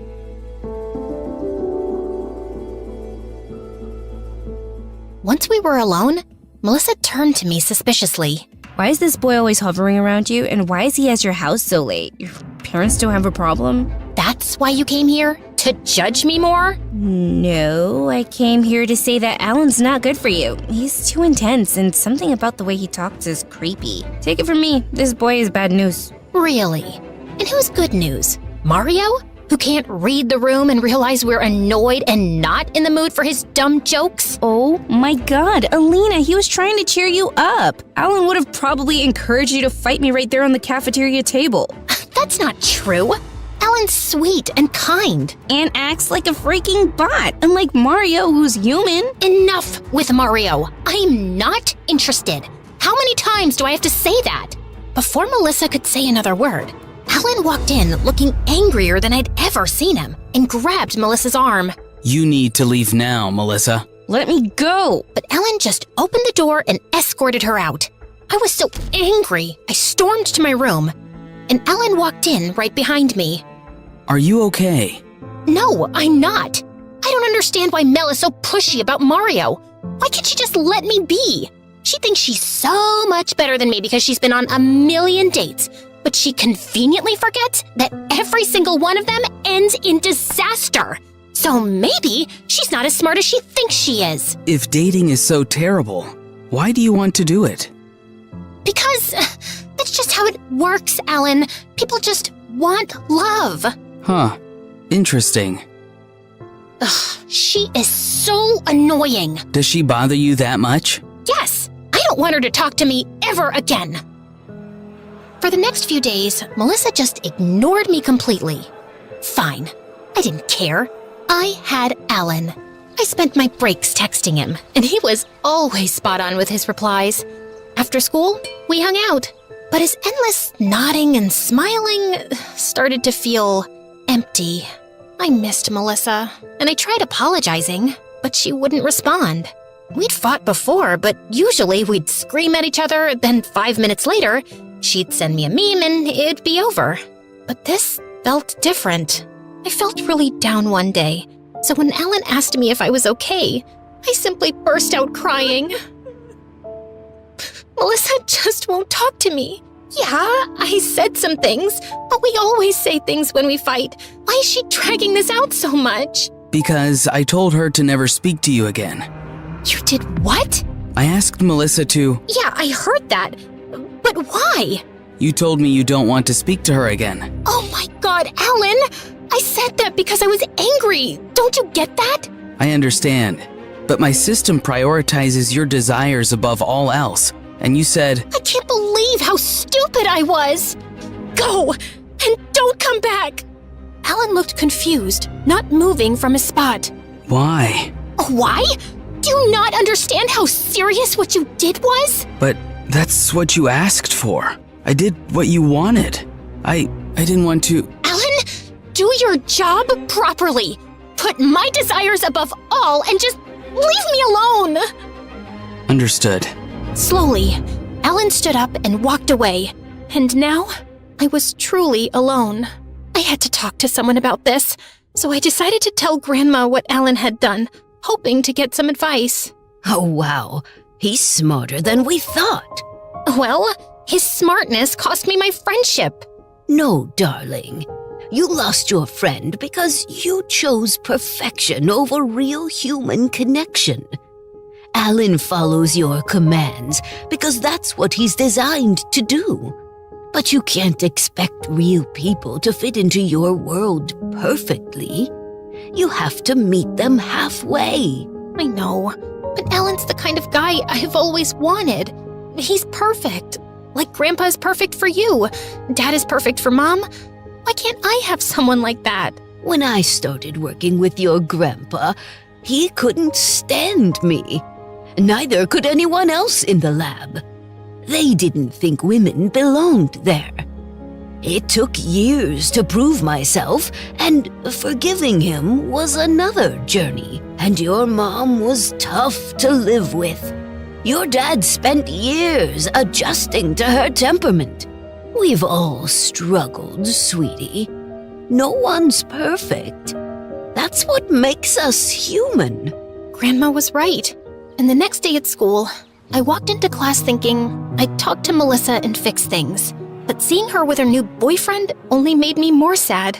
She didn't need me. And I was ready to leave when Mario stepped in my way. You look sad. Let me guess. Your boyfriend did something again? I'm not sad. And Alan's not my boyfriend. Not anymore, that's for sure. Great. I mean, I'm sorry to hear that. You know, there's this cute ice cream place that serves the best sundaes. No pressure, but I have a feeling you could use some company right now. I did need a distraction, so I agreed. And to my surprise, it wasn't so bad. He was funny, sharp-witted, and surprisingly easy to talk to. The more time I spent with Mario, the more I found myself enjoying his company. And I started thinking we could be more than just friends. Until things started to get a little creepy. He kept asking about my grandparents, how they started their business, whether they were still inventing new technology, and if we could visit their labs. And weirdly enough, he was super curious about Alan. So, is Alan from this town? Nope. Then how did you guys meet? Through my parents. Do you have some pictures of the two of you? I don't have a social media account, so I haven't really seen how he looks. Why do you care so much? I don't. I'm just curious. Well, if you're so interested in Alan, maybe I can set you two up on a date. You're funny. Mario's behavior seemed really off. So one night, I decided to do some online digging. He didn't have any social media accounts, but after some searching, I finally found an old newspaper article. Turns out, Mario's full name was Mario Herman, and he was the future heir of Herman Robotics, the same company Grandma had warned me about. So that's why he was so curious about Alan. He knew he was a robot. That was the only possible explanation. I rushed to the basement. I had to make sure Alan was well guarded now that I knew what Mario was really after. But when I went down, Alan wasn't around. I searched the whole house, even spoke to the servants, but no one had a clue. I was losing my mind when I got a call from Melissa. Melissa? Hey, come and get your creepy boyfriend. He's in my house forcing me to meet you because your emotional stability is his #1 priority. Oh my god. Just please sit tight. I'll be right there. You better, or I will hit him with a frying pan. I strongly advise against that, Melissa. My exterior casting is tough. Your fry pan will sustain irreparable damage. You see what I mean? He's crazy. I immediately rushed to Melissa's house, which was just a few blocks away. I barged into her room, and there, in the middle, stood Alan looking confused. I stepped toward him and reached into my pocket, pulled out the key, and inserted it into the small slot on his back. In an instant, Alan shut down. What was that? What did you do to him? Nothing. He's just resting. That's it. I'm calling the cops. No, wait. Melissa, let me explain. I told Melissa everything about Alan, how he was a robot and how my grandparents made him for me, and Melissa just looked shocked. He's a robot? How? He looks so real. Yes, and I thought I could control him, but clearly I was wrong. But the worst part is Mario. I gave him a chance, but I've just found out he's about to inherit our rival company, Herman Robotics. He was using me to get to Alan. I'm sure of it. No wonder he was so persistent about meeting you. I'm so sorry, Alina. I shouldn't have pushed you so hard to go out with that weirdo. It's okay. You didn't know. But now, I have a plan, and I need you. Whatever it is, I'm in. I gave Melissa a rundown of our plan, and she loved the idea. We needed a boy to help us out, and she convinced her boyfriend to be a part of it. The next day, we got to work. Mask, makeup, colored lenses, and clothes that made Melissa's boyfriend look almost too perfect to be human. Once everything was in place, we set the plan in motion. Morning, beautiful. Is everything okay? Not really, no. It's Alan. He wants to get back with me, but I told him that I like you. And now, he's mad. He says he wants to fight you, but I don't think you should. Instead of looking concerned, Mario's smirk only deepened. This was perfect for him. A chance to finally face Alan in person. You think I'm scared of him? When does he want to meet? I'll be there. He's waiting for us in the school courtyard. But please, Mario, don't go. Don't try to stop me. Mario puffed out his chest and marched toward the courtyard, and I ran after him. As soon as we reached the courtyard, I pointed to the bench where Melissa's boyfriend sat posing as Alan. I know what you are. A guy trying to read in peace? Oh, you think you can fool me, you freak of nature? Get up and fight me. Let's see what's under this sleeve. I bet everyone here would love to see some gears and wires. Dude, let go. But Mario kept tugging at his sleeve, trying to rip his shirt. Just then, a big burly guy stepped in. Mario's brother. I recognized him from the newspaper article. So, this is the robot you were talking about. Looks pretty real to me. And now he's ours. They lunged at Melissa's boyfriend, but he broke free and sprinted toward the cafeteria. Someone call security! Mario and his brother chased him into the cafeteria, and Melissa and I went running after. Just as we arrived, Mario hurled a chair at Melissa's boyfriend, and it crashed into a vending machine, sending a loud crack through the room. And all the students froze in place. Mario, stop! You're gonna hurt someone! Someone? Or your precious robot? I know your family's dirty little secret. My family moved me to your school. Herman Robotics is done being second place to you freaks! Have you lost it completely? He's not a robot! Shut up, Alina! My parents have been watching you. I know your grandparents developed this robot in their secret lab using illegal technology and named him Alan. You think I was following you around because I liked you? Get real. Listen up, everyone. Alina's family's crazy. They built this life-size robot because their precious little girl is too dumb to find a real boyfriend. And this is just a prototype. They are building an army of robots using illegal tech so one day they would take over the whole town. Let me show you. With that, Mario marched over to Melissa's boyfriend and started twisting the top of his head like he was trying to open a jar of jam. Ow, ow, ow! Hey, that's enough. You're hurting him. How the heck is that a robot if he's literally bleeding? Cut it out with this dumb joke already! Mario spun around, ready to yell at that guy, and Melissa's boyfriend seized the opportunity to break free. He stumbled to the ground, wincing in pain, while a group of guys rushed over to help him up. Melissa immediately ran to his side. The entire cafeteria erupted as people started throwing accusations at Mario and his brother.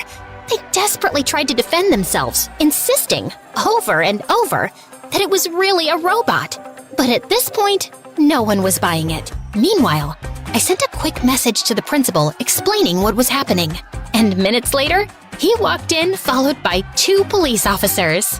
What's going on here? Sir, this guy is assaulting my friend. He pushed him and started telling everyone that he's a robot. That's a lie! Sir, Alina's family has a robot in their basement that looks like a man. They built it using illegal technology.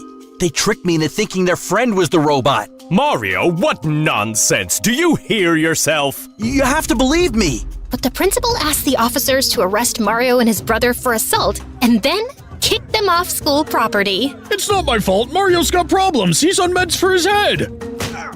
I'm not crazy. This whole school is insane. I hesitantly walked over to Melissa and her boyfriend, a little worried. What if I went too far? What if he actually got hurt? But before I could say anything, Melissa turned to me with a very weird look on her face. Alina? I don't think this is my boyfriend. Excuse me? What now? Melissa's boyfriend lifted his head and looked right at me.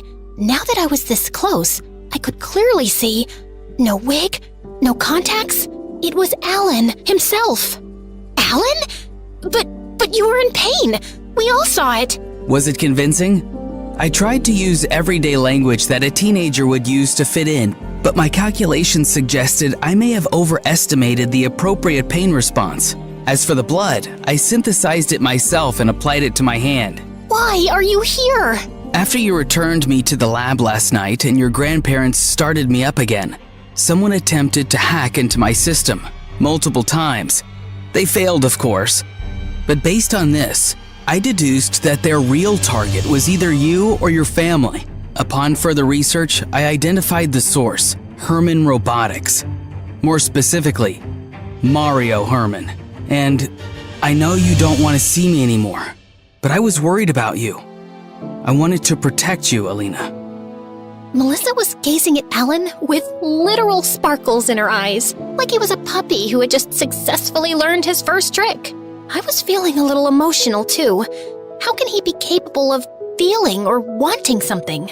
Out of literally nowhere, Melissa's actual boyfriend appeared, out of breath and looking frantic. I'm here! I made it in time, right? I couldn't get the contact lenses in by myself. What? I dropped Alan back home and gave my grandparents the full rundown of what happened with Mario and his brother. Naturally, they were furious, but keeping Alan's true identity a secret was more important. So they decided not to go to the police. Well, at least Alan was there to protect you. I wonder how he got that idea. That's what was weird. Alan said he was worried about me. He wanted to protect me. I can erase my progress if you're not happy with it. But personally, I kind of like to keep it. No, Alan. Sweetie, absolutely not. This is a scientific breakthrough. Do you realize how big this is? This is Nobel Prize material. After that, Alan practically lived in the lab. Grandma and Grandpa's greatest project. He became family, loved by all. I missed having him to myself, but I had bigger problems, like surviving Melissa's matchmaking.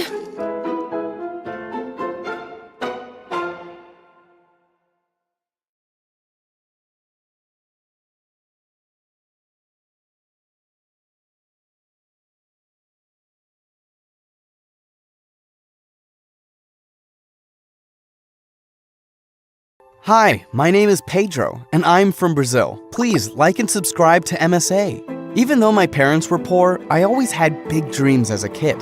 When I was 8, my best friend Maria and I used to sit at the bus stop on the weekends and would admire all the fancy cars that would drive past. Wow, did you see that BMW? I want one like that when I grow up.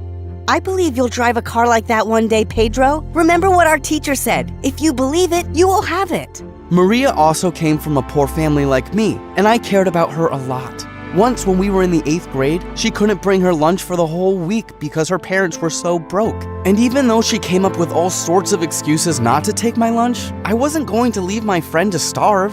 Pedro, I'm not that hungry. Please, I don't want to take your lunch. You know you don't have to have pride with me. Come on, let's share.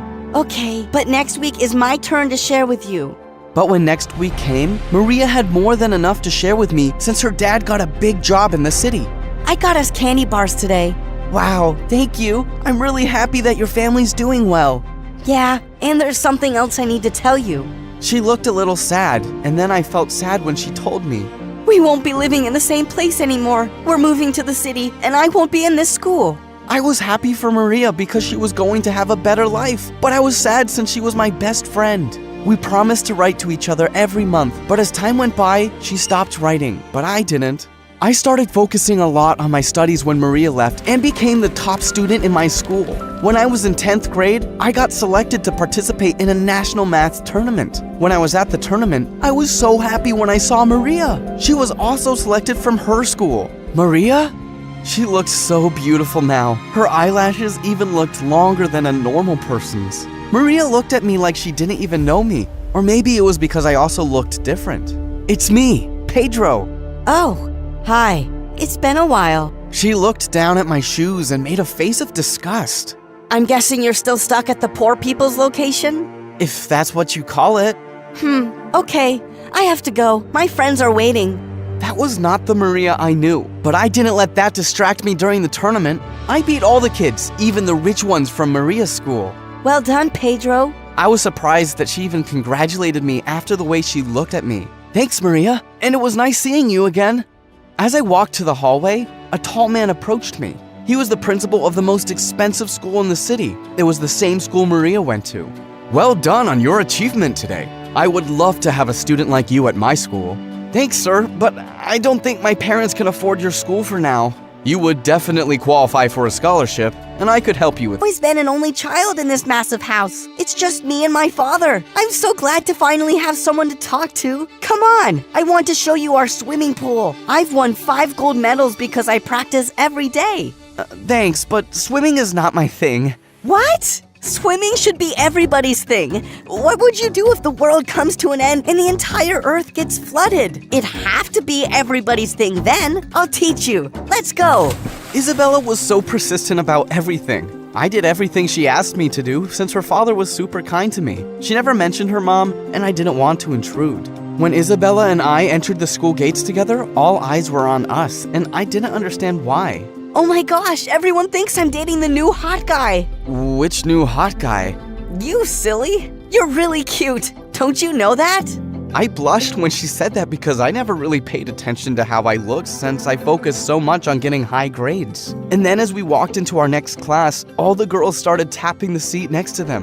Hey, new guy, you could sit next to me. Oh no, you should really sit next to me. I have all the answers to everything. Isabella suddenly hid behind me when she saw Maria walk in, and then she took my hand. He'll sit next to me. We come from way back. Isn't that so, Pedro? I saw Maria glare at Isabella sternly, and she quickly ran to her seat and didn't look at me for the rest of the day. Maria pulled me along with her everywhere in school, and because I missed her so much, I stuck with her. I'm so happy that you're in my school, Pedro, but we gotta get you some new shoes, okay? But these are my favorite shoes, Maria. I know, but change is good sometimes. Look at me. I live a fabulous life, which starts with how we look. Isabella walked past me and Maria like she didn't even know me, and when I saw her after school to find out what was up, she acted like everything was normal. Hey, you suddenly avoided me? What happened? Nothing. I just wanted to give you and Maria your space. She seems to really like you. Yeah, we're old friends. Are you afraid of Maria? No.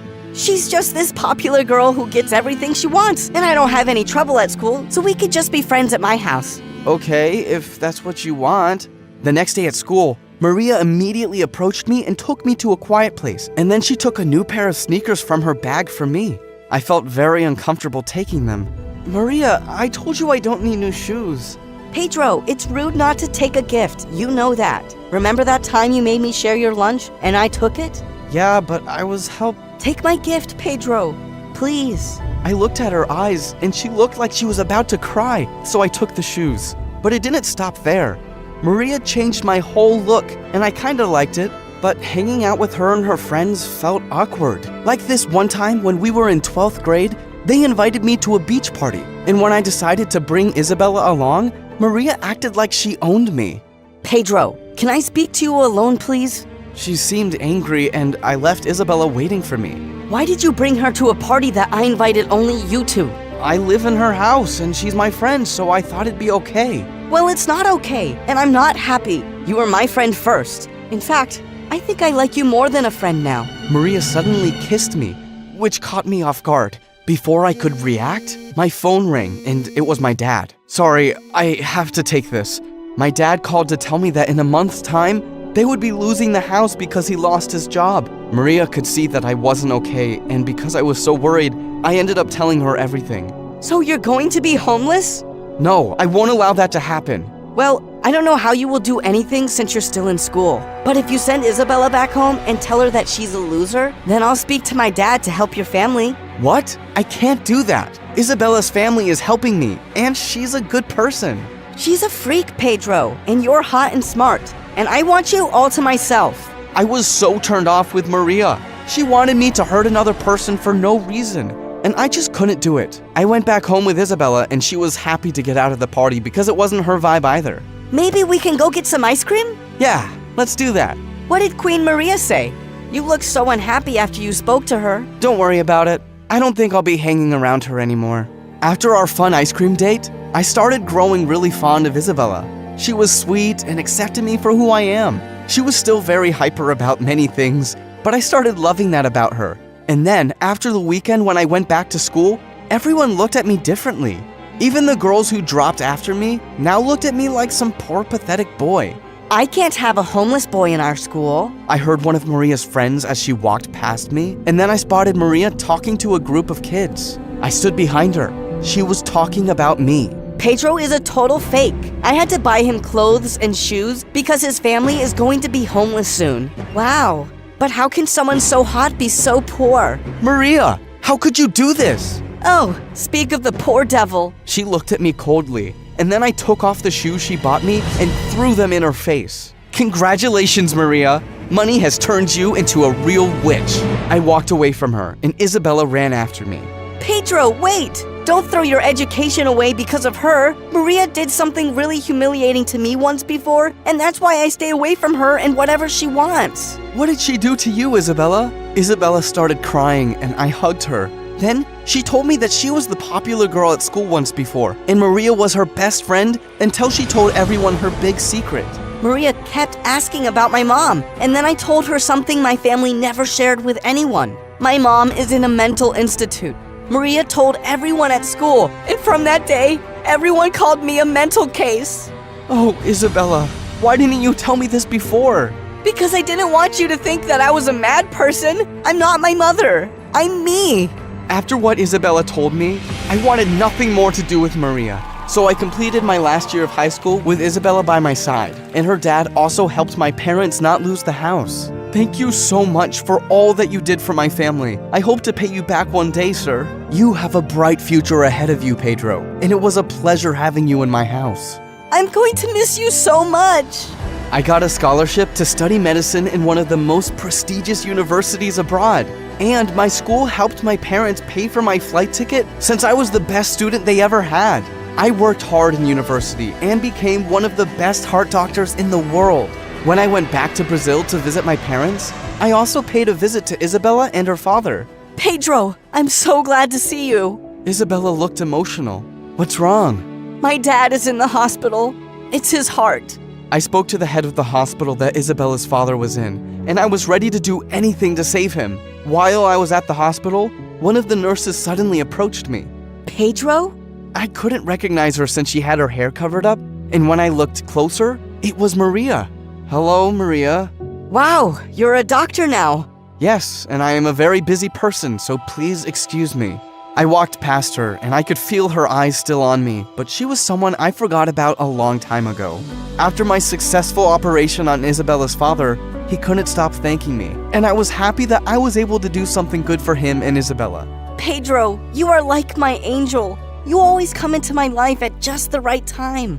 When I was lonely back at high school, you filled up my life, and today, you saved my father. I hugged Isabella, and then suddenly Maria tapped my shoulder. What can I do for you, Maria? I just wanted to say I'm sorry to both of you. She looked really sincere, so Isabella and I forgave her. She asked if we could have dinner together. I looked at Isabella and she nodded, so we hung out together. As we sat in a restaurant, we actually enjoyed ourselves. And when Isabella excused herself to go to the bathroom, Maria held my hand. I still love you, Pedro. I don't know what came over me in high school, but I've changed now. I slowly pulled my hand away from her. I'm sorry, Maria, but I'm in love with Isabella, and that's why I came back to Brazil. Maria understood and then got up and left. Where's Maria? She's gone, so it's just the two of us. I took Isabel's hand, looked into her eyes, and told her how I felt. Isabella, will you go out with me on a real date? She smiled. So, I guess I did get the hottest guy in school after all. She always knew how to make me blush. Never let your current situation determine your future. When life throws you lemons, make sweet lemonade.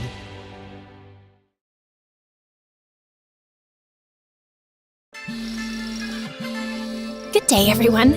My name is Odette, and I'm in the 10th grade. They say you can tell a lot from someone's face. Mine says, please look away. I'm an only child with only child parents, meaning I have no aunts or uncles. My life is boring. My parents are calm and reasonable in that polite, suburban way. I always believed even my face looks boring. You know, Odette, it's time to have some purpose in your life. Well, I'm just waiting for the tragic twist in my life arc, because you guys didn't give me a dramatic backstory to work with.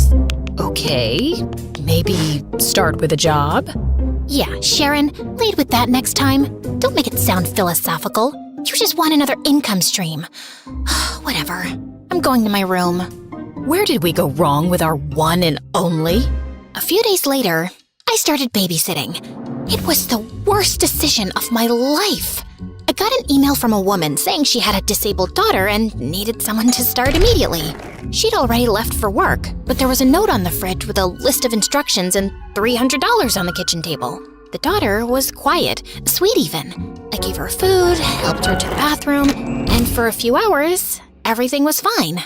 Then, I started noticing things. Shadows in the hallway, footsteps behind me. You know, classic horror movie nonsense. Long story short, she wasn't disabled. She was just pretending, for fun. People are weird. Yeah, I think my purpose in life can wait. Maybe my purpose was to find a boy instead. I saw my classmates getting boyfriends and having cute relationships, except me. I have this friend in particular. Her name is Lila, and she genuinely loves boys. God created Adam and noticed he was bored. Imagine being in heaven and still feeling bored. So Eve was made to entertain him. Can't you see it? We girls are men's heaven. All you have to do is just smile and entertain them. But Odette, you're a frowny, boring little creature. Smile so you attract good energy. And by that, I mean boys. But I didn't know how to smile to attract boys. I didn't have it in me. Whenever I saw a boy, I'd just frown and keep my head down and walk away. I once tried with the new boy. He was wearing sunglasses indoors. I don't know if he thought he was famous or had an eye infection. Either way, I decided to smile. Are you sneezing or threatening me with your face? I stared at him, frozen. Okay, I'm calling you Snarly, like Charlie, but with a snarl. People laughed, even me. That was Rafe. He went from being the new student to the popular one instantly. He had this annoying way of making fun of you and still making you laugh. From that moment on, he kept showing up in my life. Unfortunately, so did the name Snarly. Every girl tried to be his girlfriend, especially Lila. Oh, the heck she tried. He said he was waiting for someone special to have a relationship with. What does that even mean? He's a teenager, a popular, cool one. Just hang out with the prettiest girl in the school, which is me. But seriously, what's wrong with him? Maybe romantic guys do exist. Ugh, you're so naive. Anyway, what did your mom cook today? I smelled meatloaf, so that. Again? Hey, beggars can't be choosers. Hey, you. First of all, I really don't want to stay with that ugly stepmom of mine. Second of all, I'm doing you a favor. It's not like you found a better friend. The heck, you only have me. So shut up and get me some meatloaf. Lila didn't exactly have a calm life. Her dad was a useless, handsome man who somehow got tricked into divorcing her goddess of a mom, thanks to a stepmom so ugly she could curdle milk. Her real mom either ran away or fell into depression. We don't know. What we do know is that Lila never saw her again. Then one day, Rafe was playing in the final, super important basketball game of the year. Everyone was cheering for him. Some girls were even crying. If they lose, I'll spit on their faces. Except Rafe. He can spit on mine if it helps him release some of that frustration. Do you not have even a shred of self-respect? Everyone glared at me. Apparently, I was the fun killer and an idiot. Why are you like this? You don't have to take life so seriously. Just chill and enjoy the vibe. Then Rafe scored the final shot, and our school won. The crowd went feral. People were chanting his name. They lifted him up on their shoulders like he was a national hero. But then, Rafe asked them to put him down. His face was weirdly serious. He turned and looked directly at me. Then, he started walking toward me. Everyone fell silent, even me. He looked deep into my eyes and said, "Would you go out with me, Odette?" The crowd gasped, but not the cute, supportive kind. More like an, "Is this a prank?" gasp. Rafe, nice one. But Rafe didn't laugh. He just kept looking at me with this soft, serious expression. I wanted to laugh it off. I really did. But something about the way he looked at me made my stomach flip. Some girls laughed nervously and touched his shoulder. A few boys joined in, filming the whole thing. One guy grabbed Lila's hand. Will you be my girlfriend? Oh no, wait. What did Rafe say? Oh yeah. Would you go out with me, Lila? Then, out of nowhere, Rafe shoved him hard. The laughter died instantly. Then he just turned back to me, calm as ever. So... Just say yes for now. Let's see where this goes. Yeah, I'll go out with you, Rafe. He grinned from ear to ear, picked me up on his shoulder, and carried me away.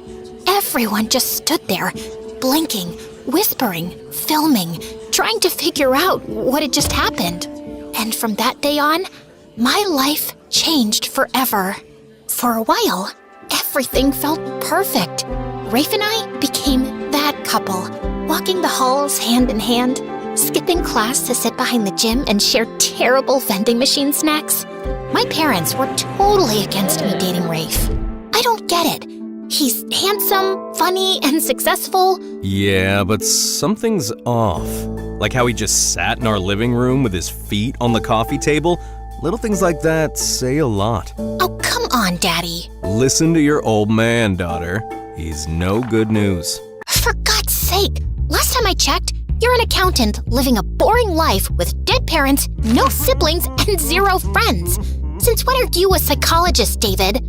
Oh, Dad, come on, honey. It's his vibe, his aura. Are you a psychologist? No. Do you read psychology books, human behavior? Facebook posts don't count. No. Then please, just let me have this one. Finally someone notices me, and he's not just anyone. He's the most popular boy in the entire school, maybe the whole city. That's what makes it even more fishy. Why would he choose you? Honey, that's not how we agreed to phrase. Aha! So it is because he chose me, not his aura or his feet on the coffee table. Why am I not even surprised? Can we please never talk about this again? Lila was the happiest for me. Look, I know most besties would be super jealous if their average, boring-looking friend got the hottest guy in school, especially when that bestie is as pretty and fun as me. But trust me, I'm proud of you. Thanks. But why are you spraying that pink stuff on your feet? Oh, I've got a date with this rich guy. He's a couple years older than us. Well, maybe a couple years on top of those couple years. He's 5 years older, okay? But love doesn't care about age. I just want everything to be perfect, including my feet. So you're gonna tell him nice to feet you? Ha ha. You're actually so stupid sometimes. I love it. So, how's everything with Rafe? It's fine, I guess. But there's this nagging feeling. Like something's off. I don't know. I know that feeling. It's called insecurity. Just live in the moment, babe. Stop overthinking. Oh, and I just had meatloaf. But brace yourself. It was actually good today. Like, edible. Anyway, I gotta go. Love ya. Mwah. Maybe Lila was right. Maybe it was all in my head. Maybe I just needed to loosen up. Until things took a different turn. I started spending more and more time with Rafe. He was sweet and generous, but he never invited me to his house. I kept asking, then I started nagging. Finally, he agreed to take me there. I was surprised by how old and worn down the house looked. The front porch creaked under her feet. Just as Rafe opened the door, a glass flew past us and shattered onto the street. Rafe yanked me back. Where did you put the money, you useless witch? I bought food with it. Wait, you want me to leave money here so you can waste it on more cigarettes, you junkie? Well, welcome to my house. We stepped inside. The place was a mess. Dark, musty, with dishes piled up and clothes tossed over furniture. His mom looked pale and worn out. His dad looked like he hadn't showered in weeks. Mom, Dad, this is Odette, my girlfriend. Oh, so now it's Mom, Dad, and not Dad, Mom. Why is she first, huh? You stinking little disappointment. You can't tell me how to speak. I said what I said. What are you gonna do? Hit me? Burn me? Go ahead. What do you even want from us? Why are you still alive? Oh, trying to show off in front of your girlfriend? Like you're the man of the house? Joke's on you. She's not even pretty. Don't listen to him, sweetheart. Don't talk about her like that. Fine, let's talk about you then. Hey, bimbo, this kid you're dating still wets the bed. His mom dragged him to every doctor in town, but some people are just born failures. How dare you! She grabbed a rolled up newspaper and smacked him across the head. I stood there, frozen. Rafe took my hand without saying a word, and we walked out. Well, I guess I'll never complain about the boring life my parents gave me again. Yeah, I get it. Now you know why I never wanted you to meet them. I'm sorry you had to see all that. Don't be, Rafe. I'm your girlfriend. I'll accept you no matter what. Cool. I like acceptance. So, not leveling up yet? You know, like love? Because, Odette, I love you. Finally! What took you so long? It's been like a few weeks, but yeah, I mean, you're amazing. I'm lucky to have you. And when I become this huge, successful basketball player, I'll give you the best life. He was ambitious. He had dreams, and I liked that about him. Then he leaned in to kiss me, and my stomach flipped. But just then, my phone rang. Ugh, it's my mom. Don't answer, Snarly. Let me kiss you and take you to your favorite diner. Rafe and I were only getting closer, which I didn't want my parents to know about, so I kept lying more and more to them. My grades slipped, but I told myself it was fine. I'd catch up later. I just needed time. Time to be with Rafe, to support him, to listen to his rants, to calm him down when he got angry for no reason and swore he wasn't actually mad. We had a